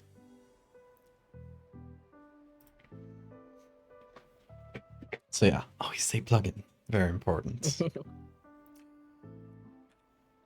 uh, but I do like getting questions for my comic. That's why I really enjoy being on Tumblr. Uh, will I be able to answer your question? That's for us to both find out together. Honestly, like getting questions and people asking about lore and things like that, to me sometimes it helps me like actually come up with it, because maybe they'll consider stuff that I haven't even thought about. Like, oh, that's actually an interesting question. Like, how do I answer it? And maybe I won't answer this person, but the fact of them, like, the action of them asking the question helps me think about it, and yeah, maybe it gets answered at some point. A lot of people go to Tumblr to ask me about the biology of Terry the Meat Planets and stuff like that, and it's made me actually think about that stuff. Like, yeah, it's interesting. Yeah. Well, I Or think even I on stream whenever I get too. questions like that, I always ask like, is this important to know? If it's not, then it can stay in the Yeah, realm of someone headcanoning it for sure. yeah, exactly. I think sometimes I'll answer people's questions on Hmm. meat planet biology, and I'll be like, this is not canon. This is like me thinking about it Yeah. out loud, Well, I'm just and gonna you can take it establish if you now. want. I could be lying for for any of these questions. I think I wrote on Tumblr, it's like, Exactly. I think I'm gonna start lying. We He gotta lie can. more. Yeah, I think I should start lying. Does Hulk get fleas? I mean, regular people can get fleas, right, Ed? Yeah, Yeah. So yes. Hulk gets fleas, and he scratches them off with his foot. Ew, stop that. I hate feet. Don't even bring that up to me. The audience is the final writer for better or for worse. Yeah, the relationship that a person has to their audience has always fascinated me till the ends Hmm. of time. Because the relationship between a person and their audience and the audience to them varies wildly between media. I've Yeah. noticed. Like, oh my god, like I guess I feel like the way Trevor and Siren Head, like that idea was ripped out of his hands. Yeah, that always makes me a little sad. And, Yeah. you know, it's like thinking about it is like it did bring him like a ton of audience and stuff. And it's probably like overall, like the effect was probably like positive, right? Yeah, but But imagine it like can be as imagine positive as you making want. It still sucks. imagine making a little guy, right? And then seeing people gut your little guy, clean out his insides, and then start wearing your little guy around. He is just unrecognizable to you. Like, that is Yeah, terrifying. And those people aren't even like people that like you. Cause someone else has been walking around in its skin for so long. No one even associates it with you anymore. I'm that's talking about true. Siren Head right now. Yeah, Siren Head. yeah, yeah, absolutely. Um, that's always been kind of scary to me. It But is like, scary. at the same time, like that is something unfortunately no one can control. Like especially Yeah. the creator can't control that. Death of the At poor some point, boy, yeah. yeah, that's it's when something gets out of your hands and it stop like you stop having control over it. It stops like being yours in a way, and Hmm. it kind of feels like to an artist, it's like they've taken your child and Yeah. are Unfortunately, art puppeted is a him very, around. very personal, subjective Yeah, thing. So when it gets ripped out from you, it's like Jesus Christ. it is. Which is why it's never good to get too popular.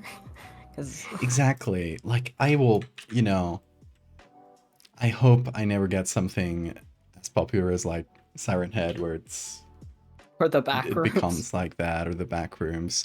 I'm really happy with the amount of attention my stuff gets because it gets attention. People see it, people read it. I get to make a living from it. Hmm. Um, but I don't know. I don't have like a million children around the world uh, that are obsessed with it. It's weird. Hmm.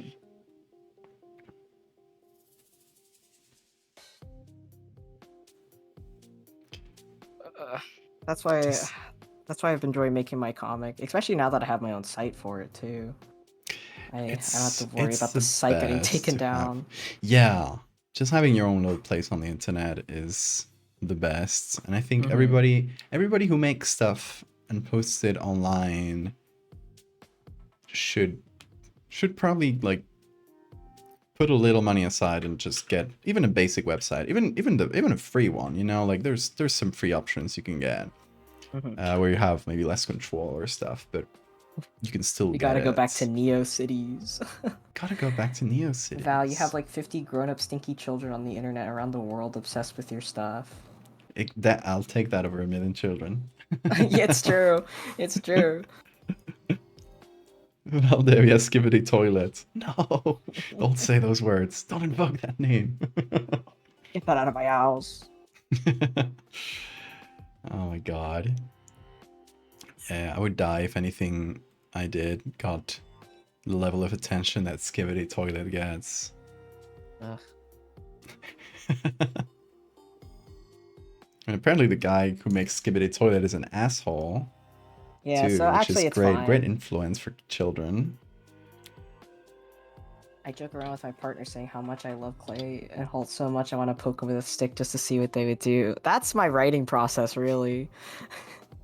I think about what if I poke them with this stick, and I look at a piece of paper and write out what I think would happen, and then I review to see Exactly. if it's actually good writing or not.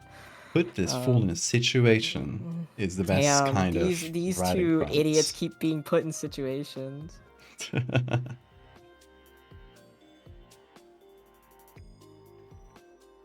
Wait, what do you think of this, Q? Is this true to the comic? Yeah, I would say so.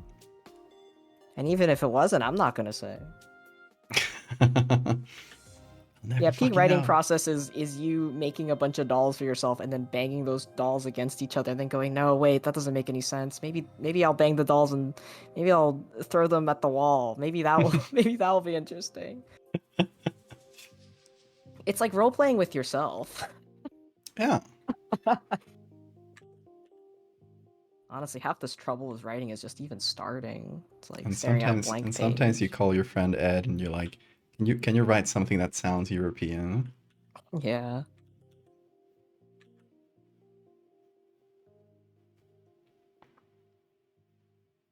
My favorite way to come up with ideas though is watching stuff and seeing an idea be used so badly that you ended up just kind of in your It makes you head angry. Yes. trying to come up with a way to fix it, and then just kind of just becomes its own new thing. You're like, oh, okay, free content. Yeah. You know, something I got a problem with is like making fan art because Hmm.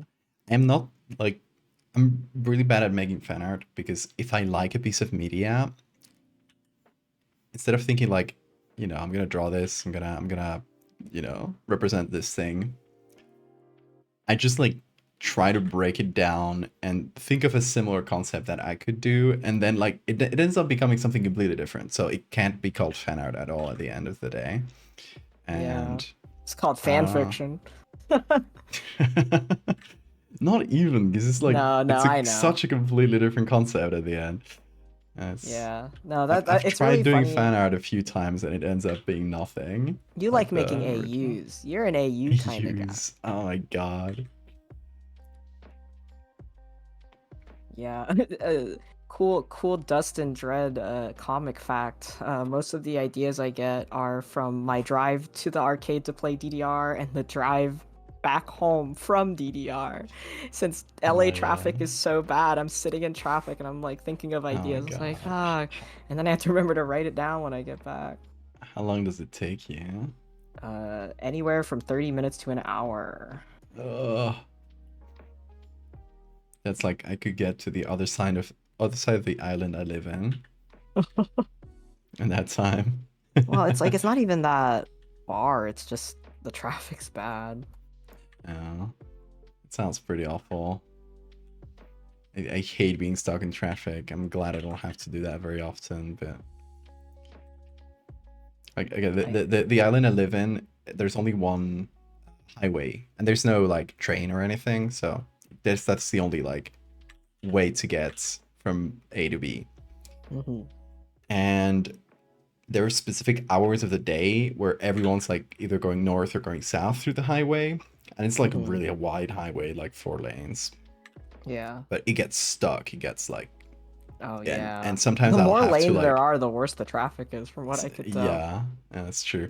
And sometimes I like have to take my girlfriend to the airport, and it's at that peak hour. It's like 7 a.m. Ugh. and it's the fucking worst. Yeah. So I God. always avoid those hours when I can, and I usually it's fine. I picked up Matt from like the company that he worked for had like a giant like kind of like convention thing for all of its employees. It's in Hmm. Hollywood, right? Took me an hour to get there. It's like maybe like 20 miles. You don't know what that means, Ed, but I'm sure the people that are Americans know what that means. It took an I hour. do I looked up the directions back, and it was going to take us 2 hours to get back 3 kilometers. home. Like 3 kilometers. Oh my god, that's nothing. two, 2 hours to get back. That's how bad the traffic was. I Oh, God. would Hell, hell. die. Um, Yeah. Yeah, I feel like I would do the same. Like if I'm stuck in traffic or stuck waiting for something, I'll start running ideas through my brain a lot of the yeah. time. So I'm kind of No, like that a too. lot of my ideas come from that. Also, the comic was very heavily inspired while I was working on it. I was playing Dragon's Dogma 2, and in terms of like kind of coming up with their characters, for some reason playing that game, I was able to think a lot and get a lot of Hmm. that done because I made the two of them in Dragon's Dogma 2. Oh, it's true. Yeah, the Clayton throwing Um, Holt around, right? yeah, let me see if I can find a screenshot. I would say Dragon's Dogma 2, best character creator in any game ever. You can literally make almost any guy you want. It's insane. I wish I had the patience to actually like sit in a character creator and do something cool, but I never do. No, I have that patience. Can you make a character for me for when I play and you send it to me? Can you do that? No. I mean, you start a save file, you make a character, and then you send me the save file or something. Oh, you gotta grab yourself by the bootstraps and do it Come yourself, on. buddy. Come on. Had you fan of Clay throwing Holt yesterday? Yes. Yeah, I'm sending you screenshots, Ed, but Oh. I'm trying to find ones where they're not like in in the worst clothing ever. Sorry. It does really look like him though. Like It does. it's It does look like spot him. It on. uncannily. I was able to make him, and I was like, wow. That's very good. I have to find a Holt somewhere, but he's somewhere. Just know he's there. He's there in the background. Oh yeah, here it is. This is when we both had to infiltrate like some kind of rich person party, I think. So Fancy. yeah, Dragon's Dogma 2 is also just a really good game. Speaking of shameless plugins, Dragon's Dogma 2 and Dragon's Dogma 1 is good. Yeah, I have it. I bought it, if you remember. Yeah, you gotta play it. And hire Holt. Hire Holt. I will hire. I will hire you guys. It's really funny. I'll make them fly. I'll throw them around. Some of our other friends play Dragon's Dogma 2 and they hire Holt, and I get to watch Holt just be embarrassing as hell. Like he'll accidentally fall off a cliff and die, and I was like, God damn it. It's a great game. I love that.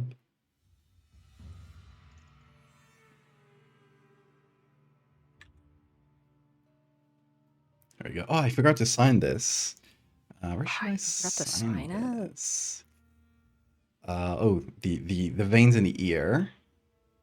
That is the move. Mm. Oh. Okay. Yeah, if I ever just decide to start streaming again, I definitely would take you up on helping me kind of up my game, so to speak. Yeah, I mean, there's a lot of fun little things you can do with streamer bots, and it gets like kind of complicated, but it's not that bad. Like I could even make stuff for you and then export the actions and stuff, and you just have to like plug it into your program. So there's a lot of stuff that you could use from mine. For example, I have this one, start stream. Automatically when I click start streaming, it'll start a timer, it'll put up the correct screen, it'll start the video with the little time lapse that I got during the like the starting soon screen. And then when I end stream, it undoes all of that, so it sets it up for the next stream. And there's a lot of little things like that. Got, beam cam, I can toggle it with just like Alt B. I have a keyboard shortcut, so I can toggle beam cam, and if I press Control Alt B, it'll switch to the other camera. Shift Alt B will switch to the full screen. And oh, is that the tablet you work on? Oh yeah, hold on. Oh my god, that's tiny. Yeah, it's like the medium size. It's cat sized. Oh, I used to have a big. I used a bigger tablet, but I mean, to be fair, I use like a screen tablet now that's like the size of a monitor. So. Yeah, I'm like I have a nice monitor, so I don't want to like do my stuff on a screen tablet because I got like a monitor that's like graded for professional colors and stuff. So I prefer a screenless tablet, and also like I got the muscle memory for it, so it's not bad. No, I've been trying to make digital art feel as much like traditional art as I can, so I got spoiled from college working on a screen tablet. Yeah, I feel like for drawing it would make sense, like if I did a lot more like digital like painting and stuff, Hmm. I would probably like, I would think about it at least. Yeah. Um, but for photo editing, like you're not actually like drawing that many fan details. Yeah, it So makes more sense for you for sure. it's definitely like more than enough um, with this because I care more about like the screen being like really good and having really good colors because that's really important photo editing. Yeah, I Uh, mean, you're not, you do print out your stuff, but like, yeah, your main stuff, your stuff is meant to be seen on like screens more than anything. yeah, Uh, whenever I make stuff, I always have to make stuff in print. So I've calibrated my tablet to look as close to print colors as I can. oh, CMYK, I hate that. I hate that color space. Like, Yeah, no, like, there's oh no my god, blues. there's no reds. Yeah, the reds and blues are bad. Yeah, it's definitely like I think I really appreciate that I kind of learned how to make stuff for print, but also it kind of made me realize also you are never just going to get the exact perfect colors you need when it comes to Yeah, making stuff for print and then also having to make it for screens too. It's you just have to kind of live with that this will look different to everyone everywhere. yeah, that's always gonna happen. And I kind of have the problem with this screen is HDR, high color space, really bright. So I see my images in like the most perfect way, Mhm. and most people will see it on a phone screen in the dark. So it's Yeah. not gonna matter. A lot of the detail I do will end up getting like, I don't know. I could probably do an action that just like simulates a phone viewing experience that does like, Oh, you you see what know, I do? What I this.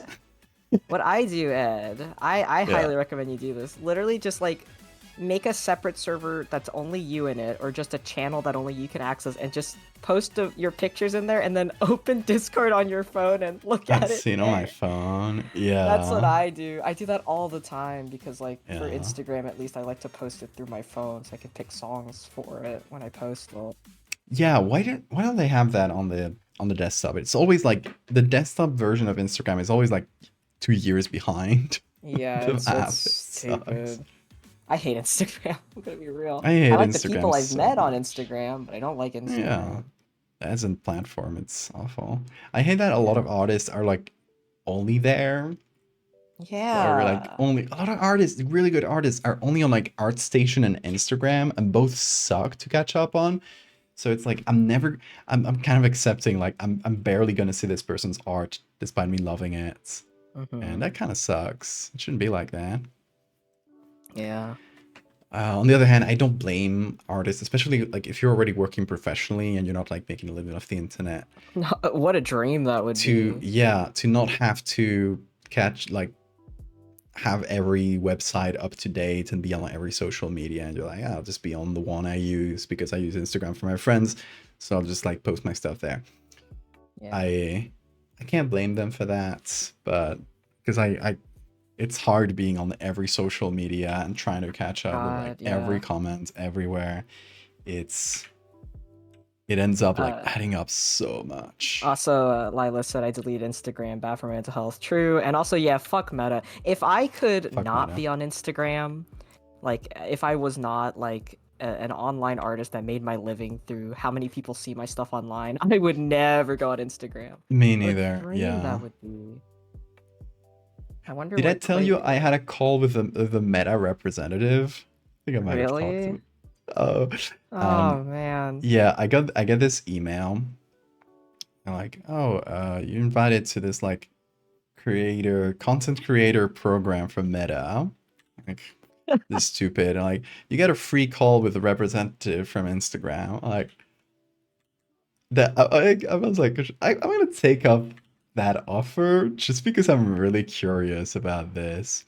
You And just wanna poke and prod a little bit. I just wanted to poke a little bit. So yeah, I got a call from like a Meta lady, and she I remember basically told me this. what what you already kind of suspect if you post to Instagram, that Yeah, if you want to get discovered at all, you should only do reels, because yeah. posts, like normal posts, don't like get to anyone. She did tell me one thing that was kind of useful, and it's that when you do Slideshows, right? when you do a slideshow, yeah, and you put music on it, if you do these two things, it actually gets sent to the reels algorithm as well. So you Yeah, can that's it why I was gets sent thinking to some of. people who don't follow you too. Some of my comics did pretty well because I just posted all of them and then added a song to it. Yeah, and Yeah. that must be why, because that's like the only like actionable thing I got from that call. Other than that, it was kind of depressing. Of like, yeah, you just gotta post on Instagram like it's your job if you want to get Mhm. discovered. Like, that's not great.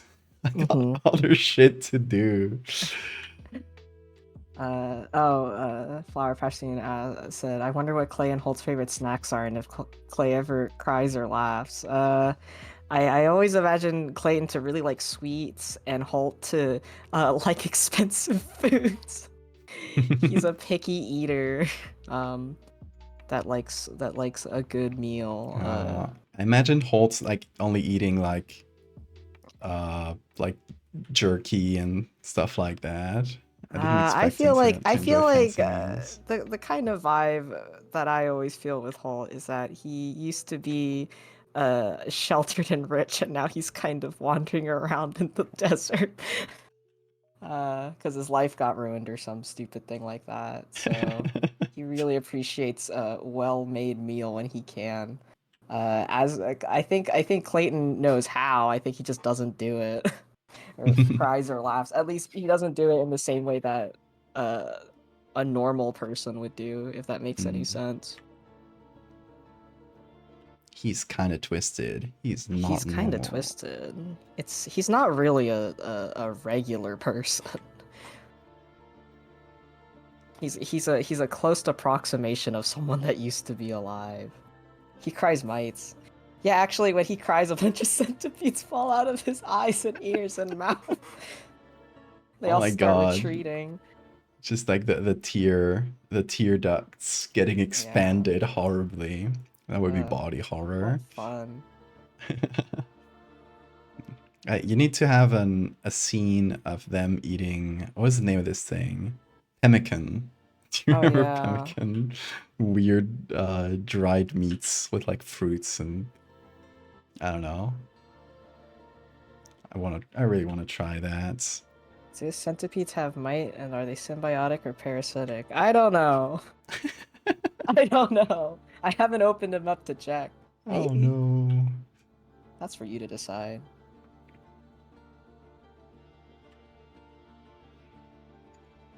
I was just reading, like, thinking about like Wild West era stuff.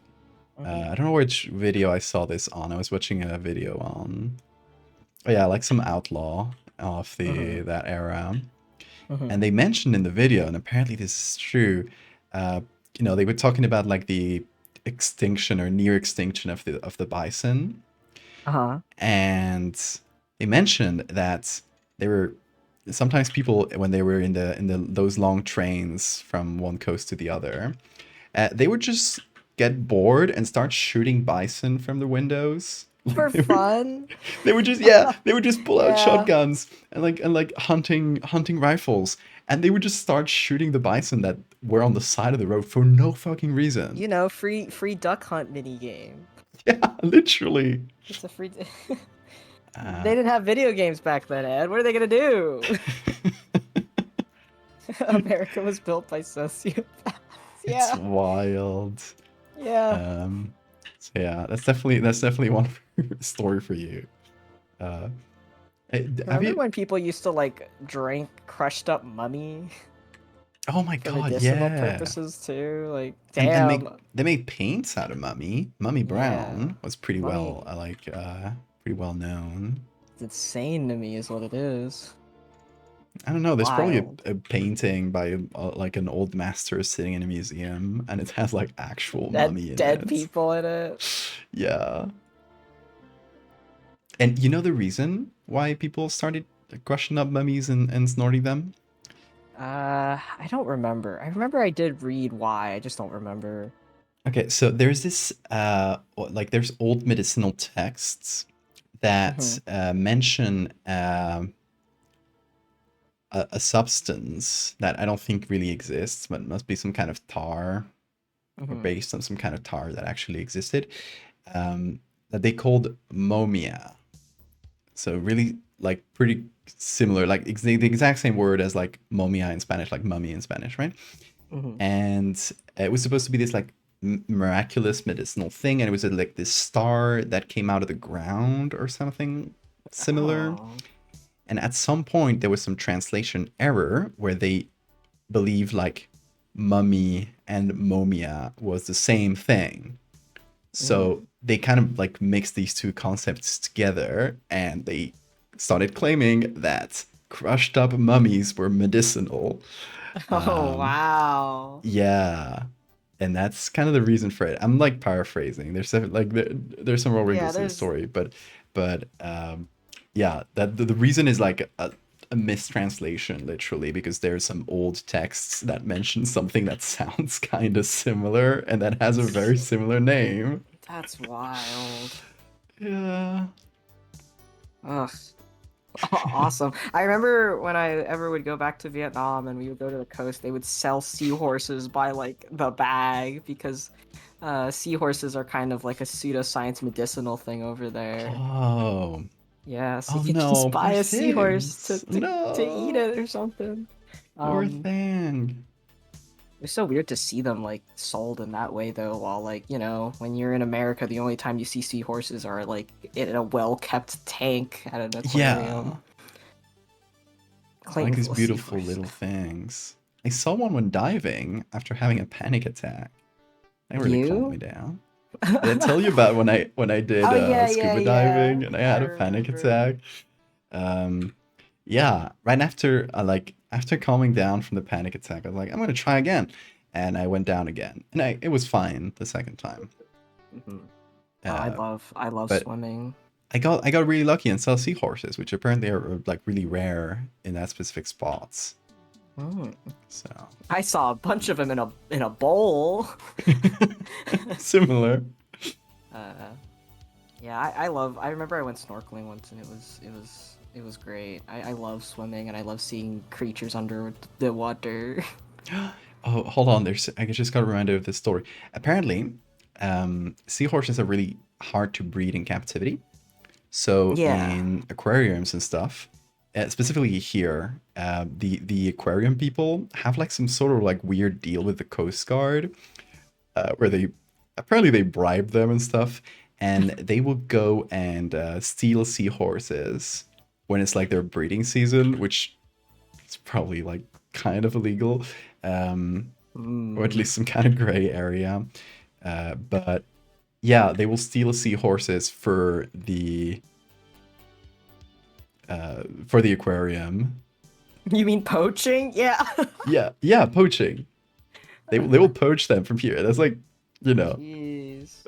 fairly common here, to the point where when my partner does her diving like courses and like goes diving, because she got her license and she goes diving from time to time.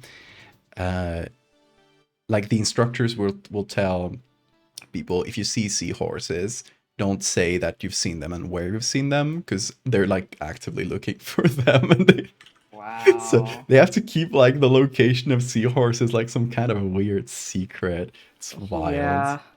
Yeah, like I'd rather not see seahorses. Yeah, like I love Yeah. animals, right? I love learning about them. I love learning about how weird things adapt to our world, but I don't think I need to see firsthand accounts of them. Most of them, really. Not necessarily. Yeah, right. It's like I don't know. I have so many like mixed feelings about like zoos. And there's some zoos where you can see that they're really like well kept and like, okay, but a lot of zoos just feel so cruel to the animals, like just like the spaces they Yeah. keep them in, even if they have like the best of intentions, right? And I don't know, it just kind of makes me sad. it definitely sometimes feels weird being. The zoos do help with raising awareness for things. Like it's always like a Yeah, it's a gray like gray area. It's like it's not black and white or like zoos are evil and you yeah. know. Well, But I like it when like zoos and stuff are like of the local fauna, like yeah. local flora and fauna. But it always feels weird to see like an exotic. Like oh my god, actually, I had an experience in Florida. We were taking figure drawing classes. We had to learn how to draw animals, and we went to this like tiger and lion zoo, and the person that ran it like had like they were part of the Tiger King documentary. Like they Huh. showed the zoo showed up in the show, and I was just absolutely like jump scared, Oh my flashbang even, God. because I remember going there and I was like I was just really sad because they had a liger there, and just the fact that the liger existed just made me sad in general. Yeah. But I was like, I don't know if these animals should be in this small of cages in like outdoor Florida summer weather. Something about this doesn't sit right. And then I saw that in the Tiger King documentary, and I was like, Jesus Christ. Oh my God. I have like the one zoo I really had like a more like better memories of is Mm-hmm. this one called Cabárceno in northern Spain, and it's just like fucking huge. Like, okay, I got some images of it here. I'm gonna move being here. They have like elephants and like a lot of like megafauna and stuff, but they're in huge. Like this is their entire pasture. Mm-hmm. Or like it's probably larger than this, but uh, a lot of animals just have these just enormous spaces where they can Mm-hmm. just graze and they feel, and you have like, you can go over them with this little what you call it. Gondola. Yeah. And you can like just get um oh, how do you call this? Prismáticos, like a looking glass and Binoculars, telescope. binoculars, but yeah, like binoculars, and watch them from a distance, and they're just hanging out there, and they look to be like taken care of and quite happy. And it's like, look, the hippos just have this enormous lake, You and ever it's seen just the way stuff like hippos that. like poop? It is disgusting. I have. It's too much.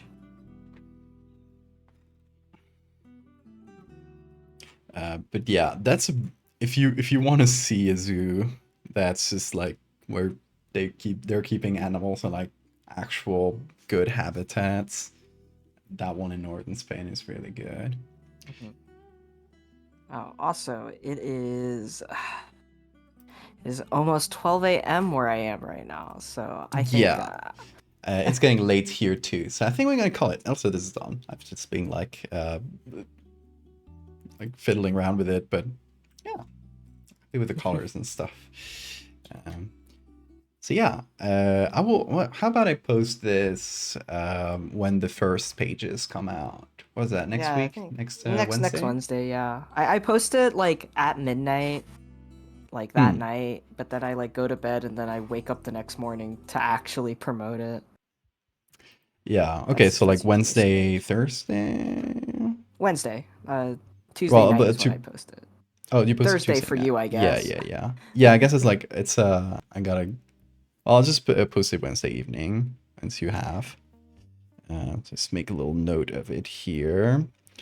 Um, How about I'll tell you when I post it, then you can post it. yeah, if you remember to. Yeah, I should. But yeah, we gotta get more people reading your comic because it's really good. I had a friend just message me, like a childhood friend I haven't talked to in a long time, just messaged me on Instagram like, "Whoa, you worked on a comic. You need to get me like a signed version." I'm like, "It's online." Like, It's only online. if there's ever a signed a printed version, I will get you one, bro. He was like really Man, excited about it, and he started reading it. So man, can you that was really imagine? cute. Yeah, here's our rabbits. Rabbits. You will know the context to this as the chapter goes on. I think just keep this mental image, and when you see the the specific panel it's referencing. You'll pog. You will pog. Pog. Oh, oh. Yeah, hold on. You're the little devil on my shoulder. Here. Yay. You pog in my ear. Oh, oh. Wow. Anyway, But yeah, thanks for yeah. letting me hang out. Yeah, thanks for being here and chatting. It's always good to have you here. Mhm. And next time maybe I can be on yours if you start If streaming more. Hopefully. if I can gain the mental fortitude to run a stream, yes, I will. Yeah, I'll help you out with anything, with any of those little things that just make it just a little easier to stream. It's Yeah. always helpful. But yeah, chats. Thank you so much for chatting. Yeah. Hi to all the new folks who came in through the comic. Hi, Yeah. Shirecorn, Flower Patch, Pickleman has urges. What a great name. Hope you guys enjoy the comic as it comes out. I really had fun writing it with Q, and yeah, look out for that new piece as well on sometime next week. Yeah.